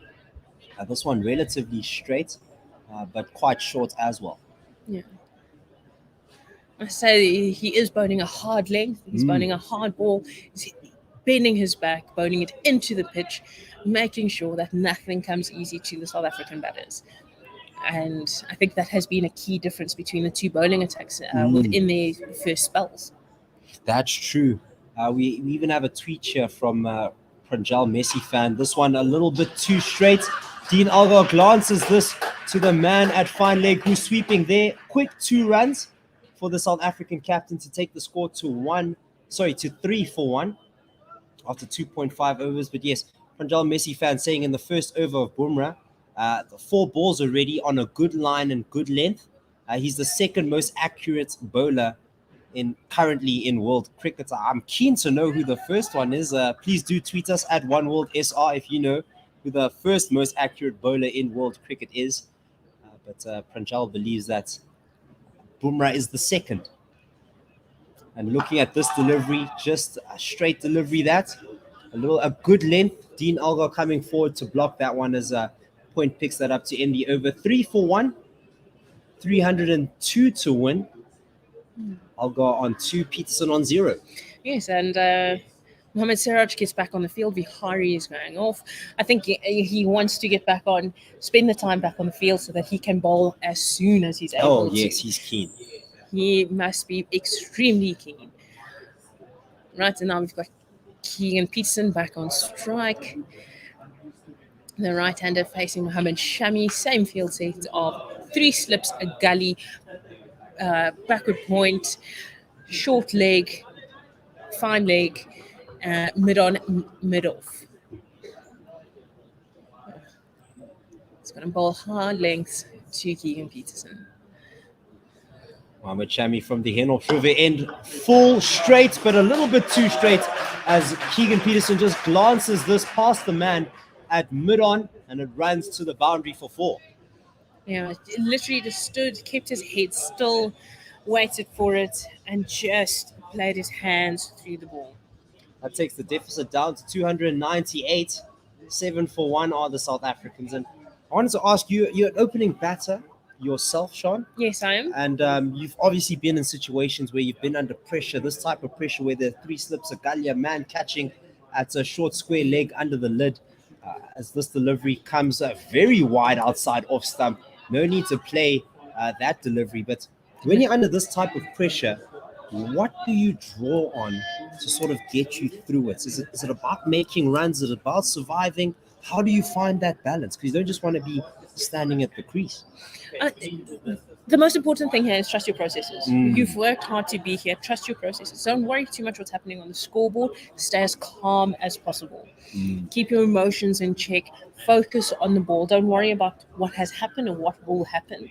Focus on the ball that's happening in the moment. Mohamed Siraj coming with the ball of the moment here. A good length delivery.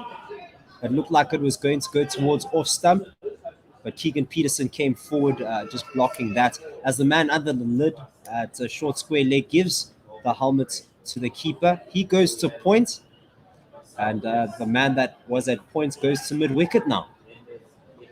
Yeah, no, I think that there is something that Keegan Peterson and Dean Elder will be looking at.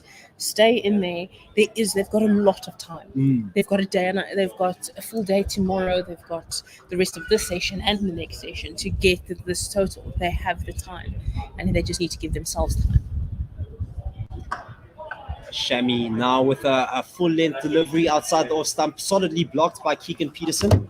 But how do you mitigate, or how do you deal with, or how do you avoid lapses in concentration? Because you saw the wicket that fell was Aiden Markram. He did the right thing. Well, he tried to do the right thing, trying to leave it, but he was just a bit sluggish. And that looked like it was just a lapse in concentration. Well, I wouldn't say it's a lapse in concentration. It's happening in the second over of the game. So that for me is a little bit concerning. If the lapse in concentration is happening that soon, despite it being the 4th day. Ooh, this one jumps off a length. Keegan Peterson somehow avoided that delivery completely, and the Indians are up in a flurry because they felt that there was something there. There's definitely something in this pitch. Yeah. So as I was saying, you can't call it a lapse in concentration. What you can say is, with there, he just wasn't convincing. He was lazy. He got very lazy, and to keep that concentration, you have to be able to manage it. Switch on, switch off. That's true. As cliche as it sounds.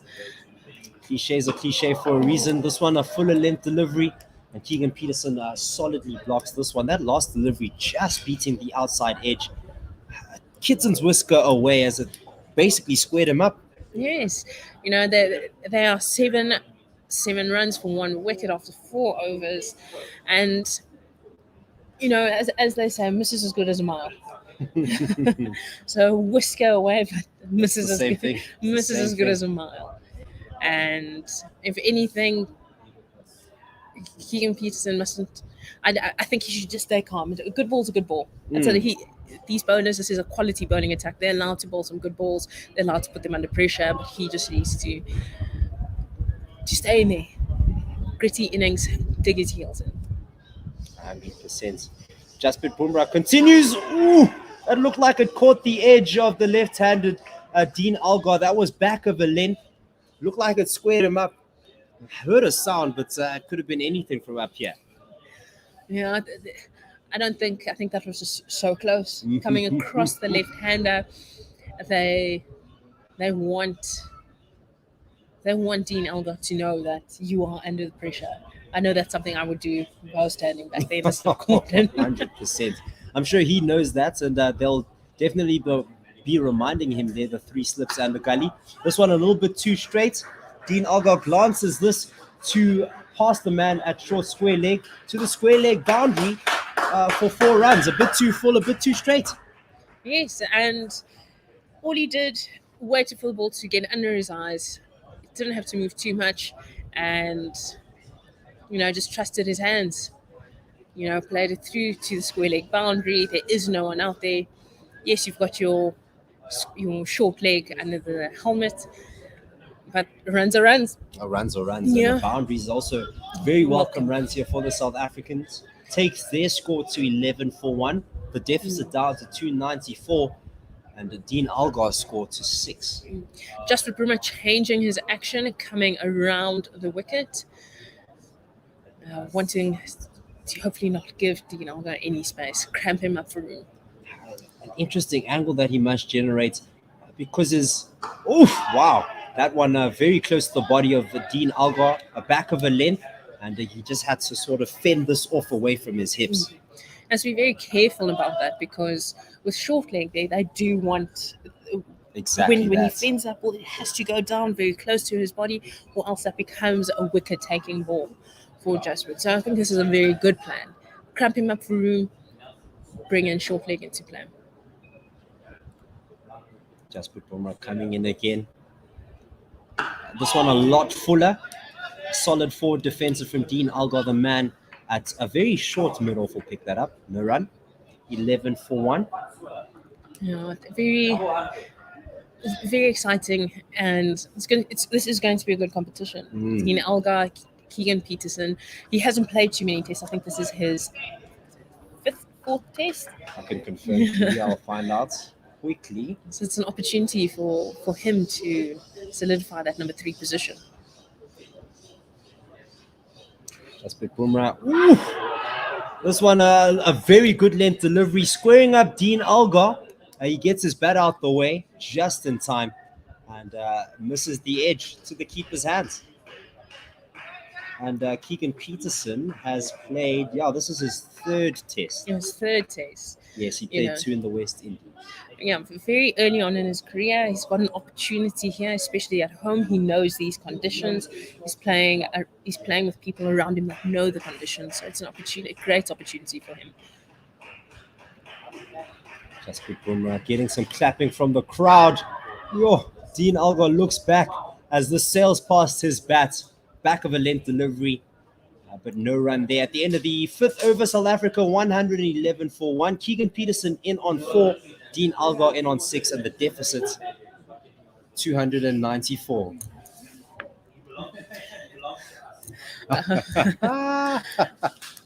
It's not a Nelson. We see a Nelson here, Sean, showing 1-1-1. No, don't do that. The score is 11 for 1 after 5 overs, and we have Mohammed Shami back in the attack. Very interesting here that for Keegan Peterson, they are not putting that short leg. They have a man at points and mid-wicket. Mid on, mid off, 3 slips, a gully. This one straight towards the pads. A diving man at mid-wicket tries to stop the boundary. He did stop the boundary, and the man at mid on will be able to just recover that fielding there. Prevent 3 runs there. Just got the single. 12 for 1 off a fake Nelson. That was a very good. Mohammed Siraj managed to get a hand to the ball, and managed to potentially save a boundary there, save 3 runs. Dean Elgar on strike now, the left-hander, and Mohammed Shami is going to be coming from around the wicket. It's vital for the South Africans that Dean Elgar gets some runs here. Hasn't been scoring prolifically. He did get the 177 against one score of 77 against the West Indies in the last tour. And from around the wicket, blocked this one out, was fuller, was straight. A shy at the stumps from the man that was at cover. And they rotate the strike nicely, do the South Africans 13 for 1. Yeah. I must say, that was good running, good call, good running.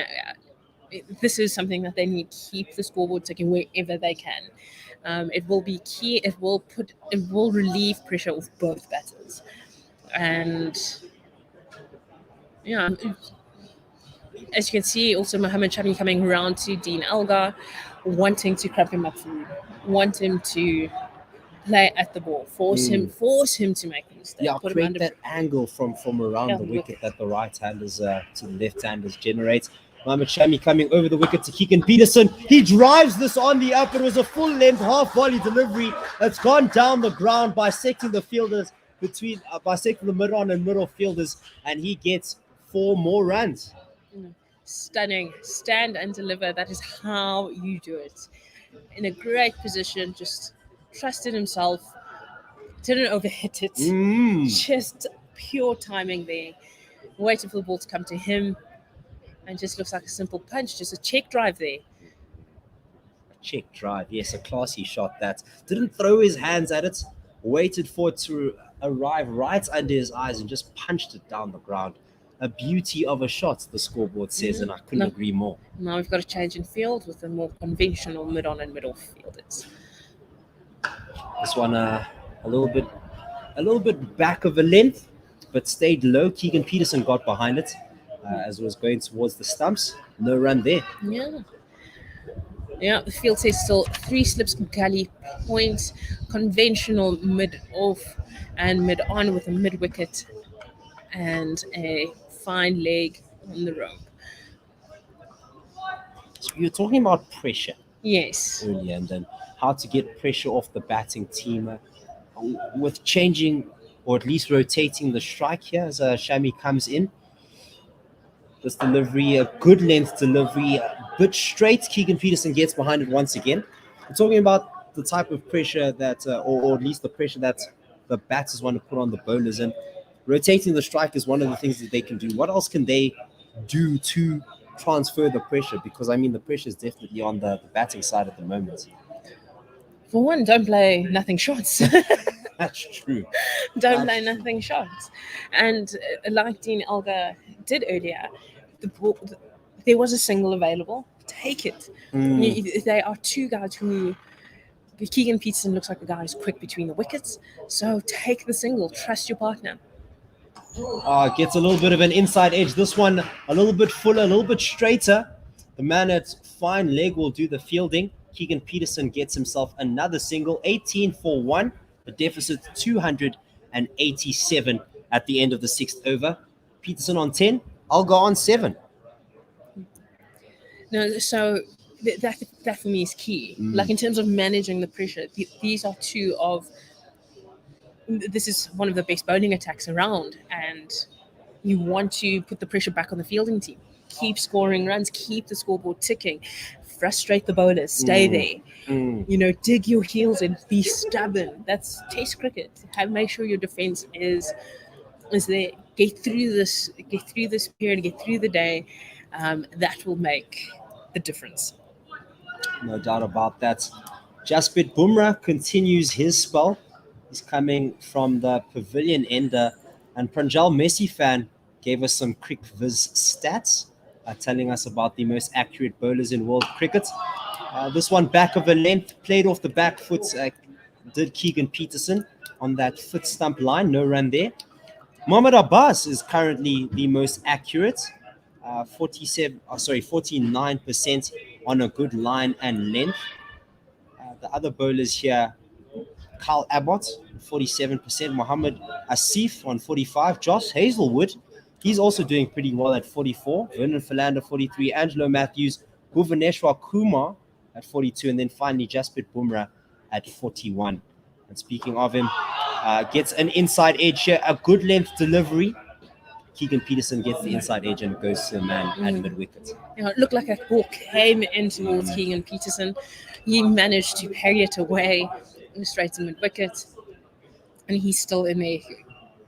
What he needs to continue doing this, keep frustrating. They are targeting that hard length, keep working hard. That's what he needs to do. As a competent batter is Keegan Peterson.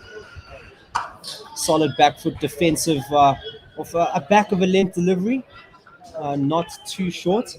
But yes, he averages 40.73 in first class cricket, a best of 225. So he's definitely earned his call up into the national side, but needs to actually start converting now. Averages only 14 in test, but to be fair, it has only been 2 test matches. So keen to get big runs here. Yes, and I think, what more against this bowling attack? Score runs against this attack. Oh, solid front foot punch. This one a little bit fuller outside off stump, and he punches this to the man at cover. Yeah, definite. Looking, he's looking. There is a lot of intent there with that shot, from what we can see and how he's played a lot of his shots. The good balls he's faced, they're good balls, but he's still there, and he needs to keep remembering that and be reminded that they're allowed to. This is a quality, world-class bowling attack, and probably one of the best touring ones in the world. So this one a short length delivery. Keegan Peterson ducks under this one. Looked like the line was just on top of off stump. Played well, navigated. Yeah, no need to attempt anything there. No, agreed. And that's the key that you're saying. That's what patience looks like in test cricket. Don't play at deliveries unnecessarily. You have ample time to get all the runs you need. And he'll want to get stuck in here, wear out the new ball. Jasprit Bumrah continuing. This one, very well negotiated, a back of a length delivery, straight to Keegan Peterson's body, but he fends this off his body for no run. That ends the 7th over, 18 for 1. Keegan Peterson 10, Dean Algar still on 7, so that was a maiden.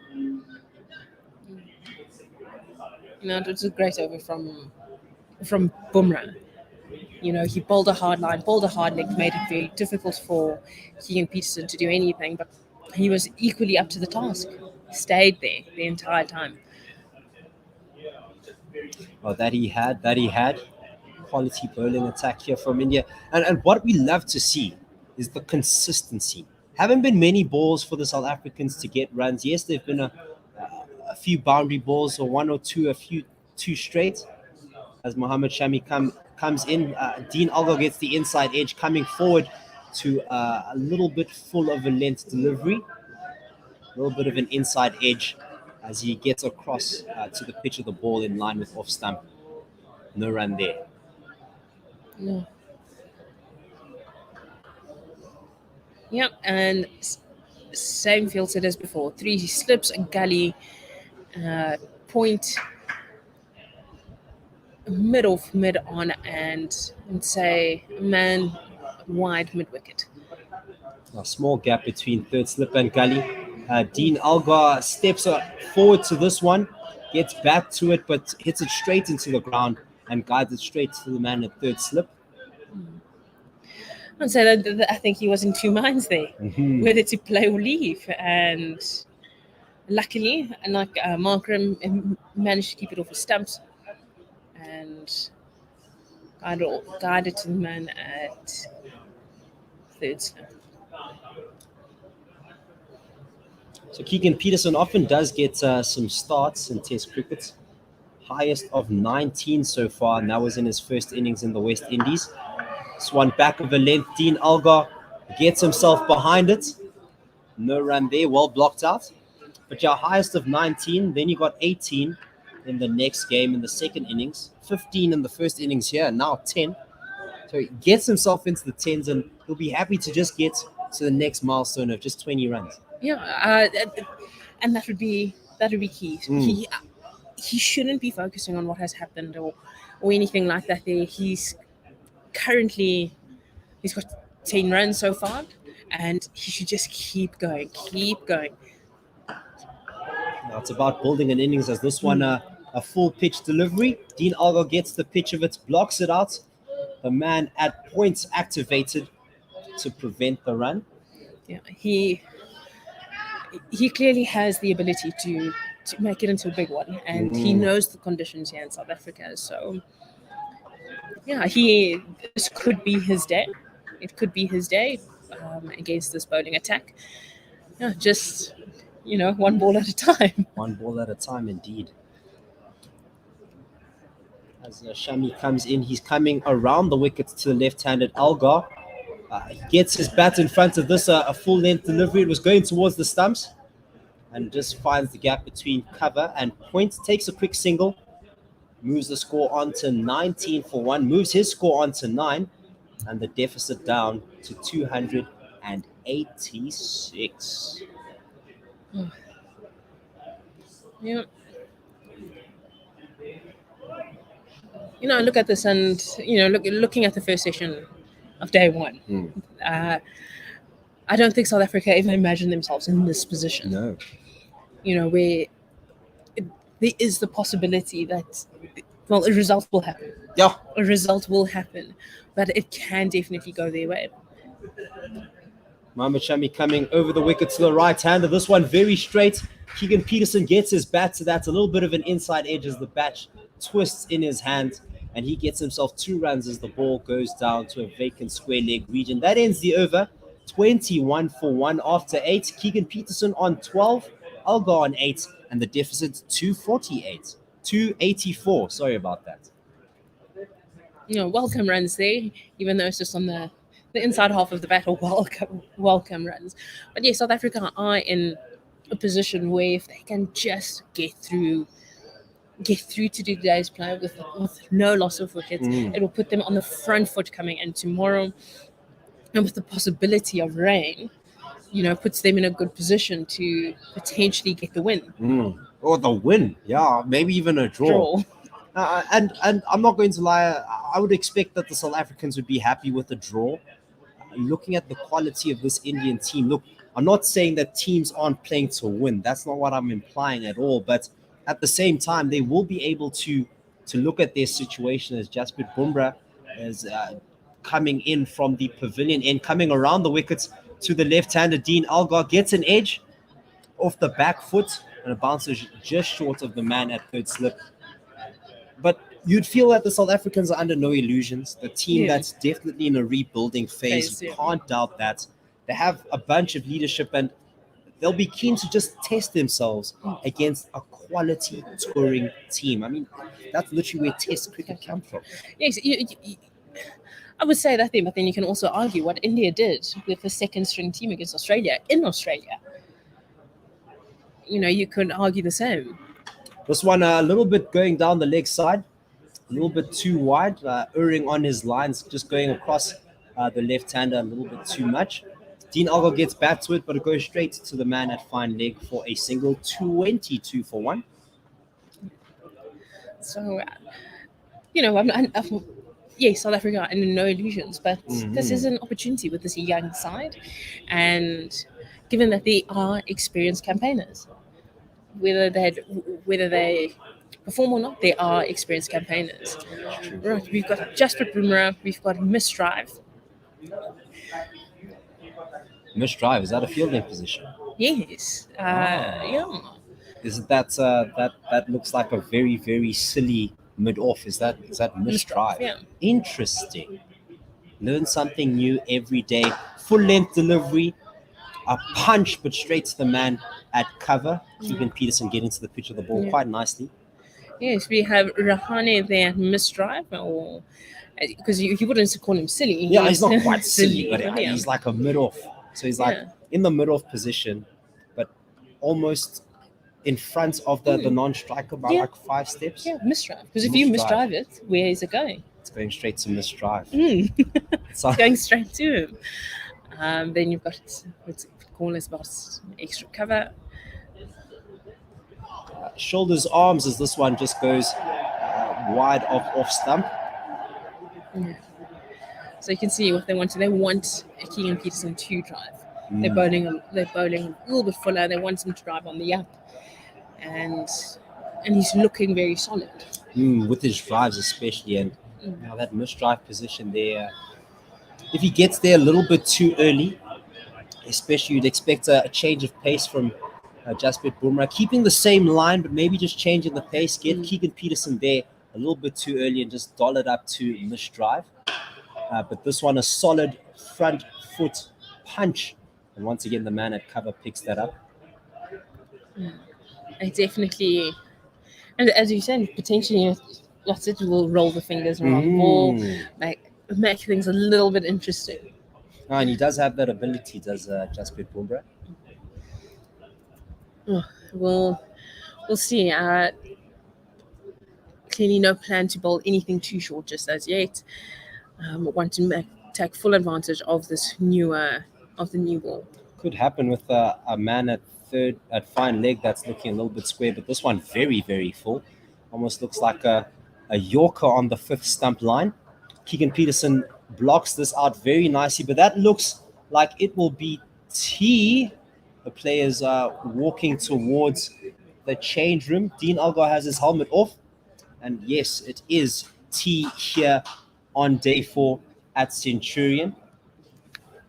South Africans currently sitting on 22 for 1.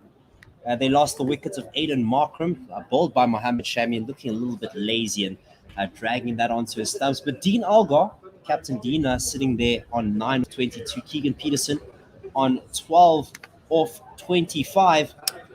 And that is us until tea. It's nice chatting, Sean.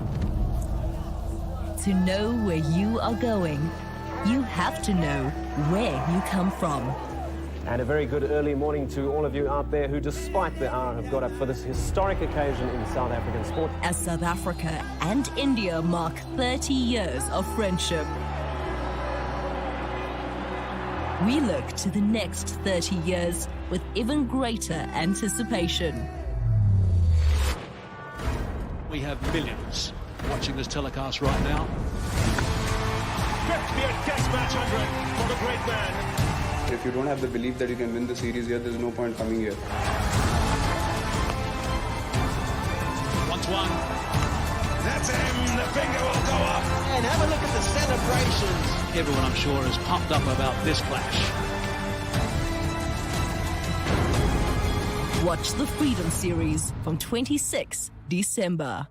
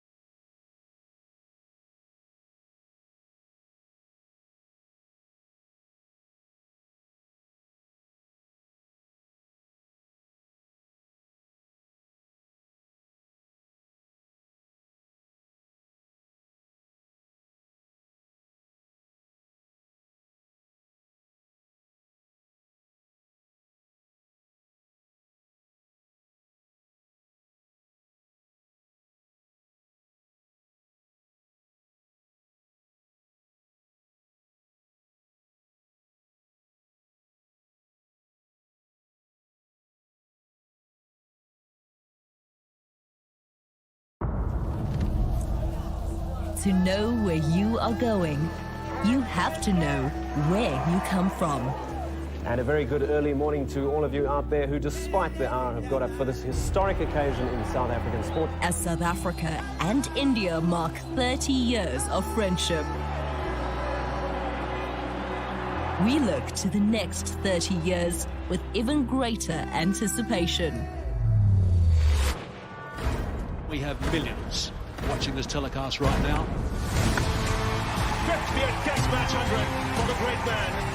If you don't have the belief that you can win the series here, there's no point coming here. Once one. That's him. The finger will go up. And have a look at the celebrations. Everyone, I'm sure, is pumped up about this clash.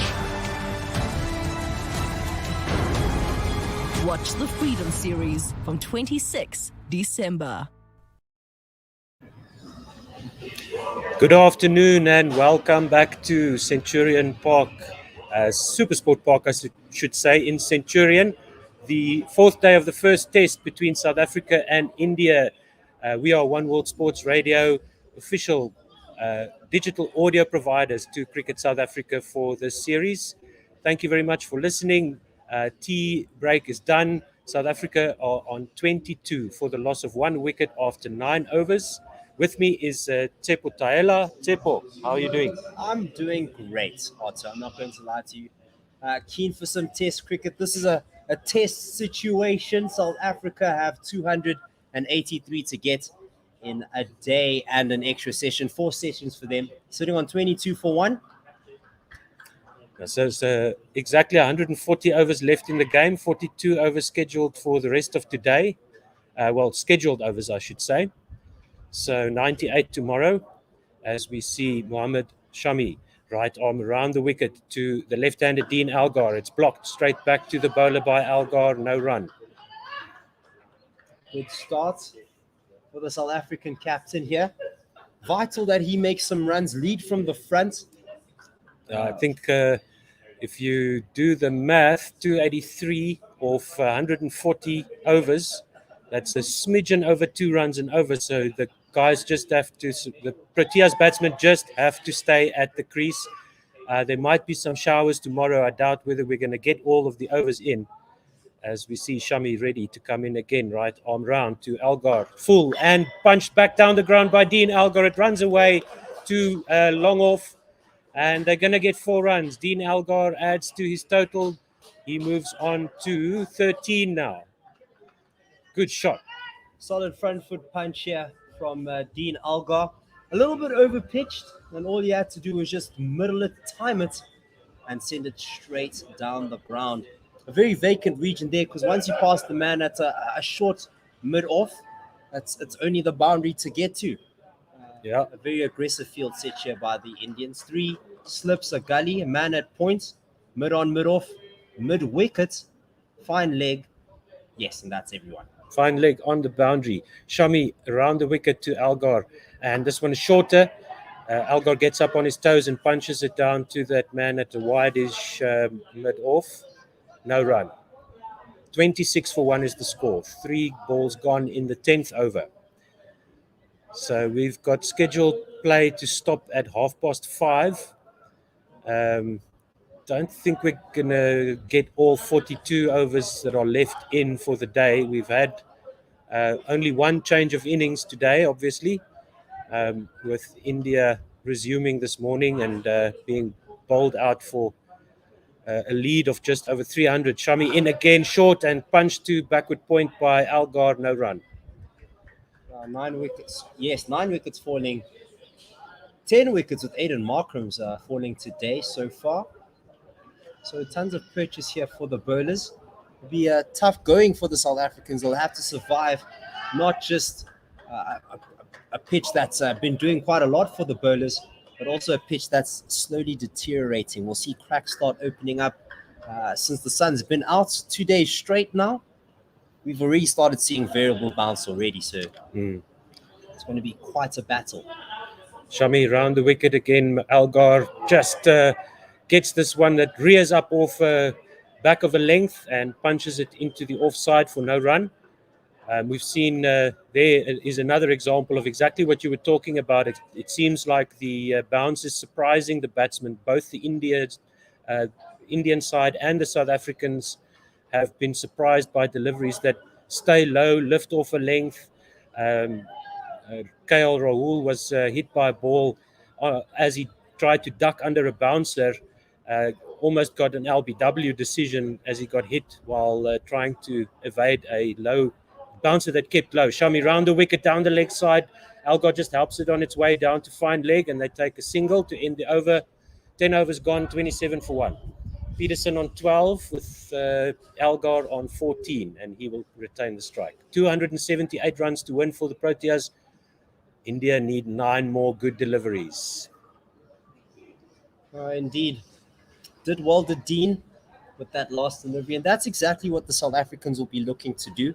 Not play any brash shots. If the ball's there to just tickle down the ground, you can get the runs that you need. And you said just a smidgen over 2 and over, but in retrospect, that's ample time. They have all the time they need to make the runs. That's whether they can survive. You'd feel that the Indian bowling lineup would feel that they would be more likely to get to 9 wickets, to 10 wickets rather. They've already got 1, than South Africa to 300. Jasprit Bumrah into the attack. He's bowling from the... it's Mohammad Siraj into the attack. He's bowling from the West Lane end. And Shami was obviously bowling then from the Henops River end. So the field for Siraj is also 3 slips and a gully cover instead of a backward point. Fine leg on the boundary. Mid-wicket. It's the same field. Mid-wicket, backward point, wide-ish mid-off, and mid-on. So Mohammad Siraj, right arm over the wicket to the left-hander Dean Algar. And this one is across the left-hander on a good length. Let's say Dean left that one. But it's definitely some excitement for the Indian fielders. They definitely have the upper hand, do the Indian team. It's up to them now to just take those 9 wickets and up to South Africa to survive. I think with the rain delays that we're expecting tomorrow, the required rate should probably be around 4. And if the Proteas try and score at 4 runs and over on this wicket against this bowling attack, they're going to lose 9 wickets before lunch tomorrow. That's what I think anyway. Siraj in again, right arm over. This one is dabbed down onto the offside by Algar. They take a quick single as Ravi Ashwin runs forward from wide mid-off to collect that. Single taken. Score moves to 28 for 1 in the 11th over. Peterson will now face. He's on 12, Algar on to 15. 277 runs to win for the Proteas and 9 wickets to get for India. Now, Mohammad Siraj is an exciting prospect. Made his debut this time last year, Boxing Day test in Australia, in Melbourne. Got himself a fifer. So, that's right. Did very, very well there in his first test. Silly mid-off in, and Peterson works this one to mid-wicket for no run. So for Keegan Peterson, they've taken the gully out, and Ajinkya Rahane is placed at silly mid-off with a wider mid-off for the right-hander, backward point. Looks like 2 slips there in a gully, mid-wicket and a mid-on. So I stand and corrected. Fine leg on the boundary. Didn't get a fifer in an innings, got 5 wickets in that match at an economy of 2.0. So definitely has some wheels. Siraj to Peterson, straight along the ground to that man at silly mid-off, no run.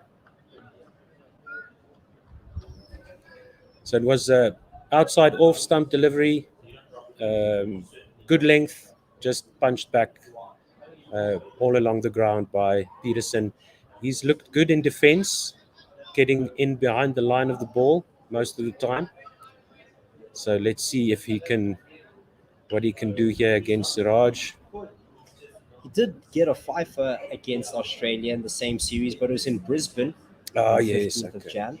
Siraj short and punched by Keegan Peterson into the offside, collected by the man running around from backward point. That's Mohammad Shami. And they take a single, Algar back on strike. So now Shami will go back for the fine leg position on the boundary for the left-hander. Same field as before. Siraj will come over the wicket to the left-handed Dean Algar. It's on a good length and just defended by Algar to the offside. No run. End of the over. 11 overs gone. 29 for 1. 276 to win for the Proteas. Not a bad start for Siraj.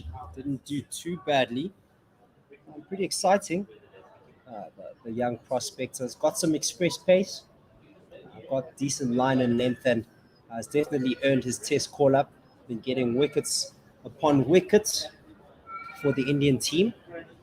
And more importantly, when Bumrah was out, he was the one that came in his stead and just carried on his over and kept the pressure on the South African lineup in that last innings. And that's exactly what makes this Indian bowling attack so devastating. A man that literally just debuted last year is looking the part. He just has 10 games under his belt. Shami right arm over to Keegan Peterson. Good length, just back of a length. Left alone by Peterson. Same field to Keegan Peterson here. Silly mid-off, wide mid-off. Backward point. 2 slips and a gully. Mid-wicket and fine leg on the boundary. You feel under the tutelage or just being in the presence of the likes of Mohammad Shami, a seasoned campaigner. I can remember him here in the 2018 series. He was probably even here before that. But he's definitely learning from the experienced campaigners. Shami into Peterson, left alone, back of a length, outside off stump, left on length there. He's got to be careful, Keegan Peterson, because some of those balls will keep low. So hopefully he's picked the line as well. But with that length, you can definitely let it go past you. We have so Jasprit Bumrah is talking there to umpire Marais Rasmus about something on the far side of the field. Yes? No, it's just having a laugh. Okay. We have an interesting stat here from Chris TB. Peterson, or the scores when Peterson has come into bat so far in his test career. Shami over the wicket to Peterson. This one is on a good length, just defended back to that man at silly mid-off. No run. Good, solid defensive shot by Keegan Peterson. So since his debut in the West Indies, first innings, 0 for 1. Second, 1 for 1. Third, 4 for 1. Fourth, 2 for 1. And today, 1 for 1. So Chris basically says he is playing as an opener. And I think I mentioned something in a tweet similar, or that said something in a similar vein. The partnerships between Aiden Markram and Dean Algar haven't been lasting very long. They do have a decent average, but it is buoyed by a few scores. Big Shami scores. into Keegan Peterson, back of a length again, on middle and off, just defended to mid-on for no run. Just you feel that the opening pair need to just find a way to stay in a little bit longer. Look, it's difficult to negotiate the new ball. It's a difficult thing to do. It's not for the faint at heart. And I don't want to be here changing openers all the time. You want to sort of back a pair until they get it right. Otherwise, you'll end up like England. Shami right arm over to Keegan Peterson. Good length ball. Just defended back down the pitch to the bowler. No run. Where there's just no one good enough to. It was first to partner Alistair Cook, and now that he's retired, it's just no one good enough to open the batting for England. And so many collapses because that sets the tone of the innings. Well, maybe you should give Keegan Peterson a go at opening the innings then, and let Markram or Algar come in at 3 because he's doing it anyway. So, I mean, I know on the Full Quota podcast that you can check out on our One World Sports Radio YouTube channel, there has been talk about the average of Aiden Markram. Shami over the wicket to Keegan Peterson, back of a length, and it's beautiful cover drive, square cover drive by Keegan Peterson for 4. He just rocked onto the back foot and stroked that through the covers, past the man at backward point. And that's the end of the over. 12 overs gone, 33 with the loss of the 1 wicket. South Africa need 272 for the win, and they need to survive another hour and 45 minutes to get to the close of play. A classy shot from Keegan Peterson. It was short and a little bit wide. And he just punched this off the back foot right in line with his eyes in front of square. And that just ran away to the boundary. He's good at playing the shots. He did get a few boundaries in his last innings here. Did play a few strokes and has been getting the starts. I was mentioning that in his last few innings, he only had one score under 10, but all his scores after that were just below 20. So a little milestone here for Keegan Peterson, 3 runs away. Same here, same field here for Algar. This one on middle and leg stump, just defended back down the pitch by Dean Algar off the bowling of Mohammad Siraj. Right arm over the wicket, and there's no run. Indian fielders very vocal in the field, keeping the energy up. You could feel that as the ball's getting old. It's not that old. It's still 12.1 overs old, but South Africans seem to be having a little bit of control of their innings right now, not losing too many wickets, edging themselves to 33 for 1, this partnership 32. It was a rough start. Siraj into Algar, and this one is back of a length on middle and off stump. Algar defends this to backward point, no run. It was a rough start after the change of innings before tea. So that wicket of Markram, very unfortunate, bad leave, bad technique on the leave there, but also a ball that misbehaved off the pitch. So, same thing happened to Keegan Peterson in the first innings where just didn't get his, he played outside the line a little bit off a ball that also moved off the wicket. Siraj into the left-handed Algar. This one is defended out to cover, collected by the man running around from backward point for no run. 33 for 1 is still the score. Algar is on 15 and Peterson on 17. Partnership is 32, of course, with the 1 for 1. And Siraj now changing to round the wicket. So there will be a square leg on the boundary along with fine leg that's going a little bit finer, setting the trap for the pull shot, for the hook, and then a point. Man at backward point just moving to point. 3 slips, gully, Siraj right arm round the wicket to the left-hander, and this one is defended out to gully and no run. Come from around the wicket is Siraj, just creating that angle into the left-hander. Dean Algar capable in defending that. You'd expect that what Siraj is trying to do is just get the ball to straighten up to the left-hander, potentially get an LBW, or maybe even a thick outside edge. Yeah, forcing the batsman to play. That's been the key for India in the match so far. This one is onto leg stump off a good length. It's flicked out to the square leg boundary by Dean Algar for a single. That's the LBW comes very much into play with the right armour round the wicket to the left-handed batsman. As we see the field change back to the same one as before for Keegan Peterson. 2 slips, a gully, silly mid-off, wide mid-off, backward point, mid-wicket and mid-on with fine leg on the boundary. And Siraj will bowl the final delivery of the 13th over the wicket to Keegan Peterson. And now Corley is doing some more changes. He's putting in a catching mid-wicket and moving mid-wicket out to the boundary, it looks like. Yeah.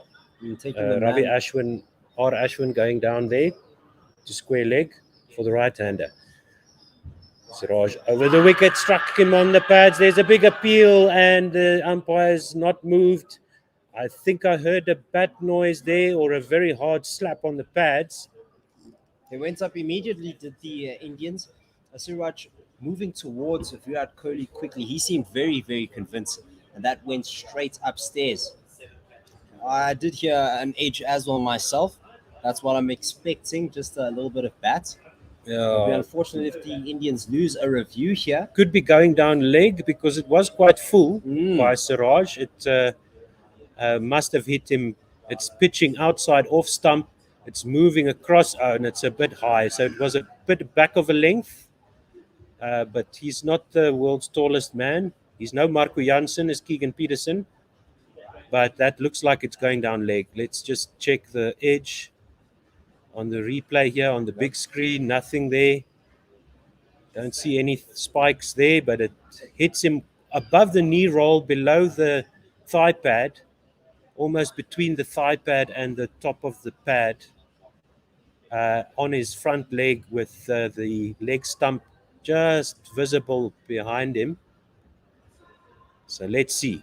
Pitches, outside off, hits him in line, and hitting the wickets. Top of middle and off. But it's umpire's call Umpire's call there, because the call was not out by umpire Adrian Holtstock. So the review is retained, and both teams still have 3 reviews. And Keegan Peterson survives that LBW from Mohammad Siraj. 34 for 1, 13 overs gone. Peterson on 17, Algar on 16. And Jasprit Bumrah will replace Mohammad Shami from the Henops River end. Yeah, that one just clipping the top of the bails in between off stump and leg stump, but not quite half of the ball. So not enough to actually overturn the decision. Not a bad review from Virat Kohli. Glad that they went up immediately, because they were very close. And Keegan Peterson gets himself a life. So Jasprit Bumrah will come around the wicket, right arm to the left-handed Algar. Exact same field as before. 3 slips, gully, backward point. Mid off, mid on. And this one is just defended by Algar. It's outside off stump. And on a good length, just back to Jasprit Bumrah for no run. Fine leg is on the boundary. Mid wicket is just in front of square on the leg side, next to the square leg umpire. Solid forward defensive here. Just a change of ends for Jasprit Bumrah. Coming from the Henops River end, he was looking pretty good yesterday from that end, getting the wickets of Dean Algar from there. This one is on a good length and aimed at off stump, defended by Algar out to mid-on for no run. He's scratching around on his boots. There's Algar. Maybe feels like he had something stuck on there. Yeah, this is the battle. If Dean Algar can stick around here with that fragile top order, that might give them a little bit of confidence, the South African team, because they haven't been good of late. Jasprit Bumrah around the wicket again to the left-hander on a good length, just defended off his hips by Dean Algar to that man at square leg, forward of square, no run. I would have expected maybe a quick single there, but fielder's very sharp getting to that. No. Feel the breeze picking up here. No, the breeze is westerly. It's blowing from west to east here across the pitch, almost squarely across the pitch. Bumrah comes in again round the wicket to Algar. Good length defended off middle and off stump line by Algar for no run. He works it out to the onside. Looks like he's taking guard and moving across his stumps to get everything in front of his wickets there. I'll just check where he takes his stance exactly. Trying to meet the line of the ball and getting outside the line to... If Bumrah is very good at moving the ball, straightening the ball from that line around off stump. So if he can just negate that. This one on a good length as well, just defended back down to the bowler, no run on middle and off, or going towards middle and off, pitching outside off, no run. It's been solid so far, as Dean Algar. Exactly what the South Africans need from their opening batter, from their captain, just someone to hold their bat through the innings and guide South Africa to, if not a score, just get them through the day, get them to the next day, and get them to the last session tomorrow. Yeah, Jasper Bumrah short and goes flying over off stump. Dean Algar sways out of the way, and there's no run through to the keeper. 14 overs gone, 34 for 1. 9 wickets for India to take it, and 271 runs still needed for South Africa. There's about an hour and a half left, hour and 35 minutes left of scheduled play in the day. So what's that? It's about 20 overs, 18, and then plus 98 tomorrow. So we probably won't get that tomorrow. We'll hope we don't have too many rain interruptions. So it's going to be Mohamed Siraj to continue to Keegan Peterson, 2 slips a gully. Same field as before with that catching mid-wicket and then square leg and fine leg on the boundary. In he comes full lengths and it goes through. Keegan Peterson gets an edge through to the keeper. He's caught by Rishabh Pant behind the stumps and Keegan Peterson has to depart. He's caught by Pant, bowled by Siraj for 17 off 36 and scored 3 fours, faced 29 dots in his innings. That's played just inside the line, the ball straightening on him, getting the outside edge, and a good catch by Rishabh Pant. Good bowling as well by Mohamed Siraj, full on a good length, fuller than what we've seen from some of the other bowlers. That's another score under 20 for Keegan Peterson. He looks very disappointed with himself, taking a very slow walk towards the dugout. Has failed to score over 20 in his international career in his 6 innings so far. So he was really looking to convert, not very far away from that mini milestone. But you can see the heartache in the young South African batsman. Well, he's absolutely crawling off the field. Got a feel for him, as you say, as a number 3. You've got to be prepared to go in early, but not every single time you've ever been at the, in the lineup. But he looks very disappointed. Rassie van der Dussen, as you might have heard, comes to the crease, average of 36.1 and a highest score of 98 2 years ago against England at the Wanderers. 613 runs in his career so far off 19 innings, and he's scored 6 50s. Score is 34 for 2 at the start of the 15th over, and Algar is on 16. He's joined now by Rassie van der Dussen. 8 more wickets to get for India. It's still a mountain for the Proteas. So for Rassie van der Dussen facing his first delivery of Mohamed Siraj, they've got mid-off, almost in a catching, a wideish mid-off in a catching position on the non-striker's crease point. 3 slips, gully, mid-wicket, and fine leg on the boundary, as well as a mid-on. Rassie is taking his guard there. Mohamed Siraj will be bowling once again from the West Lane end, the pavilion end. Rassie will be keen to make some runs here after going out for 3 in the last over. To Mohamed Siraj, in fact, who was the one that got him out here. He got him caught in the slips. Just playing at a delivery that was very wide. Siraj right arm over short and pulled by Rassie van der Dussen. It bounces short of the man at fine leg. Shouts of catch it from the Indian slip cordon, and they take a single. First ball up, short delivery. Rassie van der Dussen tried to get on top of it, but got a top edge. It was airborne for quite some time. And that man at fine leg was in business. It was a little bit close, and he didn't stand a chance. That was well short. So Rassie van der Dussen will feel he's lucky with that. Didn't get as much control as he would have liked. Yeah. Dean Algar to face Mohamed Siraj. Square leg goes back to the boundary. Fine leg goes a little bit finer on the boundary. 3 slips, a gully, backward point, mid on, wide and mid off. Siraj to the left-hander. It goes across him, and it's through to the keeper for no run. That is a back of a length ball that Algar just managed to evade. dropped his hands and swayed out of the way, almost had a go at it. No run. That almost looked like it straightened up. Dean Algar getting in line with that off stump, but that angle created by the right-hander going over the wicket, just taking the ball away from the left-hander. Pitches on leg and goes across him.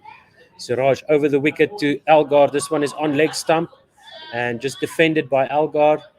Must have been a glove there because it didn't go very far down to the onside. No run.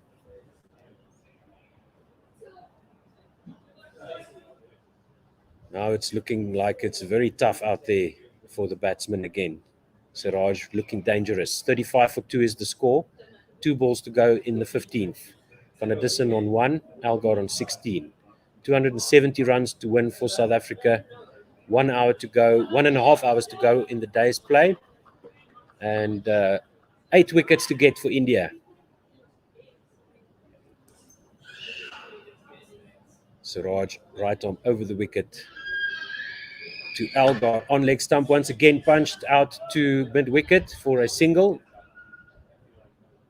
That's exactly what the South Africans will need to be doing. Just rotating the strike. While Dean Algar's still in, they still have that left-hand, right-hand combination. Make it difficult for the Indian lineup to get their lines. We see a... yeah?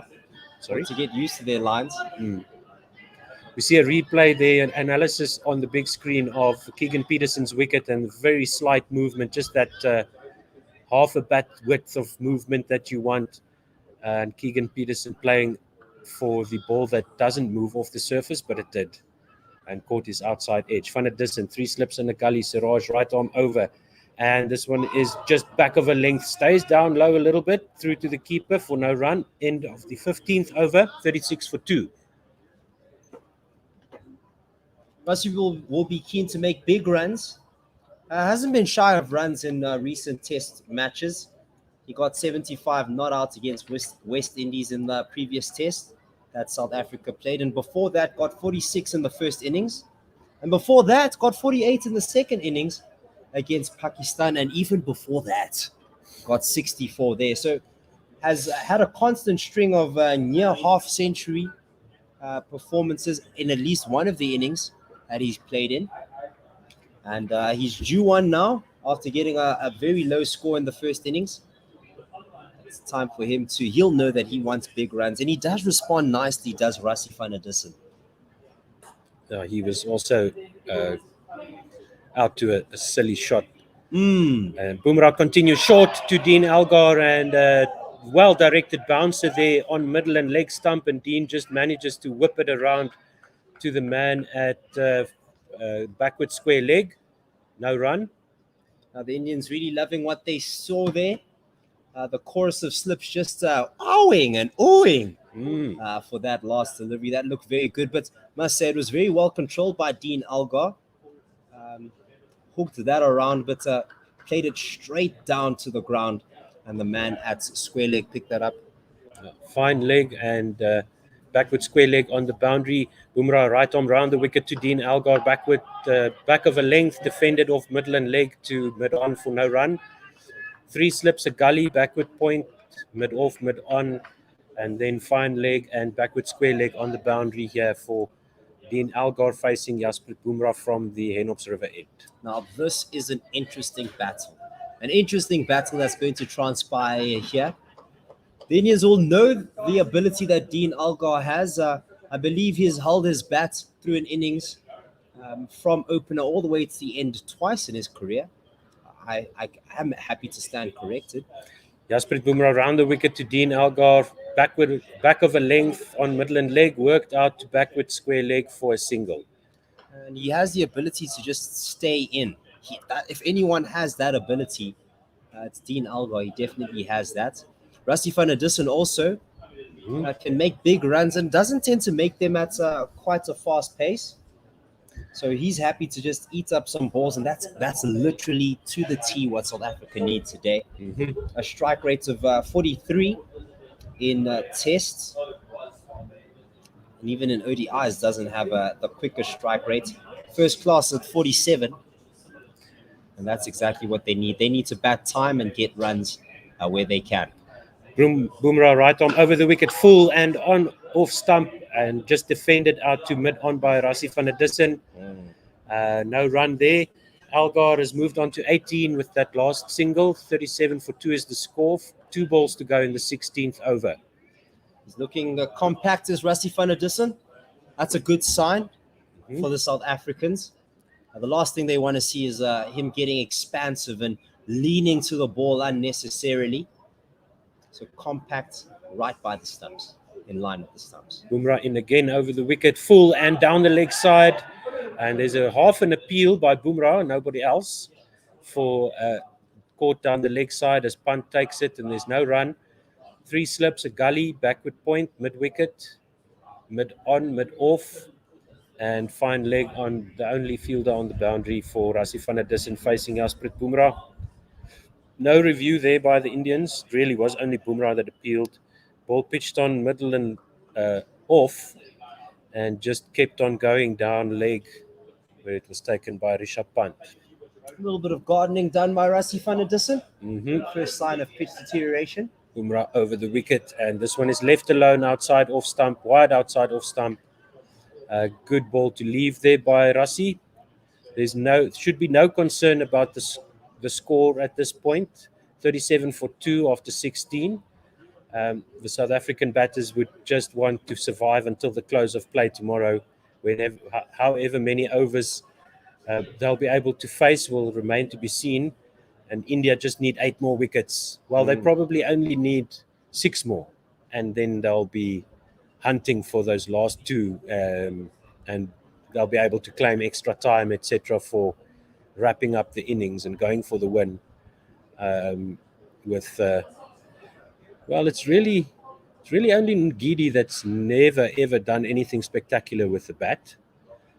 But that's a different story. Siraj to continue round the wicket to Dean Algar on leg stump, short back of a length, and it's pushed by Algar out to the mid-wicket boundary. The man running around from square leg collects that, and they take 2. Algar is on 20. We're seeing a lot of body balls towards Dean Algar. He's been playing a lot of deliveries off his hips, been hooking a lot of deliveries that go towards his body. So not bowling for him to be playing on the offside, really just trying to see if they could strangle or get him to strangle it down the leg side. Or maybe just get a leading edge, change of pace. Siraj round the wicket, full and just on that line of off stump, outside off stump, left alone at the last moment by Dean Algar. It was back of a length, through to the keeper for no run. So now they've got 2 slips in the gully for Dean Algar. They've got still the wideish mid-on, and then a more conventional mid-on, and then a mid-off with a square leg and fine leg on the boundary. Siraj round the wicket to the left-handed Algar. Short, and it gets an edge or something of Dean Algar and bounces high up into the air over the boundary rope at long stop for a 4. Was that off the bat? Yes, it was. That one just jumped off backward length. Dean Algar tried to ride it, but then ended up just getting a thick top edge, and that just erased or flew over the bat handle. Yeah. That's flew over the slip cordon and ran to the boundary for 4. Lucky runs there for Dean Algar. Wasn't in control of that at all. That could have gone anywhere, right? Quite a short length delivery, and once again a body ball towards the stumps or towards the body of Dean Algar. Short in again by Siraj, ducked underneath it by Algar on middle and leg stump line, through to the keeper for no run. Starting to see the plan here of the Indians. I was just thinking to myself that this partnership is a very vital partnership for the Indians to break. They know the ability that these batsmen have. They know the ability that they have to stay in, and they'll feel that if they can get this wicket, they can really just make proper inroads into the South African lineup. Themba Bavuma, Quinton de Kock in next. Siraj round the wicket to Algar, full outside off stump, and Algar has a half-hearted drive at that and misses everything through to the keeper for no run. Good length ball, outside off stump, made Algar play.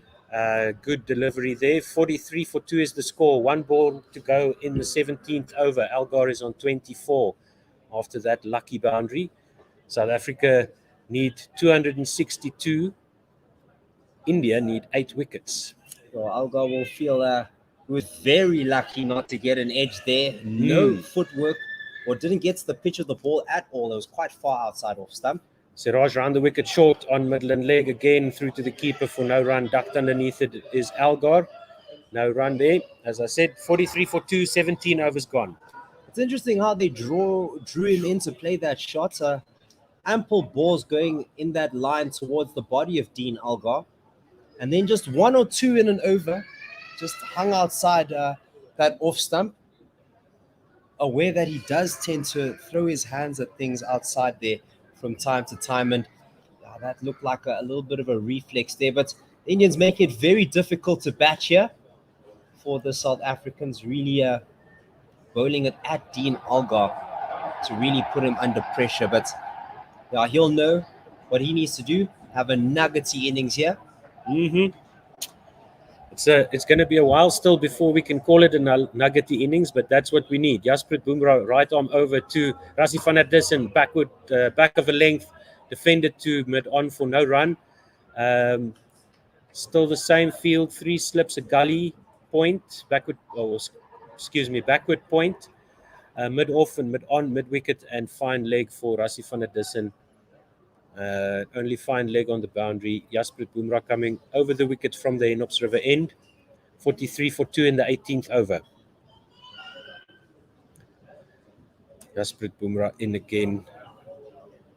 Right arm over now. Back of a length, outside off stump, left alone by van der Dussen. It would be a very good thing for these two to stick around till the end of play today. I think that will give them the confidence, but it's every now and then the Indians extract even more demons from this pitch. It's very, very difficult batting conditions here. Quite a test here. Excuse the pun for the South Africans. That's why they call it a test. Bumrah over the wicket to van der Dussen. And this one is on a good length, on off stump line. They think about the single as the ball goes out to backward point for no run. Gully runs around to collect that. In control of that shot, but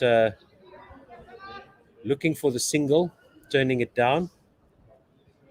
Just defended off the back foot there by Rassie van der Dussen, and the ball squirted off the thick outside edge into the ground.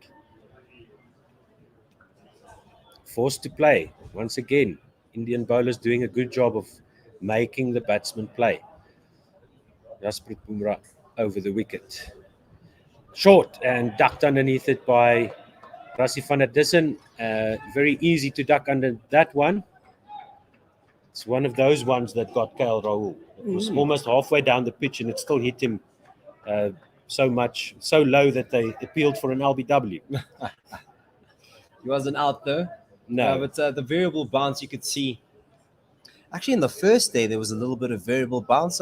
Surprised that the South Africans didn't make use of that as much as you would have expected. Pitch was a little softer, a little slower, a little sluggish on the first day. Bumrah to van der Dussen. And this one is full on the off-stump line. Van der Dussen manages to keep it out, and it goes out to extra cover for a single. Playing this one right under his eyes, which is exactly what he wants to be doing. Doesn't want anything too expansive, doesn't want to be throwing his hands at anything or leaning and losing his balance. Just playing the deliveries that he needs to play. 4th, 5th stump line, that corridor of uncertainty. What you want to do is you want to smother that, get on top of it, get the middle of the bat, and get runs if you can. Bumrah will now go right arm round to the left-handed Algar. 3 slips in the gully, backward point, mid-off, mid-on, and then backward square leg and fine leg on the boundary. Bumrah around the wicket short, on middle and leg, left alone or ducked underneath it by Algar. No run, end of the 18th over, 44 for 2. Now, what we want from here on out from the Proteas is just a boring test match that either prittles out to a draw or get the Indian bowlers tired, let them make the mistakes, give the bad balls, put the bad balls away and chase down a record chase, what would be a record chase at this ground to win a test match. 261 more runs to realize the dream. But more realistically, 8 wickets for India, and they've got enough time to get them. They've got ample time to do just that, and tons of runs to also buffer their cause. Siraj over the wicket to Van der Dussen, full on leg stump and just flicked off his pads to fine leg by Van der Dussen for a single. So it's the same field as before for Van der Dussen. Now for Algar, see what they do here. What both teams will want to do to the other teams is lull them into a false sense of control. Once they start lapses in concentration, they'll take advantage of that. So with the batting team, don't play at anything outside the off stump. That will frustrate the bowlers. They'll bowl it a little bit straighter. And once it's on your pads, all you have to do is glance it. Boom. Tick a little around. Get yourself a single or two. Siraj round the wicket to Algar on middle stump, back of a length, defended to the covers for a single. Just like that. All the deliveries that you need to play, you play. You just extract a few runs out of them. Since there's not a lot of time pressuring these both teams, in fact, that's how the batting team can build pressure, but the bowling team as well. That corridor of uncertainty, if they just continuously get it with a decent line, a decent length, they'll be putting the batting team under pressure, getting them second guessing all their shots. Would be ideal. Yeah, exactly right. Van der Dussen now facing Siraj over the wicket. Good length ball on off stump. Just worked to mid-on for no run. 3 slips and a gully. Backward point, fine leg on the boundary, mid-wicket, mid-off and mid-on. Or maybe not even just... Now mid-wicket is going back to the boundary. No, maybe not 30 meters or so from the boundary.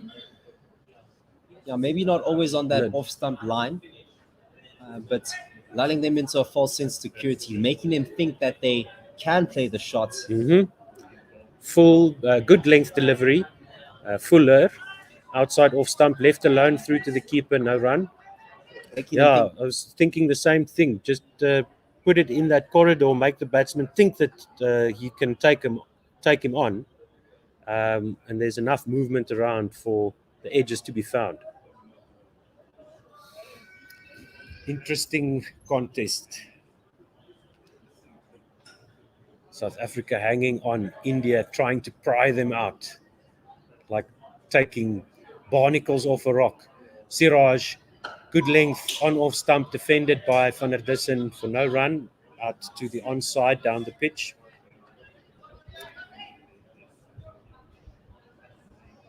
Still the same field. Yeah, that's exactly what we want. Nothing to talk about. Just steady as she goes. Exactly what the South Africans want. 46 for 2. 1 ball to go in the 19th over. Algar on 25 and Rassie van der Dussen on 3. And by making it look like there's nothing happening, you'll get the bowlers to try things that they really shouldn't be trying. But Siraj, fuller delivery on that off-stump line, defended by Rassie van der Dussen, inside edge, goes to backward square leg. They take a single. That's the end of the 19th over, 47 for 2. No, that's exactly what they want to do, lull them into a false sense of security. But one thing you can definitely commend the whole Indian team for, whether it be batting or bowling, is their concentration. Maybe in the last innings, they sort of threw it away, but to be fair, they wanted to get runs on the board quickly, so they had to shift gears. But before that, they were sharp. Yeah, they were focused from day one. It looked like they came with a plan. This whole final frontier thing, you can see that they're taking it very, very seriously. Not many loose deliveries, not many loose shots. There were some, but few to talk about, truly. And just explain to the listeners, what is the final frontier for those who don't know? The final frontier here, the Indians have literally won in every place they have toured except South Africa, sitting now 8 wickets away from getting their first victory in this 3-match series. South Africa sitting on 47 for 2, Algar on 25, Van der Dussen on strike on 4, and Bumrah from the Henops River end. Right arm over the wicket full, and it's just deflected by Rassie van der Dussen, fine enough to beat the man at fine leg for a 4. That Perfect. Was 50 up for South Africa as well, 51 runs, 115 balls, and 7 fours so far. Partnership moves on to 17. Rassie van der Dussen is on 8. 20th over, first delivery of the 20th over, and Algar is on 25. 254 to win now. Now that came onto Rassie's pads, and he just nurdled it around the corner to find leg. Good shot. They've put in a catching mid-wicket now for Van der Dussen. This one is backward of a length, outside off stump, left alone by Rassie van der Dussen. 2 slips now in the gully. That fielding change was done before the previous delivery. Then they've got mid-off, mid-on, backward point. And it's just backward square. And then a fine leg on the boundary. And Bumrah coming over the wicket to the right-handed Van der Dussen.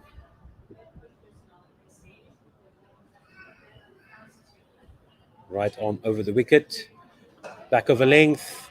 Outside off stump. Defended by Van der Dussen to point, no run. So it looks to me like Bumrah might want to attack Rassie van der Dussen's stumps a little bit more here with this field placing, with that catching mid-wicket for the mistimed on-drive, or the on-drive that goes through the air, and then the mid-on. So if he wants to play on the on-side, he's got to go square and play across the line to get the gap. And Bumrah comes in again to Rassie van der Dussen. And this one is also just back of a length on that off-stump line, defended by Van der Dussen for no run. Rassie looking happy to just ride this out. Decent forward defensive shot there. Oh, sorry, that was backward defensive. Sort of took a small step forward, but played it very high, like around his hip line. Yeah, not quite off the back foot for the back of the length delivery. Trying to get to stay on the front foot. Bumrah over the wicket. And this one is a short bouncer over the head of Van der Dussen, who ducks underneath it through to the keeper for no run. Now, well negotiated here from Rassie van der Dussen, making the bowler try things to get him out, and that's exactly what he wants to do. Kel Rao did something similar to that in the first innings. And honestly, all batsmen need to look at what he did and take notes from that. Look at what he left deliveries. Look at how he made the bowlers bowl towards him and towards his strengths. When he chose to accelerate, when he chose to chill. Bumrah over the wicket, short again. And this one didn't quite get as much bounce. But Rassie van der Dussen sways out of the way, and it goes outside off stump to the keeper for no run. 20 overs gone, 51 for 2. Partnership is 17. Van der Dussen on 8, Algar on 25. Bumrah has bowled 9 overs for 14. Shami has bowled 6 overs for 23 and taken 1 wicket. And Siraj 5 overs, 14 for 1 wicket. 254 to win for South Africa. 8 wickets to win for India. Who's it going to be? Is it going to be the draw? South Africa's win, very unlikely. Siraj to continue. He's going to go around the wicket to Dean Algar. Exactly the same field as before. Google's win predictor gives India 76% chance of a win. South Africa only have 10% and a draw only 14%. So well in India's favor. That seems relatively accurate, with only 8 wickets to get. Siraj over the wicket to Dean Algar on leg stump, defended back of a length, no run.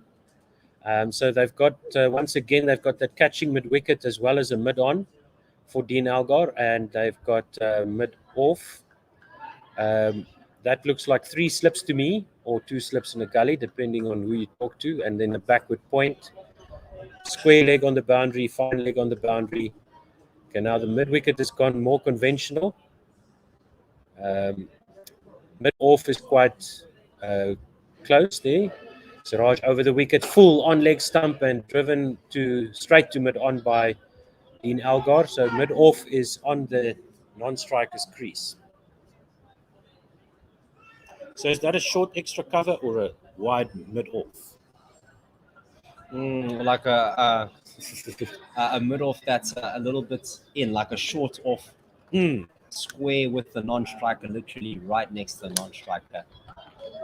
But on the third, maybe even the fourth strip, if you were to have the same strips next to each other, like the fourth strip on the offside. Siraj full on off stump, driven by Algar to that man diving to his left at mid-off, no run.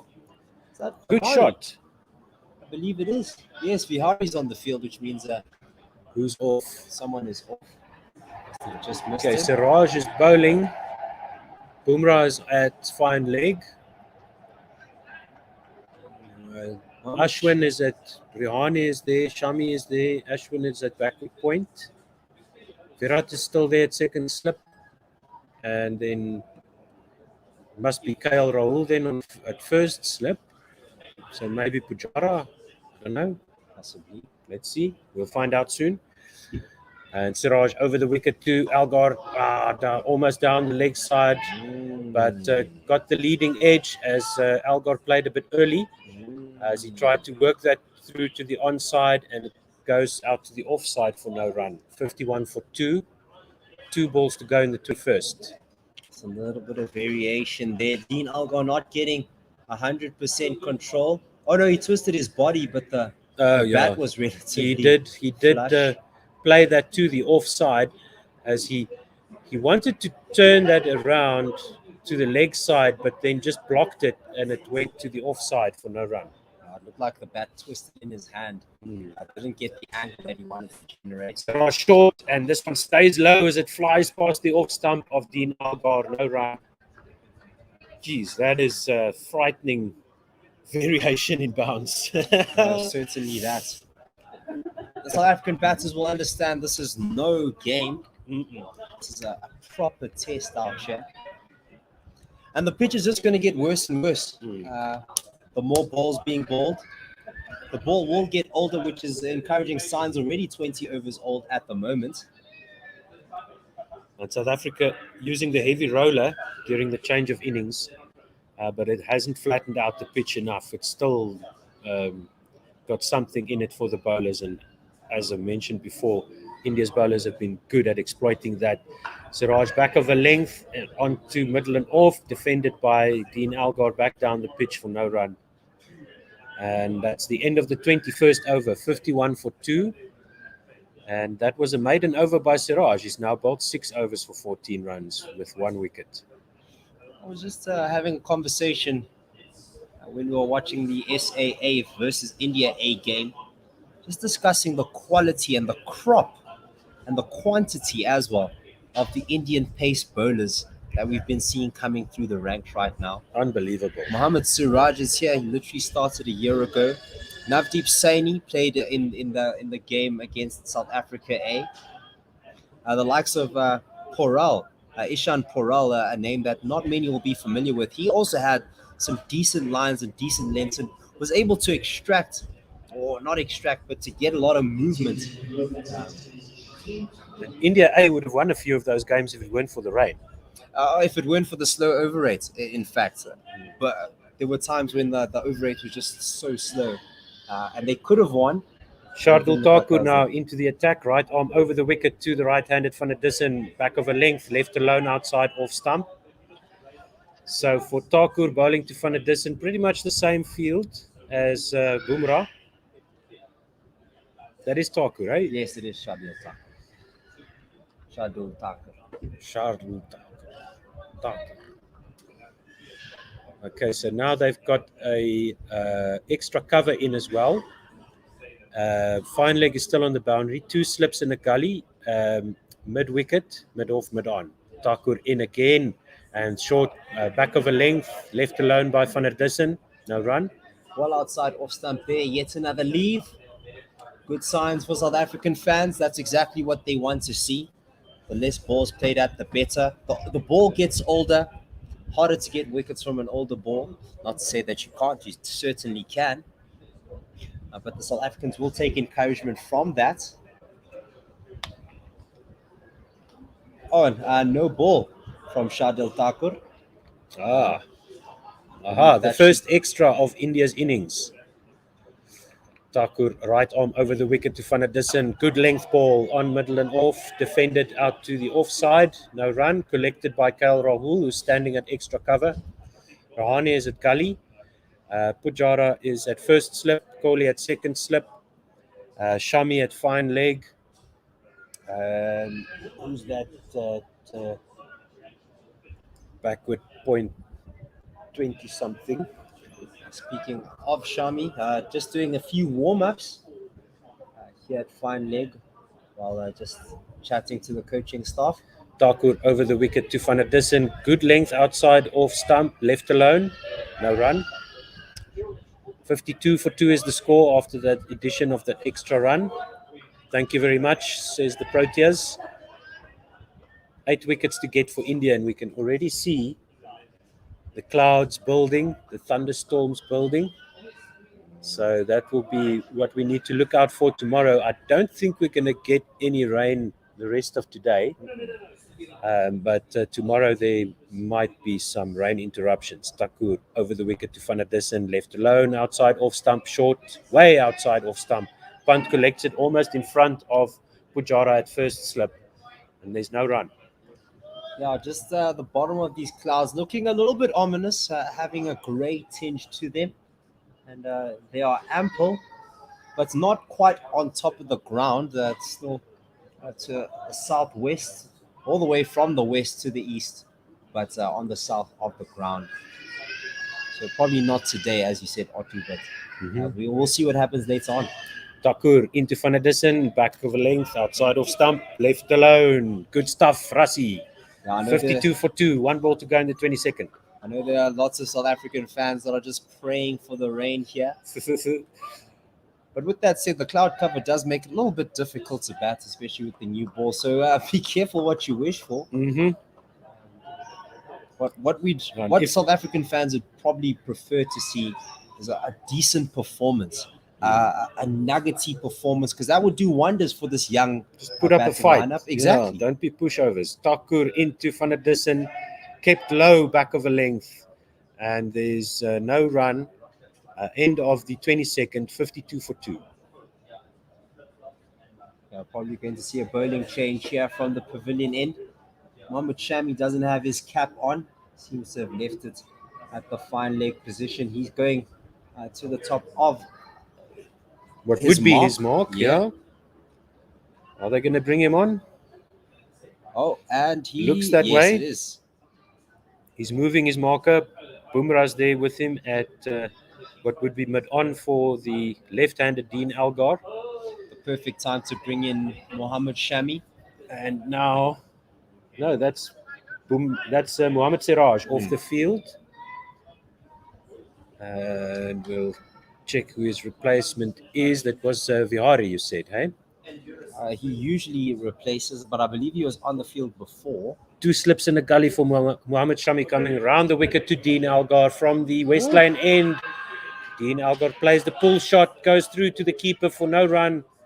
Half an appeal by the men behind the wicket. Other than that, we've got square leg, backward square leg and fine leg on the boundary. Mid off, mid on, as I mentioned. Mid wicket, 2 slips, a gully, backward point for the left-handed Dean Algar. Very much a catching mid-wicket. Again, 4 pitch widths away from the main playing strip.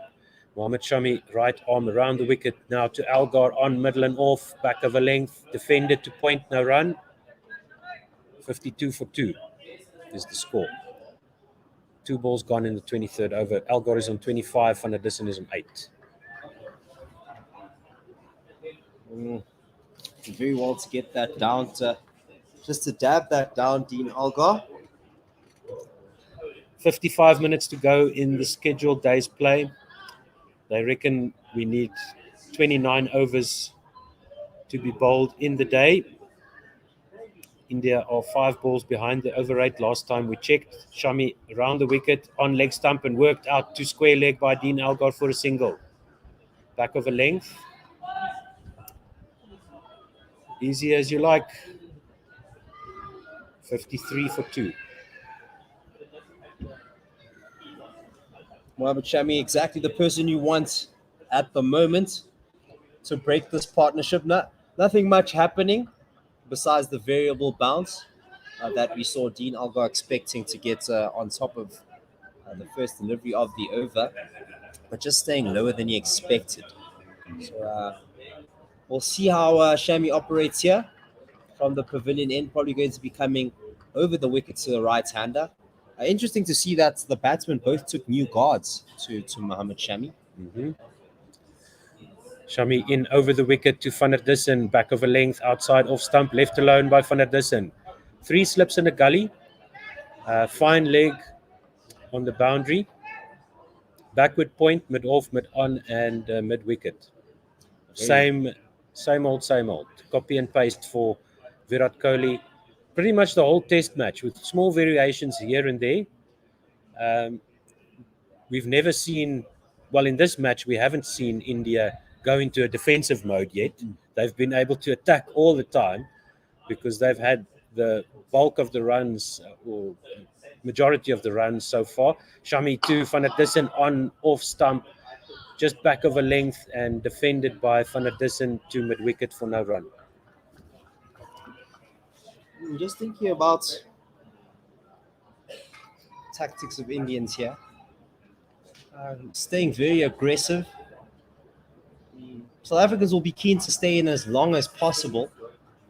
It might put a bit of strain on the 2 in the middle, but that's more time spent in the field for the Indian team. And in the grand scheme of the series, that could definitely help.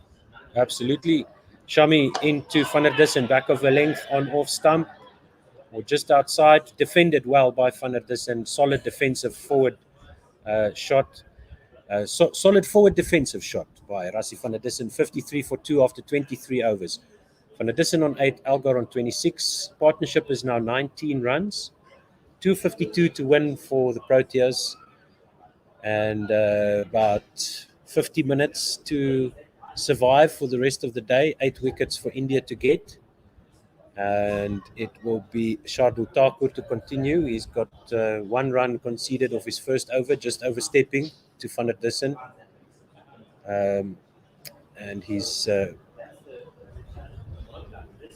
going to still bowl to Algar. Don't forget to tweet us the left-hander. At One World SR, the number 1, world like the planet, and SR. We'll be reading out your tweets here. We want to get you involved in the conversation. One World Sports Radio here live from Supersport Park. Thakur around the wicket to the left-handed Algar. He works this off his pads down to fine leg, but it's collected by Shami and they take a single. 54 for 2 now. Ever so slightly decreasing the deficit, getting to little milestones. 1 away from 250 to win. And if you want to advertise on One World Sports Radio, you're more than welcome to get in touch with us. And we can bring your brand to our fan base and beyond. 2 slips in for Rassie van der Dussen, a gully, as he's going to face Shardul Thakur coming over the wicket to the right-hander, mid-off, mid-on, extra cover, mid-wicket, and fine leg on the boundary.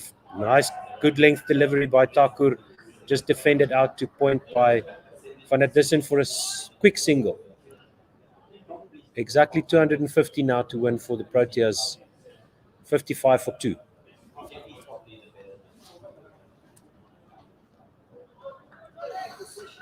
$55 for 2. Not ideal for the South Africans, but at the same time, you'd believe that they'd take it, especially having these two at the crease. Dean Algar, Rassie van der Dussen. 2 singles in the over so far. Thakur around the wicket again to Algar.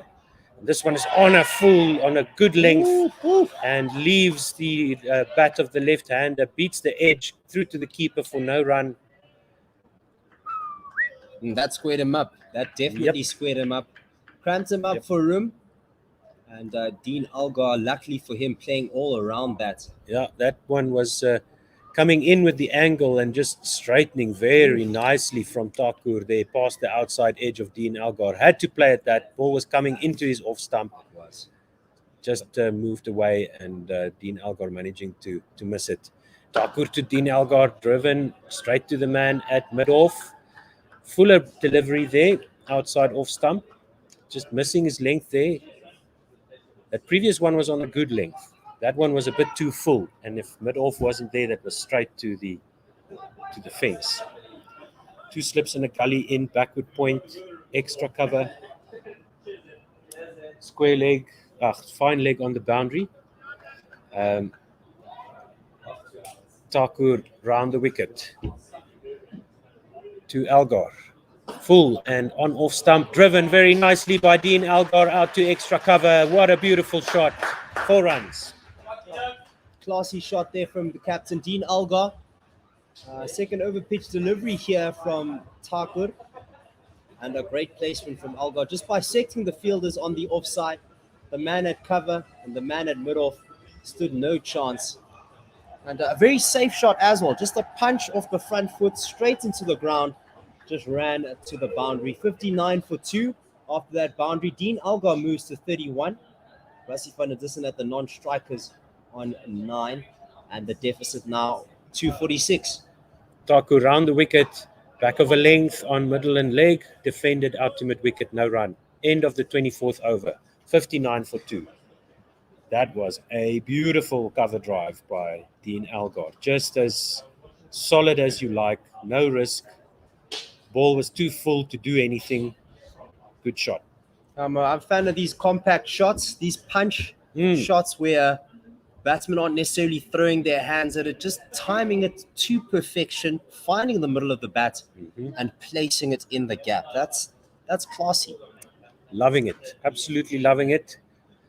India still in control. They only need 8 wickets, probably 6, to be fair, given their attack. And It'll be very important for South Africa just to survive until the end of play today without losing another wicket, because tomorrow morning, Bumrah, Shami, Siraj, Thakur, all going to be fresh. So it's crucial here. Van der Dussen facing Shami over the wicket. This one's on a good length. Outside off stump, left alone by Van der Dussen. No run.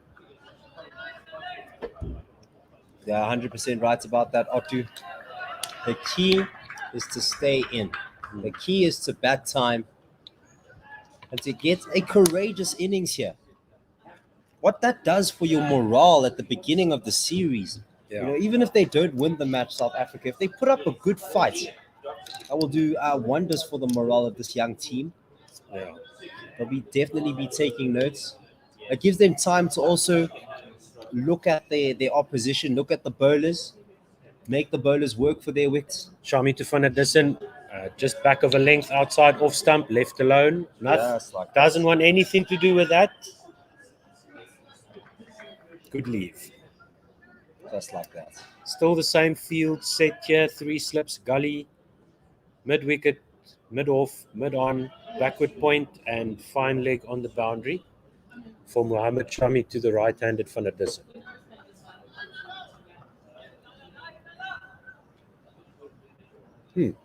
45 minutes to go, pretty much, till the end of play, scheduled end of play.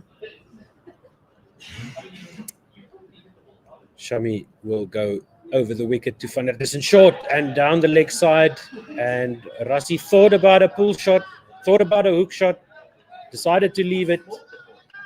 No run. I pulled out of that shot halfway through. Thank goodness. Before it went across his body. showed that, hey, I can punish you, but I understand the assignments. I'm not going to do anything crazy. It's good to see, though, that he watched it all the way across and made a quick fire decision.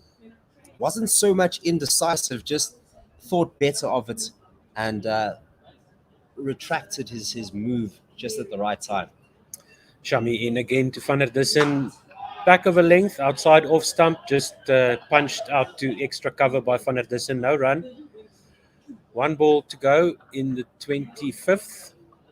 Two more to go. Yes, 2 more to go in the 25th over. 59 for 2. Algar is on 31. Van der Dussen is on 9. So now it's exactly 45 minutes to go here at the ground until the scheduled close of play. No changes in the field. Shami over the wicket. Van der Dussen facing outside off stump, left alone, just the back of a length. Just short of a good length there. Ball staying low.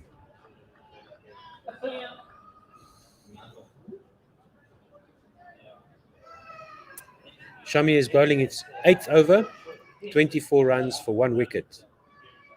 Oh, and I do need to mention that we have some crowd in here, and the crying baby is unfortunately not one of ours, so there's not much we can do about that, but just happy that the kid is alive and kicking. Shami over the wicket to Van der Dussen, outside off stump, just defended, back of a length, no run. Could be wrong. It sounds like it's coming from the Wags place, but it looks like we're going to have a drinks break here. Yes, and a change of voice. Thank you so much for listening to us, and thank you for all the support. We do appreciate it. We'll talk to you soon. We'll be back on air in about 10 minutes' time. 5 minutes' time. Bye-bye. To know where you are going, you have to know where you come from. And a very good early morning to all of you out there who, despite the hour, have got up for this historic occasion in South African sport. As South Africa and India mark 30 years of friendship, we look to the next 30 years with even greater anticipation. We have millions watching this telecast right now. 50th Test match 100 for the great man. If you don't have the belief that you can win the series here, there's no point coming here. Once one. That's him. The finger will go up. And have a look at the celebrations. Everyone, I'm sure, is pumped up about this clash. Watch the Freedom Series from 26 December. Hello and welcome back to Supersport Park in Centurion. You're listening to One World Sports Radio, 1WSR.com. This is day number 4 of the first game between South Africa and India in the Freedom Series. I am Dave Mitchell. Alongside me once again for the final session is Sean Mayers. Sean, we started this day in a very different stage of the game, and here we have South Africa fighting at the end of day 4. Hi, Dave. It's great to be back here with you. And yes, it's not the final innings that we really wanted South Africa to be in. They bowled well, managed to get the wickets that they needed to get to, and just over 300. You would say, there's a bit of a chance for South Africa. Hoping that they would have gone through the day without the loss of a wicket, only 1 wicket. And currently they are 2 down. And, it's disappointing, very, I would say, a lazy leave there by Aiden Markram. And, really good catch there by Rishabh Pant to get Keegan Peterson.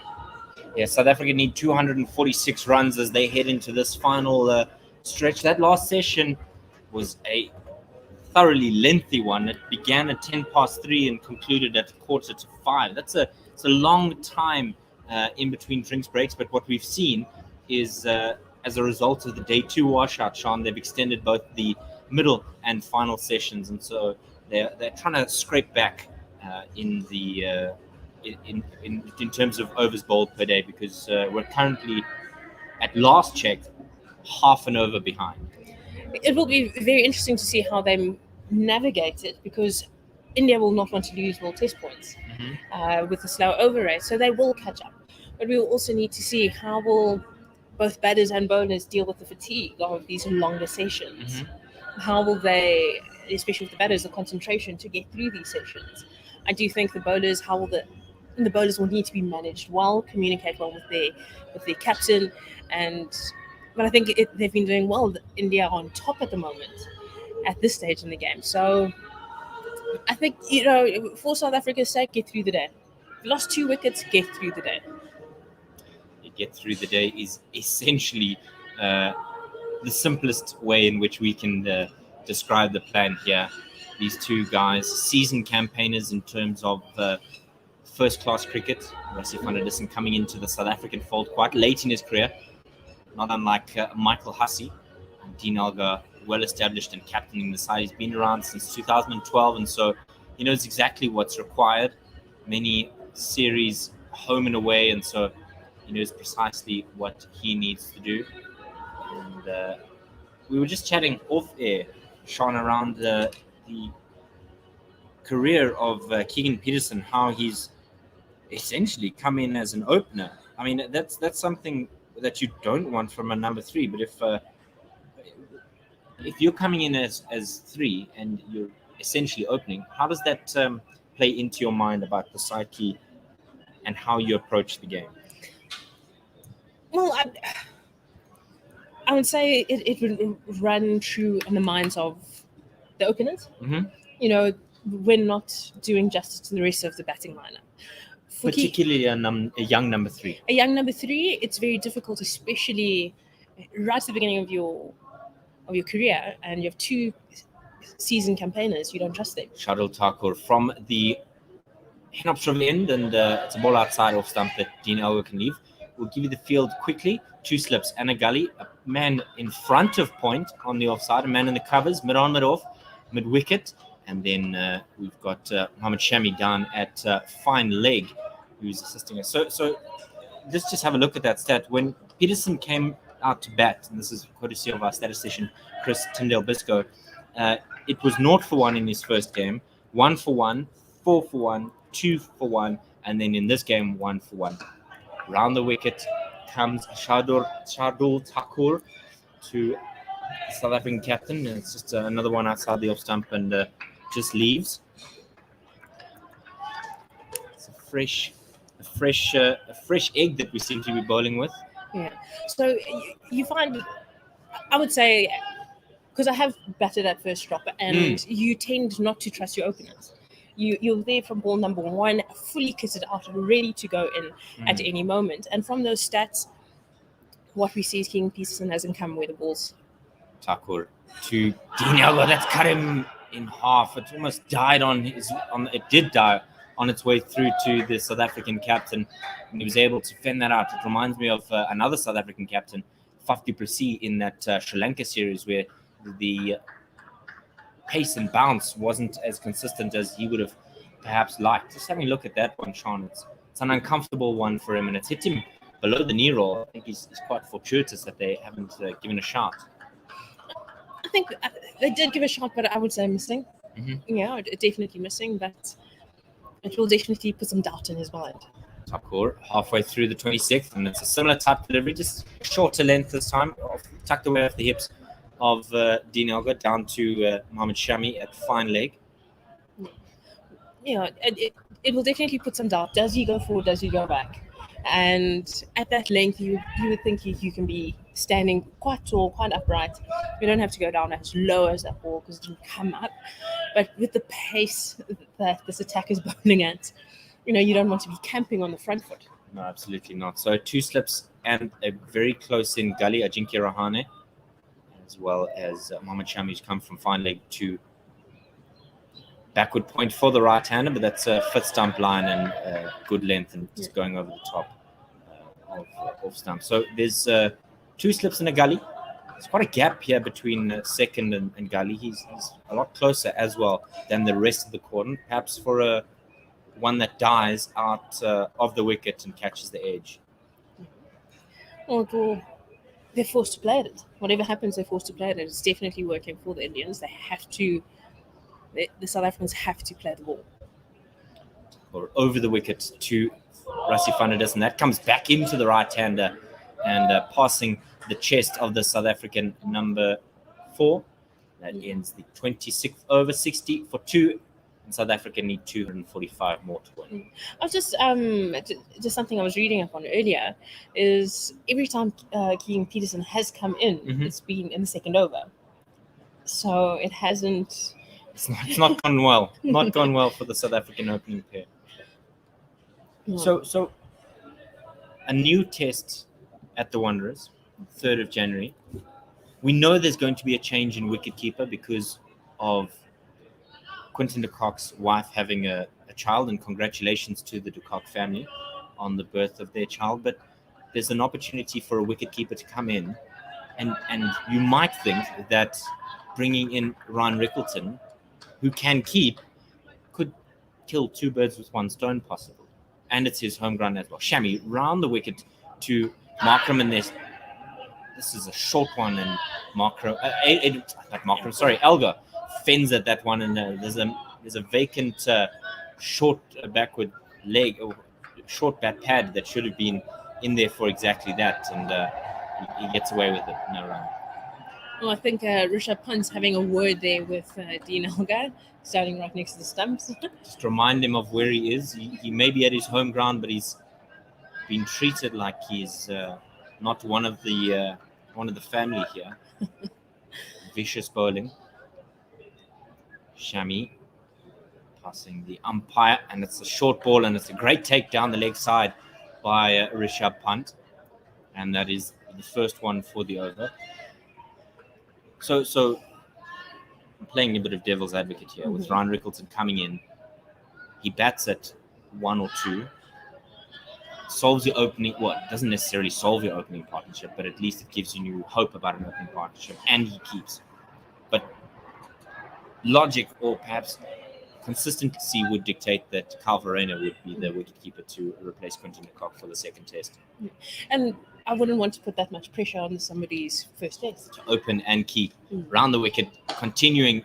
He's just strayed onto the pads. It's over pitched, and it's a leg stump half volley put away by Dean Elgar. And that's a boundary for 4 through square leg. I think with Ryan Rickleton, you would not want to put that amount of pressure on him. A test debut, you're keeping, and you have to open the batting. That's too much for. Tough times never last. Only tough people last. Well, that is true, but you don't want to kill the lad before his career begins. Sure.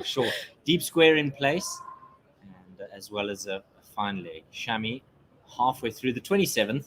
Oh, he's absolutely bamboozled him with that one. And Dean Elgar just noting that there was a hint of swing, maybe a bit of seam movement. Yeah. Definitely a good comeback, especially after that leg stump half volley.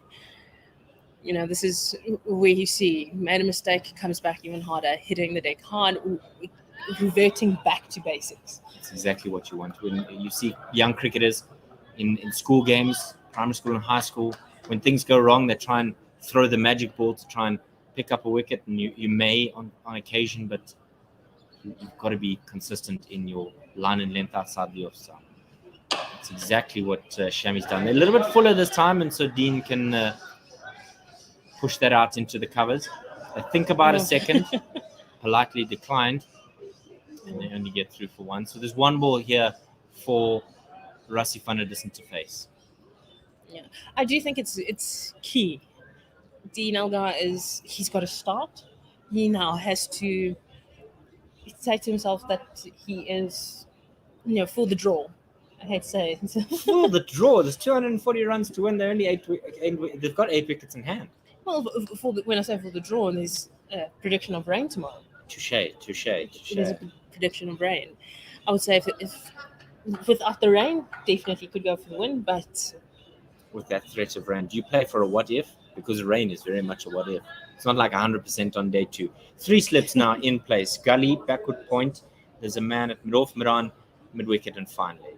Shami to over the wicket to Rassie van der Dussen. He's overpitched and it's driven out into that cover region. That mid-off is very wide, and so he is the one to collect. End of 27. These two have put together 31. Van der Dussen is on 9. Dean Elgar on 37. 65 for 2, and they need 240 more to win. Yeah. Well, if these two can last the day, a win is definitely on the cards. What have you noted about the Indian bowling? We've seen Bumrah, Shami, Thakur, and Siraj yet to use the spin of R. Ashwin, and so they seem to be happy with rotating their fast bowlers. Will we see perhaps some spin on day 5 or late in day 4? I don't think so. This pitch has still the seam bowlers, the fast bowlers. I think it's a waste to put the spinners on right now.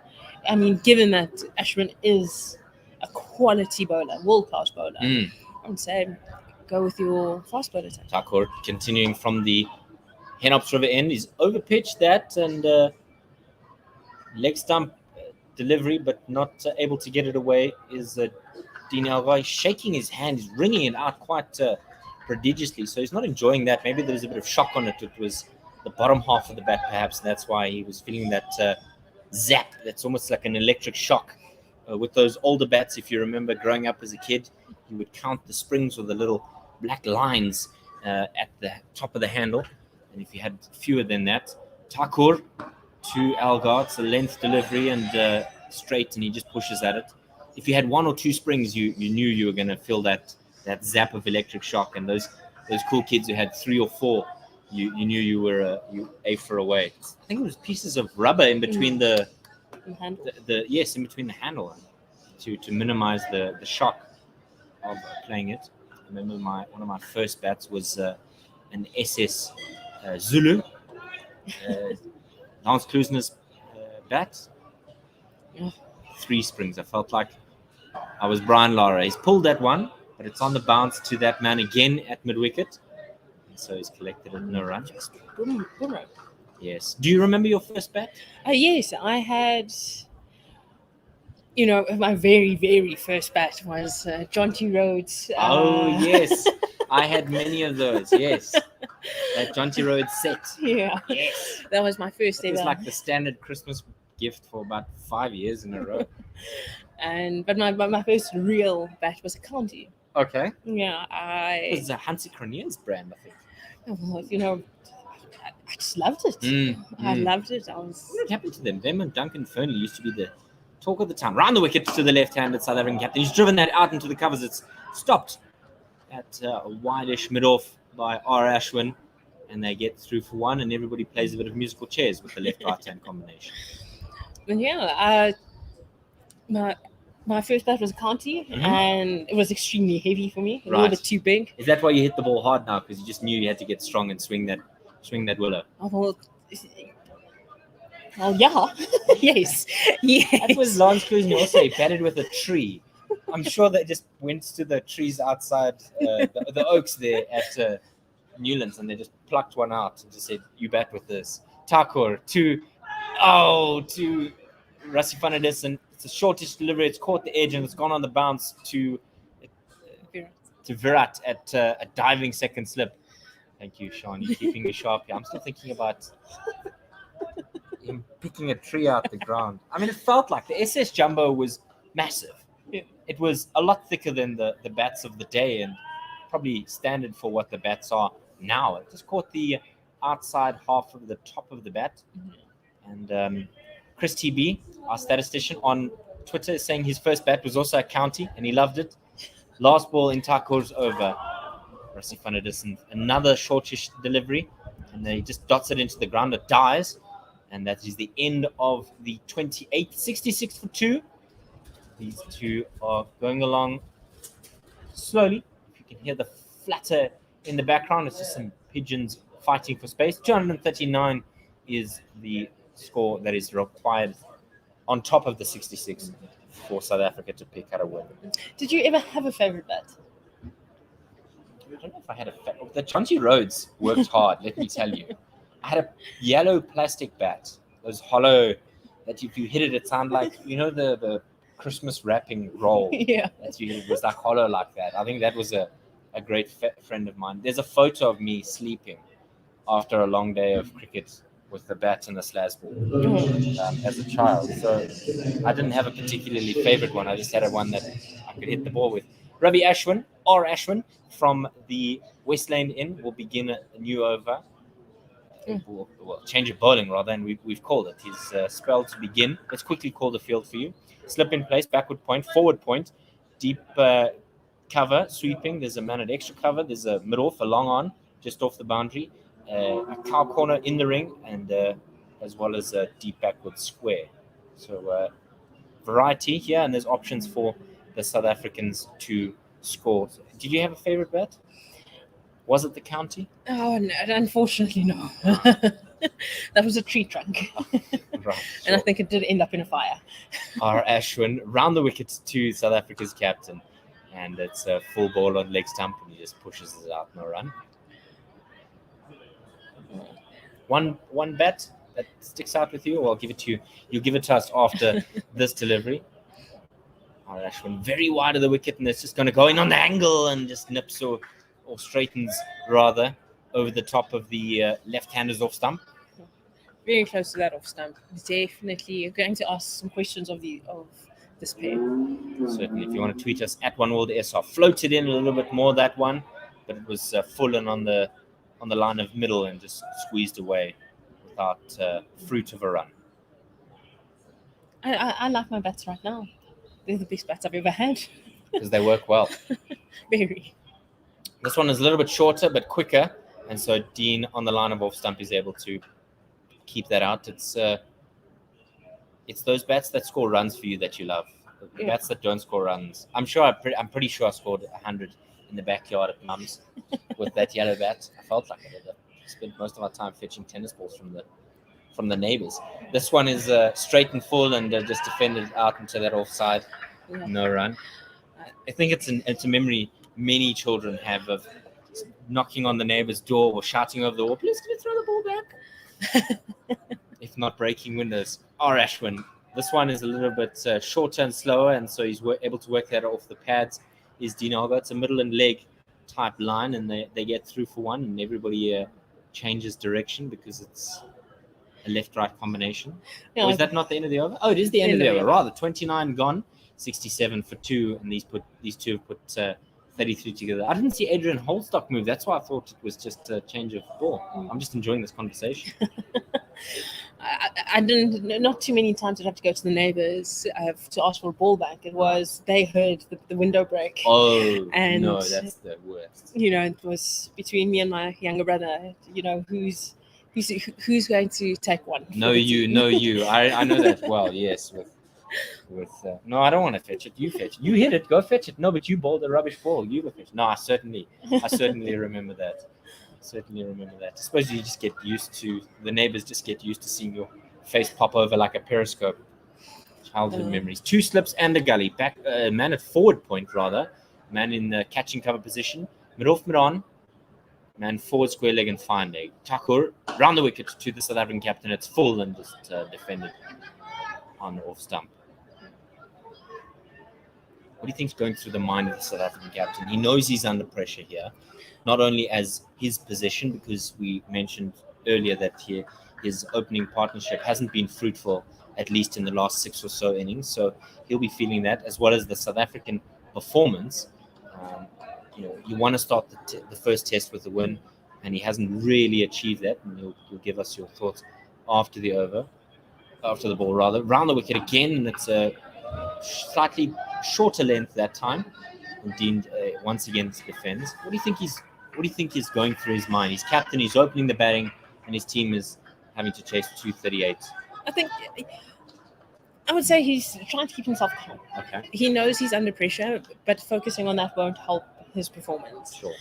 And he knows he can perform because he has performed very well in the past. Mm-hmm. So, I'm just taking a guess here, but just keep focused, keep watching, keep going through his processes. What a narrow slip corner here for the round the wicket to the left-hander. When you too happy to tuck that away off the pad, it's probably going middle leg line, and he just tucks this away, and they get through for 1. 68 now for 2, halfway through the 30th. Van der Dussen is 9. Dean Elgar 40. We're not going to mention anything about milestones at all. Partnership with 34, and they need 237 more to win. It's a noble. You spoke about rhythm, Sean, the last time we were on commentary together, about Kagiso Rabada, who was guilty of overstepping. But another fast bowler, Shardul Thakur, also guilty of no balling here. He comes over the wicket to Rassie van der Dussen, and it's a bulk standard delivery, 6 or 7 meters outside that off stump, lengthwise, and then it's outside the off stump as well. Yeah, I would like to believe Dion is telling himself, keep the scoreboard ticking. Where he can get the single, take the single. Rotate, yes, definitely. And he's saying get through the day.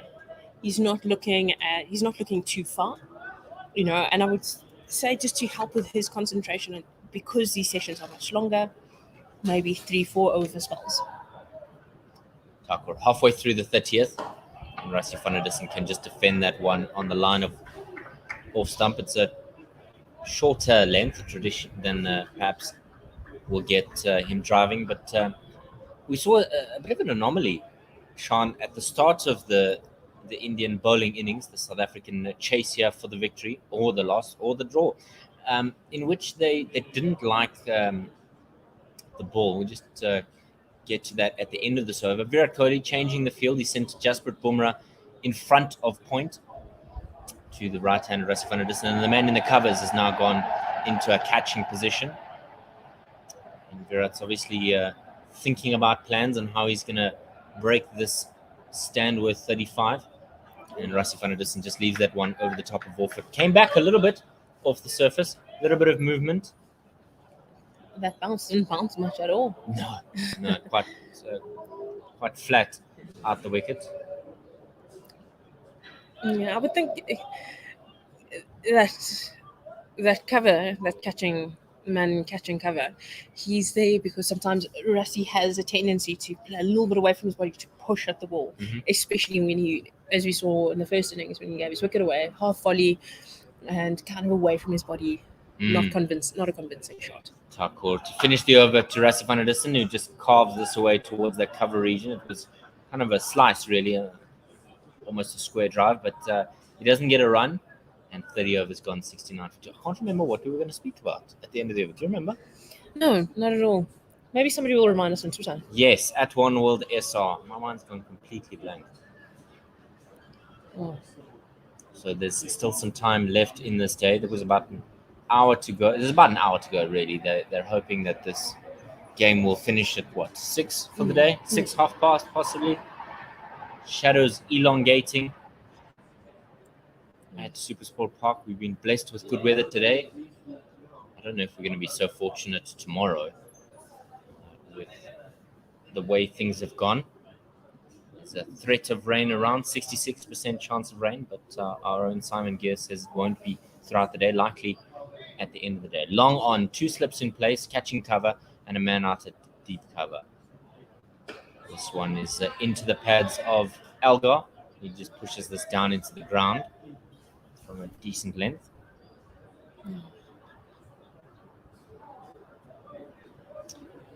Continuing round the wicket. That's a short one, but a little bit of a quicker one, and Dean just hits that to the man at a catching mid-wicket. So there's 4 catches essentially in place and 2 men out on the boundary. The other man out, besides the deep cover, is a deep backward square, possibly for the sweep shot. But that last one was full and straight and just defended by Elgar. I wouldn't say the sweep shot's a great idea. Hitting against the spin to R. Ashwin. He's floated that one in and only too happy to leave that alone. To miss the off stump is Dean Elgar. Yeah. I don't think the sweep shot is an option right now. Maybe because looking at how fine he is, maybe a paddle. As for the paddles around the corner. 2 balls remaining in the over, and that one has gone on the bounce. It just caught a little bit of an edge and gone on the bounce to second slip. Maybe a bit of a television dive there, but good stop there. He would have been well covered by the man at backward point. R. Ashwin to complete the 31st. And Dean Elgar tries to hit himself out of a bit of a rut. Tries to drive it, but inside edge between himself and the stumps. And he just remonstrates by digging in at the ground and saying, behave. And that is the end of the 31st. A quick one there. And it was a maiden as well. I think the key will be Ashwin holding off one end, frustrating the batters to the nth degree. And as we saw, their false shot is going to come. Dean Elgar playing for his innings an uncharacteristic shot. It looks like there's going to be a change of bowling from the Henops River end. Shardul Thakur is having a rest, and Mohammad Siraj will replace him. He's picked up 1 for 14 in his 6. And Virat Kohli's been rotating his bowlers really nicely in this innings. He's got a long graft ahead of him. He has to make sure that if he's going to prevent the South Africans from reaching this, he's got to keep an eye on the rotation of strike. It was Keenan Peterson that was out of Siraj's bowling, and it was, I believe, chopped on. He begins a new over to Van der Dussen. It's a length ball and just hits the bat of Rassie Van der Dussen quite high up as he pushes this out into the offside. 2 slips and a gully in place. Backward point. There's a man in the covers. Mid-off, mid-on. Mid-wicket. And Jasprit Bumrah is holding down fine leg and having a chat with just like one of the members of the coaching staff. Working on plans, managing themselves. Absolutely. Siraj over the wicket. And Rassie Van der Dussen just drives that out to that mid-off. But it's a standard line length delivery. So he doesn't get any benefit from it. 69 for 2. And the lead, that's not the lead. I'm still thinking about the Indian batting, but 236 more runs to win on top of that 69 will get us to where we need to be. I think it was 305 was the magic number. This partnership with 35 leaves that one outside the off stump, a 5th or 6th stump line, standard length as well. Van der Dussen not going to play a Virat Kohli shot, that flash outside the off stump. Don't forget, if you want to tweet us at OneWorldSR, that's how you can connect with us, or at Guerrilla SA, GUERILLASA, like guerrilla fighter. And we'd love to hear your thoughts on how this game is going and where South Africa find themselves and how India are going to hopefully snuff out this partnership in particular. Siraj has an edge and it's gone down short of Virat Kohli at second slip. It was a fuller delivery, a little bit of nip away, and Rassie Van der Dussen kind of hanging the bat out there, but good stop there from Virat Kohli to prevent a boundary. Just lunged at it, Sean, didn't he? It wasn't convincing. It's not a convincing shot. It's like he's not sure. And I was just about to say, please don't get drawn into shots you don't need to play. He does exactly that. These cricketers should listen to you, Sean. Oh. A well of knowledge. Siraj again, and he's almost yoked him, but Rassie Van der Dussen's given a bit of a crowd catch. He's hit it straight into the deck, and good stop by the bowler. It's far too full for any form of malice. You know, David, I must tell you, it's a lot easier up here than it is down there. It's such a diplomat, such a player. It's a lot easier. But they should just have an earpiece with us. We'll tell them what to do. No, I don't think at 140 clicks I'm ready. No. I agree. It's like you said. It's far simpler to be a man on the bench or a woman on the bench. Oh, that one's beaten the edge. Rassie Van der Dussen squared up. It's a length delivery, and it's just beaten the outside edge of Van der Dussen. That concludes the 32nd, 69 for 2. And this partnership is still 35. The lead, not the lead, the amount of runs required, 236. Bit of a cutter there. And that's why the pace beat Rassie Van der Dussen, but still taken at head height by Rishabh Pant. So no shortage of pace in this wicket. Yeah, and it doesn't look like it's going to be any easier to bat on tomorrow. No, not at all. And I don't imagine it'll be any easier either. Coming to the Wanderers with a bit of bounce, we just see one of the players just making his way off the park. We'll see if we can see who it is. He's got his back away from us. Okay. Kel Rahul is off the park, and you might imagine that Hanuma Vihari. So there's 2 catching covers in place. The second slip has been removed. He floats this one in and just left it on outside the off stump. Let's quickly give you Ashwin's field. Slip, backward point. There's 2 catching covers. There's a man out in the deep cover region.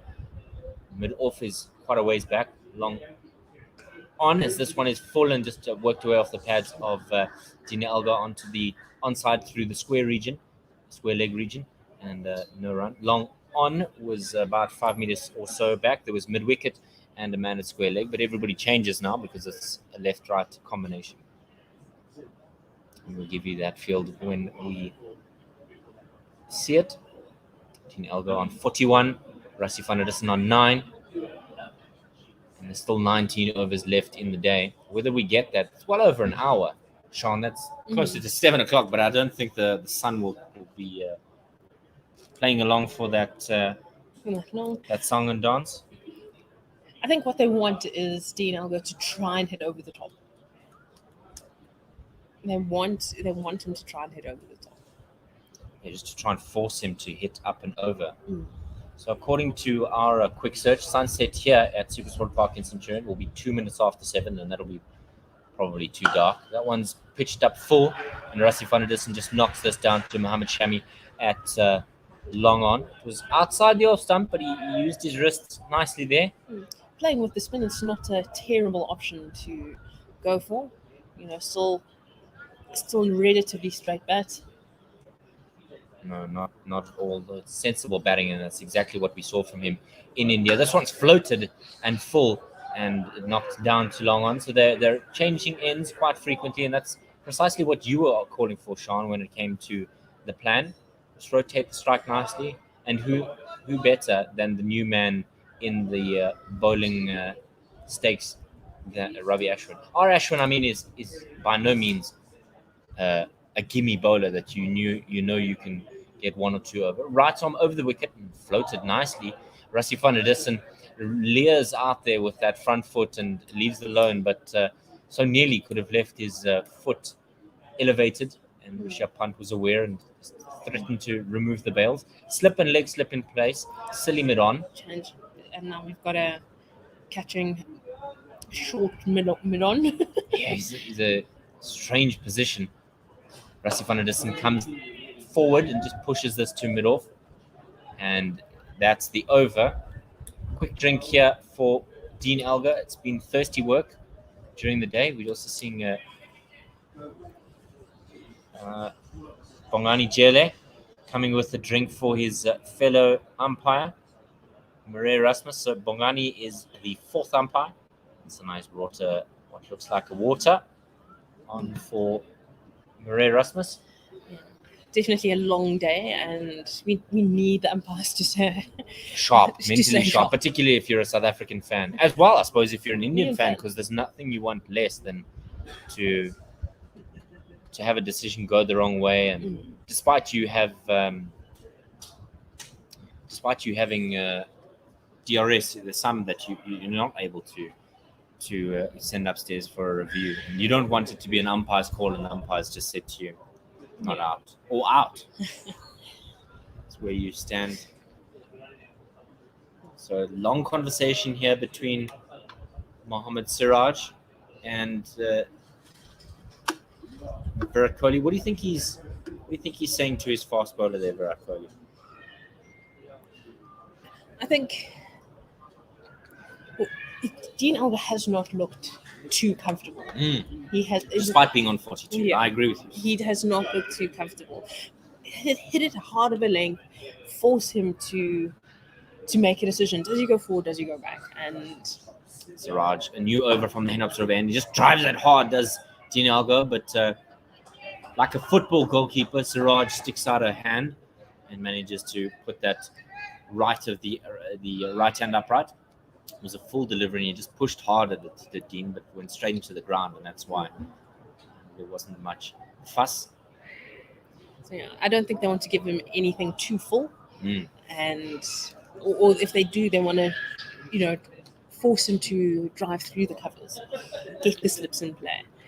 I think that is the plan. Put him under so much pressure that he hits out. Absolutely. That one goes across the left-handed Dean Algar. It's a length delivery, and he's only too happy to just ignore it. 33.2 overs gone, 72 for 2. Rassie van der Dussen on 10, Dean Algar on 42. These two put 38 together, and South Africa need 233 more runs to find victory. India, 8 wickets for them. The only 2 wickets have gone to Mohammad Shami and Mohammad Siraj, that of Aiden Markram and Keegan Peterson. Full, and they like those pads of Dean Algar, like to go across him. And he just pushes at a middle and off line ball out into the offside. Yeah, I think that's a really good plan because he's now forced to play it. Will it straighten out? And if it does go across, catches that outside edge. Not too bad. Not too bad plan. Virat Kohli, we just saw, was stroking his beard like a pantomime villain, hatching plans. We almost imagine quite a sinister laugh that accompanies Virat Kohli when he channels his inner A-team and says, "I love it when a plan comes together." Siraj halfway through this over, and that cuts Dean Algar in half. I think it may have hit him on the elbow or perhaps in the gut. He didn't like that one, and there's a bit of a word as well to compound Dean Algar's misery. Just have a word with the South African skipper. Just remind him who he's facing. I think this is a good contest given time of day. Oh, it's caught the bottom half of the bat and smashed him on the toe. That is not a pleasant feeling at all, especially at that pace. What would you prefer, to get hit full on the toe or to smash it into your own toe? I mean, it's the lesser of two evils, really. Siraj, over the wicket to Dean Algar, and it's a foolish ball and off stump, and Dean just defends, no run. I would prefer what Dean Algar just went through, where it comes, smash your own toe, especially on the back foot, because your bat is nowhere close to your foot. Sure. I love playing on the front foot, so Right. if I hit myself, the bat is following wherever the ball goes. Ow. So if the ball goes straight, if I'm there, ball hits my foot, my bat's hitting my foot too. Everyone says that fast bowlers' toes are the most mangled items, along with the wicket keeper's fingers. But surely a batter's toe now and again gets a big purple dinosaur on his front foot. I think of guys that have been smashed on the toe by guys like Mackay and Tini or Brett Lee. Right arm over the wicket, and there's a deep square that's gone out for the final ball of the 34th. It's 34 gone, 72 for 2. These two have put 38 together, and South Africa need 233 more runs to win. KL Rahul is back on the field. Looks like maybe just needed a comfort break. Yeah. Just needs to use the facilities. Hanuma Vihari has vacated the field. No, I would say, Lasith Malinga, when you talk to some of those. Don't. It brings up horrible memories for South Africa in World Cups. You're right, though. You bang on. I wouldn't say it happens too often, but definitely. You think about a guy like the South African bowling coach, Charles Langeveld, also quite known for his Yorkers in one-day cricket. I remember him getting 4 was it 4 and 4? Was it a hat-trick to snatch victory from the jaws of defeat in the West Indies? I seem to remember that game. I think South Africa have had great joy and great sorrow in the West Indies. This one was a full toss and so nearly caught by mid-on, the silly mid-on in Virat Kohli. Dove across the wicket to try and get a hand to that, but didn't manage to collect cleanly. And they get through for 1. Everybody changes their seats. There are a number of men out here. There is 2 catching covers and the deep cover. There is long on, and backward square leg. They've changed now. They've put one of the two catching covers to catching mid-wicket, really. And they've asked deep backward square to go a lot finer than he currently is. It's Ashwin right arm over the wicket to the left-hander, changing things up, but it's just a length delivery, and there's an immediate call of yeah from Rassie van der Dussen, so he gets to the other end. Good rotation here from these two. You'd say they're spreading the field to almost keep Dean Elgar quiet. We know how destructive he can be once he's settled, once he's in, and the surface hasn't had too much assistance for the spinners. No. So if he manages to get one, right arm over the wicket, he's floated that in, and Rassie van der Dussen gets a tremendous stride in to just squash that down into the wicket. If he manages just to get a few over, that there could be the game changer, a lot more confidence in himself, and might well take the game to the Indians. Definitely. Something to consider. Ashwin floats this one in again, and Rassie van der Dussen is a full delivery outside the off stump. He just leaves that to be squashed into the ground to dot it down. We just see Rassie van der Dussen rotating his bat. I think it was Nick Knight, if not Alex Stewart. It's almost exactly the same delivery. This one probably going a little bit away from Rassie van der Dussen. The variety ball, maybe a carom ball thrown in there, and it caught the edge and went very slowly on the bounce to the man at first slip. Not the shot you want to be playing. No, not at all. It's a copy and paste delivery, and this one goes out into the onside. And that's 35 gone, 74 for 2. I think it was Nick Knight, if not Alex Stewart, with that rotating of the bat. And then I know Mark Boucher did it, Makai Ntini did it. It's obviously just a rhythm thing for him. It's just those who know what it looks like know what I'm trying to describe. But I'm trying to describe it as he spins the bat in his hand. I think that's the apt description. Yeah. A few rotations. And do you have any ticks as a batter? I know Steve Smith is the worst when that comes to it. I know Vian Mulder's also. He taps front thigh guard, right thigh guard, ball box, helmet, and I think then he bats.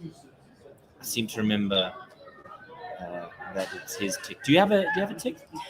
Not that I know of. I get told I smile a lot whilst I'm batting. I mean, you could have worse things to have as a tick. Right arm over the wicket to Dean Elgar, and that one dies and goes on the bounce to Virat Kohli, who comes across first slip, but that was very full, and to squeeze that out, Dean Elgar didn't like that one. Yeah, I would say that's about it. Doesn't matter, good ball, bad ball. If I'm still in, I do try as much as I can to keep a smile on my face. It psychs the opposition out. Fast bowlers must love you. They've just gotten bowled a Jaffa, and you just smile back at them. I've had a few. I've had a few words with Shubnam Ishmael. She said a few things. She said a few things to me, and Shibby's a feisty character. 2 slips and a gully, backward point, catch a man in the covers, mid off, mid on. This is a full delivery and just guided out to. Well, it's not a full delivery; it's a medium length delivery, and just guided out into the backward point region. There's mid off, mid on, and a man at mid wicket, as well as a fine leg who's very square. He's about 45 between parallel and perpendicular with the strip. But I would say that I wouldn't say it's my only tick. I try not to develop any because then you become reliant on them. Okay. It's something I have consciously tried not to do. Siraj. Oh, that one looked so strange. It was a length delivery that Dean Elgar, I don't think, knew too much about. The good take by Rishabh Pant. But talk us through that one, Shan, because it was a run against play, really. He rolled his fingers, just to go across the leg cutter. A leg cutter that's bounced that much, that's incredible. I mean, I know Rishabh Pant was quite low in his center of gravity, but he still managed to take that at head height. Yeah, it's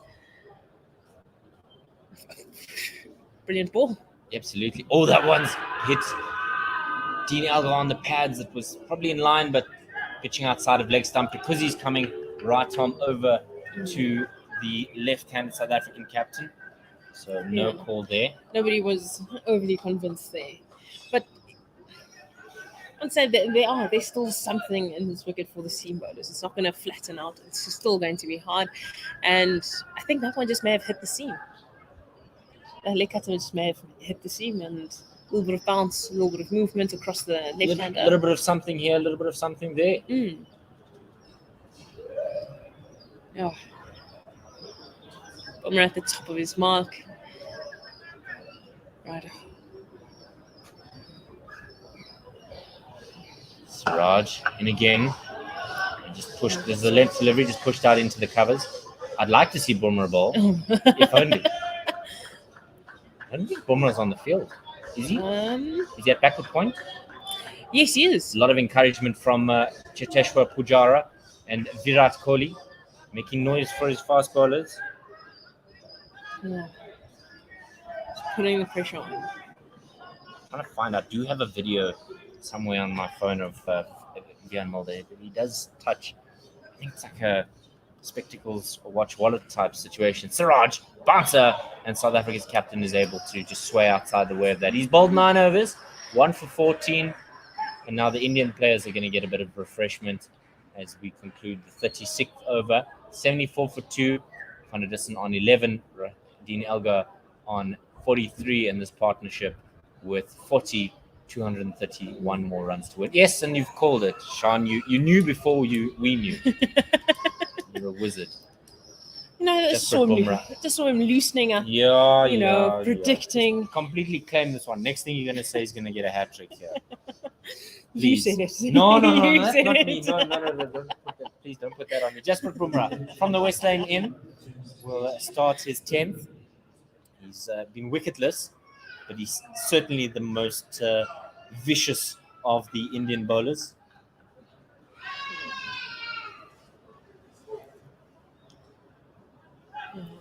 Van der Dussen also hasn't looked very comfortable. So no. Least of all against Jasprit Bumrah. Bumrah rolling over his ankle on day one.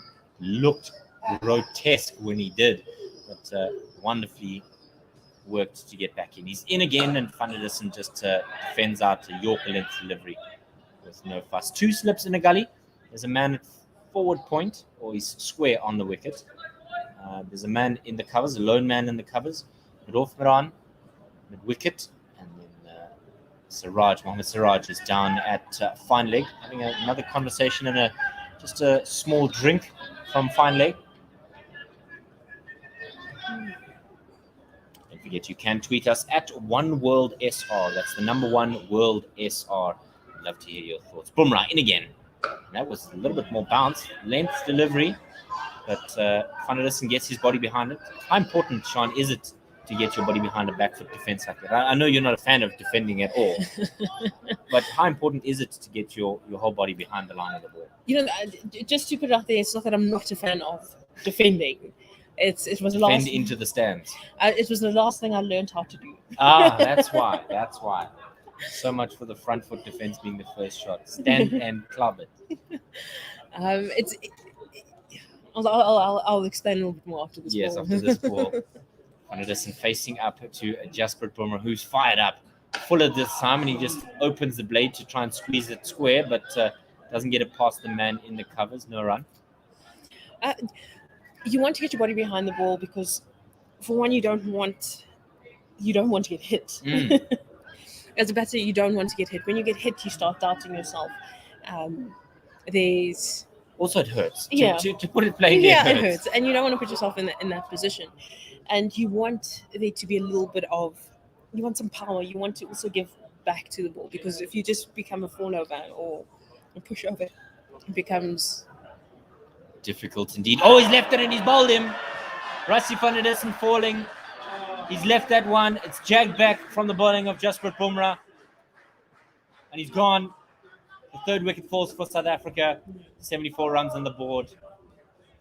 And Rassie van der Dussen's gone for 11 from 65. He worked so hard, Sean, and then to give it away like that, you want to tear your hair out. Very disappointing. He's very disappointed in himself. that one did come off. Jagged back quite a bit. Yeah. Peach of a delivery. Do you think? I do think he could have done more to Goodness me, that nipped back. Sorry. to cover his off stump a little bit more. Would you have thought as a batter that would have come back that much? No, but I would say if I was facing the Indian attack, anything is possible on this wicket. You get in your French cricket stance. You just put the bat and the legs behind it. Yeah. So 65 deliveries is what Rassie van der Dussen faced. Only the one boundary. And that is the end of him. The next man at the wicket as a night watchman, Keshav Maharaj. He was coming in at number 10 in the previous innings. And the scoreboard hasn't even recognized that it's not Temba Bavuma, it's not Vian Mulder, it's Keshav Maharaj. So we'll give you his stats in a moment. He came in at 10, but tasked with the night watchman duties. And you might imagine, Sean, that there's going to be a barrage of short pitch bowling here. Definitely. And I think he's up to it. He's got 350s to his name. So I think, as much as he's coming in as a night watchman, he still has something to offer. His highest score is here, 73 at Supersport Park, the previous season. So there's hope, to get through the night. And to get through the night, that's crucial. I think that we saw that from Chadu Thakur. He did so well in keeping the South Africans out overnight. Yeah, so hopefully he will get through. So that is the optimistic South African fan, but the Indians have done exactly what is required here. 3 slips and a gully. Excuse me, backward point, man at mid-off, slightly deeper mid-on, mid-wicket, and a man at long leg. They'll want to make short work of him today. 2 balls remaining in this Bumrah over. He comes right on over the wicket and he's just bowled a near length, a Yorker length delivery, but a better leave from Maharaj than from Van der Dussen. Because we always talk about, Sean, about a good leave is one that doesn't hit the stumps, and that wasn't a good leave. No, that wasn't. But in all fairness, that was a brilliant ball. Just didn't even disturb the Midland leg bail. And that if anybody wants to know, that is the definition of hitting top of off. Yeah, absolutely. It's what your coaches will lament for hours on end that you do. He comes in now, and again, Keshav Maharaj just lifts his arms above his head. It's outside that off stump, and it's standard length. 6-7 meters away from the stumps. He actually bowls a lot shorter. We heard in the tea break, Sean, that he bowls a lot shorter than his compadres. He bowls at about 7 meters, whereas bowling compatriots are bowling at about 6.5, 6.7 meters away from the stumps. So because of the lower release point, that's why he's as skiddy as he is, but bowls a lot shorter, and that's why he still hits the stumps or top of off at as we saw with the dismissal of Van der Dussen. Passing now by now, and it's a bouncer over the top of off stump. End of the over, 75 for 3. I would expect a lot more bouncers are going to come. They're going to put him under a lot of pressure in the last few overs. 14 overs left in the day. Do you imagine that going into this next over with Algar on strike, they're going to give him a bit of a gimme delivery to try and get him off strike, spread the field? Virat Kohli. It's not Virat Kohli. It's just number 16. I just saw a number that looked like 16 coming on. We'll tell you exactly who that is in a moment. It's Mayank Agarwal is back on the park, and that's why Hanuma Bihari is going off. It was Priyank Panchal that was doing a bit of fielding. He was the India A captain in that South Africa India A series. He got 100 in that first game. And that's why he's been selected. A man who averages 40 plus in first-class cricket, 100 first-class games, and still hasn't gotten a call-up for the Indian team. South Africa would dream of those numbers. I don't think they will give Dean Elgar a single. I don't think they have to. He's under pressure. Certainly. Round the wicket, Siraj. Always edged that. No, he hasn't. He's played at it, but it's gone through to Rishabh Pant. It was one that died out the wicket, and Siraj just come over to Dean and said, do you want to hit that, mate? It's red with stitches. It's a standard chirp, red with stitches. Do you want to hit it? So in danger of hitting it. Off. Just left his bat out there. Not close enough. It's not really a shot. It's just a leer at it, a lunge at it, a push. And he just purses his lips, does the South African captain. But as you can see, there's no reason to give him a single. Put him under pressure continuously. Ask questions of the South African captain. And I'm not quite sure what happened there. He bowled it as if he was bowling with the kitchen sponge. And he just sat up and Dean just batted it away like you were swatting at a mosquito. I don't know what happened there. Maybe just slipped out the hand. I think he wanted to bowl the short ball, but just got it a little bit too short. Hanging on to it like it was an ex-girlfriend. When you don't want to let go. Just have a look at that one. Yeah, he held on to it far too long and it just sat up like you bowled with the tennis ball. Yeah. And Dean just swatted it. Good forehand there from Dean. Yeah. Perfect shot indeed, but a horrible ball. Hit it on its way down when you hit that ball. Definitely. It was something that Roger Federer would, I'm sure, be proud of. Hopefully he can improve this one. Better length this time. Fuller. And he does a bit of a roundabout and has a smile to the South African captain. Just a bit of a chirp, I'm sure, from the South African skipper. Oh, give me another one of those, fella. Yeah. It's definitely turning into a very interesting contest between Mohamed Siraj and Dean Elgar. Nothing if not humorous, but good-natured humor. It's nothing vicious from these two, but lovely contest going on at the moment, like you said. 2 slips in the gully backward point, Miran, man in the covers, mid-wicket, and fine leg. Oh, that one was a short one, and Dean Elgar nearly chopped that on onto his own stumps, and Siraj, again, in his follow-through, having a bit of a word.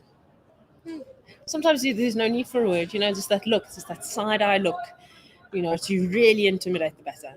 Yeah, Maria Rasmus is just stroking his chin. I think he's seen it all as an international umpire, former ICC umpire of the year. So seriously experienced. And quite a nice guy from what I've heard. Siraj over the wicket to South Africa's captain. It's a better length from him and a much better line, as well as Dean just gets that out the way and just defends it. The batter in me wants to say that umpires aren't always the nice guy. You've been umpired by our very own Simon Gear. I'd love to know what that is all about. Has he given you any rough ones? Not me specifically. Okay. I've watched him give my teammates and my partners on the other end. Of course, it's always a rough one when it's your team. When it's the opposition and he gives it out, it's like, yep, absolutely. I like to believe I don't appeal for nothing. It's different when you're the one batting. This one is full on the pads of Dean Elgar. He just squeezes that away and declines a single because he knows. Well, I'm surprised that he didn't take a single there. It went out to a deep square region, and I'm surprised he didn't take the single there. Nevertheless, Maharaj is going to face up to Bumrah. What we're also seeing, Sean, is a bit of equipment coming on the park. It's those helmets and short leg fielding pads. Good. But they decline that and just take the helmet. And it's Mayank Agarwal is the man chosen to don the pot lid. It's going to be then a short forward short leg with essentially 4 slips, maybe 3 in a gully. We're just seeing the field set out for you. So Mirof Miran is 3 slips and a gully, a shortish point, forward short leg, and there's a man down at fine leg. So you imagine there's going to be some feisty short bowling here. 79 for 3 at the start of the 39th. And that's a full ball to begin, and he just defends that off stump. No run. I would say what's happening now that Dean Elgar not taking the single is the night watchman needs to do his job. Protect brave. There's a long conversation happening now between Alga and Maharaj. Clearly, the skipper is trying to guide him through this passage of play. What's your money on a short ball here, Sean? Double bluff in the full one. Forward short leg coming in closer. He's about a strip. I think the short one's on coming. the strip. Short one predicted by Sean. Bumrah in, and that one is just a standard length, and Maharaj just drops his hands. So it goes through to the wicketkeeper over the top of off. Sean's not the one implementing the plan, so maybe if we shout louder, Jasprit will hear us. He's closest to us at the West Lane end. And he's bowling to Keshav Maharaj, who's on a duck. 79 for 3, and they need 226 more runs to win. I think there'll be another back of a length one. Watch him bowl short here, because he's defiant of you. He goes past umpire Holdstock, and it's Yorker. So we completely missed both of us. And Maharaj is able to squeeze that out. Now you imagine, following the Yorker, that there's going to be a bit of a bouncer here with a shot. Just have a look at that Yorker. He's bowled it nigh on the toe of Keshav Maharaj. It wasn't the most convincing shot. And no, the light, like a massive cloud. Yes, we've been thwarted by a massive cloud, which means the possibility of play ending sooner is all the more likely.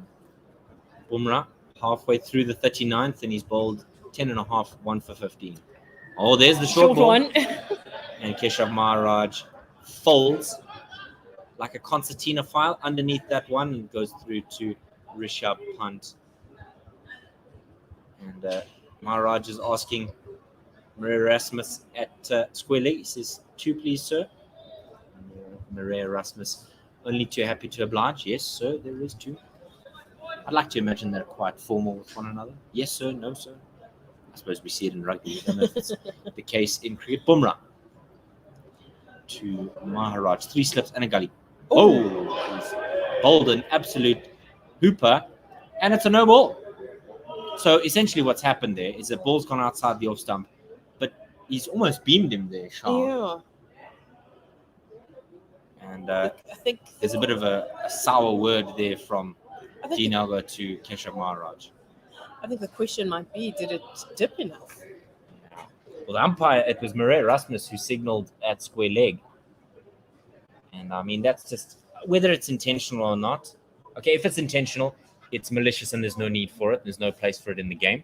But if it's not, I mean, the concern about light is going to become more of a question. Maria Rasmus having a word with Virat Kohli. I mean, Virat would defend his players, no doubt, and it's not an intentional one. Coming around the wicket now is Jasprit Bumrah. What do you think the short one, looking at the field changes? So change of field now. There's a leg slip in place and a fly slip. 3 slips. Leg slip, fine leg, fly slip, forward short leg, mid off, mid on, and that's the field for you. Round the wicket, Bumrah. And just line length delivery on off stump, and Keshav Maharaj is able to defend. Do you think it might have been an intentional bit of gamesmanship from Bumrah, or do you think perhaps just accidental that it slipped out the paw? I think it slipped out the paw. I think he wanted to bowl it a lot fuller, and just slipped. I wouldn't say there was any intention Malice, there. Yeah, there wasn't. Fly slip comes out and he goes to backward point. Bumrah with 1 ball to bowl to Keshav Maharaj. Short leg, ducks down. Oh, and that one goes on the bounce to him. He tried to fend at that one, did Keshav Maharaj, but it bounced off of Mayank Agarwal. No run there. So the end of the 39th, 80 for 3. Maharaj yet to get off the mark, and Elgar is on 47. And you would think, Sean, that we're probably 7 minutes away, 3 or so overs from the conclusion of the day's play. And Adrian Holstock just telling Dean Elgar, and it looks like maybe George Linder, just to get on with the refreshments, taking some time. I think it would work in the South Africans' favour to... Subtle Ervia, who's brought on the drinks. Yes? It would work in the South Africans' favour to take as much time as possible.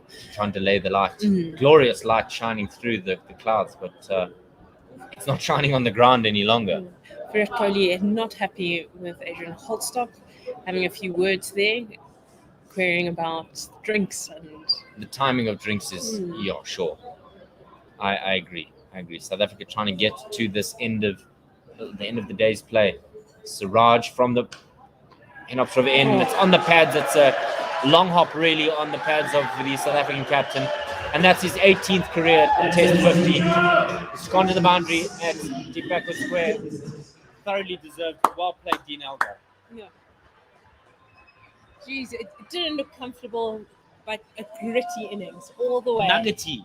It's like you go to the dictionary and you see nuggety and then you see a picture of Dean Elgar. That's how it's described. So, change of field now. Square leg is in the deep now. There's a deep square leg, fine leg, 2 slips a gully, backward point, mid off, mid on, and a man in the cover. Siraj, South African captain, and he just guides this on the bounce. It so nearly could have had carried all the way to Cheteshwar Pujara at gully. Not to be South Africa cross there in the middle. So 85 now for 3. And Dean Elgar was able to just get away with that boundary for his 50. He played really well. Gritty, determined, nuggety. Absolutely what you want to see. Now, change in the field for Keshav Maharaj. There's a fine leg in place. 3 slips and a gully. Backward point, as well as mid-off, mid-on, and a catching mid-wicket. And they've told Jasprit Bumrah from fine leg to go a lot squarer than he is. You might imagine a short one coming. Yes, we've both called it. It's not. It's a double bluff. It's the fuller one. You can't be too predictable. Never let your enemies know where you're going. Indicate left and turn right. Keep them guessing. From what you can see, everybody in the inner ring has taken a step forward. Around Keshav, they want to strangle him, make sure that he plays a false shot. You want to put him under the pressure, put him under the pump.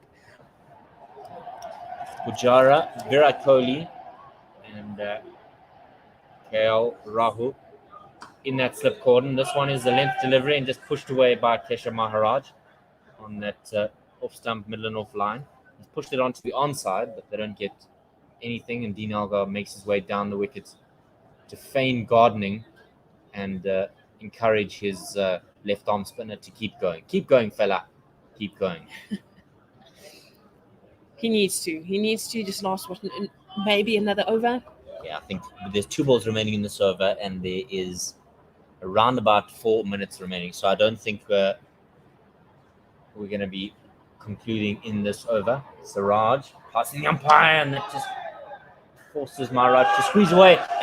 There's a fumble in the field, and they're able to get 2 through for 2. It was a bit of a blunder late in the day, a bit of a lapse in concentration there. Looks like it may be Shardul Thakur who is the guilty party there. We'll let you know in a sec. You could say a little bit of... Yeah, it is Shardul Thakur. Guilty party. Late in the day, drifting, as the coaches would say. Have your coaches also said to you, come on, don't drift? Well, all the time. Drifters. Yeah, that's it. It must be a coaching thing. Coaching parlance, drifters. Specialist boundary fielder. Get it all the time. Definitely. Siraj to Maharaj, and they hit him on the pads. There's a shot. But that goes to fine leg. There's applause from the South African dressing room. And that signaled as leg buys. End of the 40th. 88 rather, for 3. And that is the 5th extra in this innings. 4 no balls and just the 1 leg by. And there's a long conversation, quite a vicious conversation between Virat Kohli and Murray Erasmus. And Murray is just saying, have a deep breath, fella. This game is not over yet. He's demonstrating with the delay, I think. Trying to keep the calm, Murray. Trying to keep the calm. It's never easy as an umpire at this level. Players are going to ask you to really be fair. Do you think with this light they're going to bowl too many short ones? Possibly not. Possibly not. It's the last over before the conclusion of the day. And Virat is now delaying the start of this over with his conversations with Jasprit Bumrah. There was a 3rd slip for half a second. There is still a 3rd slip. Gully comes into 3rd slip. 3 slips. leg slip, forward short leg, point, mid off, mid on. Jasper from around the wicket to Keshav Maharaj, and it's a short ball first up.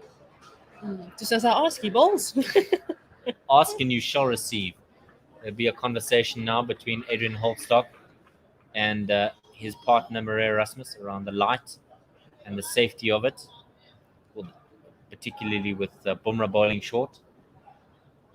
I don't think they'll want to leave this over incomplete, but they will put the priority of the batting team In the safety of the place. Safety of the place. Yes, they will all prioritize the safety of the batting team. Over the wicket now, Bumrah. 3 slips and a gully. Leg slip has been dispensed with. Bumrah passing the umpire. Short-ish delivery, and Keshav Maharaj is able to push that out into the offside. It's well done by the night watchman, and they'll get away for 2. I do think it's a good call having Keshav face as many deliveries this evening as possible. The last thing you want is a wicket being lost here, because that means we'll come back tomorrow morning to complete this over. As the clock strikes 6 o'clock, we can see a bit of rain out in the distance, Sean. Yeah, Threatening for tomorrow, perhaps? That's a question for Simon, Yes. our resident climatologist. I'm a wizard, as far as I'm concerned. Over the wicket, and he just on the back foot and punches that through the covers. What a shot! Keshav Maharaj, no mug with the bat, and he's showing us exactly how it's done.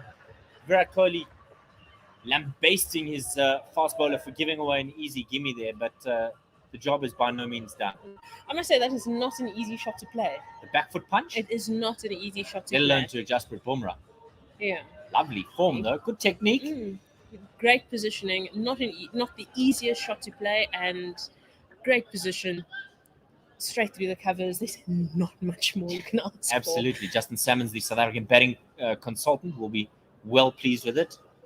Bumrah, a fuller one this time, and same line. Keshav pushes hard at it in his defense, and that doesn't go anywhere. Loud applause. We can see the South African dressing room is thrilled by the batting performance here of Keshav Maharaj. He's got 2 balls to face here before the conclusion of the day's play. Dean Elgar's got his gloves in his paw at the non-striker's end, so he's feeling like he's almost done for the day. Almost job done. He's just got to get his partner through the last 2. Good for him to get his 50 before the conclusion of the day's play. Maharaj on 8, 94 for 3. Bumrah always bowled him. Cleaned him all ends up. Yeah, that was a Yorker. Brilliant ball. It was quick, full, not much more you can ask for. Yeah. Brilliant ball. In swinging Yorker, and Keshav Maharaj could do nothing about it. That'll conclude certainly the day's play, you would think, because there's no point in Themba Bavuma coming out to face a single delivery. The 2 batters, South African batters, walking off the park, and that is the conclusion of this day. 94 for 4 is where South Africa find themselves. They still need 211 runs. We'll just quickly run you through the South African batting innings here. Set 305 to win. Means that Aiden Markram and Dean Elgar walked out to the wicket. And Markram was only there for 7 deliveries before he was dismissed for 1. He was bowled by Mohamed Shami. Just left his bat hanging out there. And he chopped it on. Keenan Peterson was caught by Rishabh Pant, bowled Mohammad Siraj for 17 from 36. He had 3 fours to his name. Rassie van der Dussen left the delivery that tagged back in. He was gone for 11, bowled by Jasper Bumrah, clipping the top of off stump. And the last man to be dismissed on this day was Keshav Maharaj, bowled from an in-swinging Yorker by Jasper Bumrah. 8 from 19. And South Africa on 94 for 4. They need 211 runs on day 5. This game is still hanging in the balance. 6 South African wickets remain. And probably the next man to come in and face 1 ball is that of Themba Bavuma on day 5. My name is David Midgley. Alongside me for this final session, this final passage of play rather, has been Sean Mayers. From all of us at One World Sports Radio, we will see you tomorrow morning at 10 a.m. sharp. Have a good evening, stay safe, and look after yourselves. To know where you are going, you have to know where you come from. And a very good early morning to all of you out there who, despite the hour, have got up for this historic occasion in South African sport. As South Africa and India mark 30 years of friendship, we look to the next 30 years with even greater anticipation. We have millions watching this telecast right now. 50th Test match 100 for the great man. If you don't have the belief that you can win the series here, there's no point coming here. Once one. That's him. The finger will go up. And have a look at the celebrations. Everyone, I'm sure, is pumped up about this clash. Watch the Freedom Series from 26 December.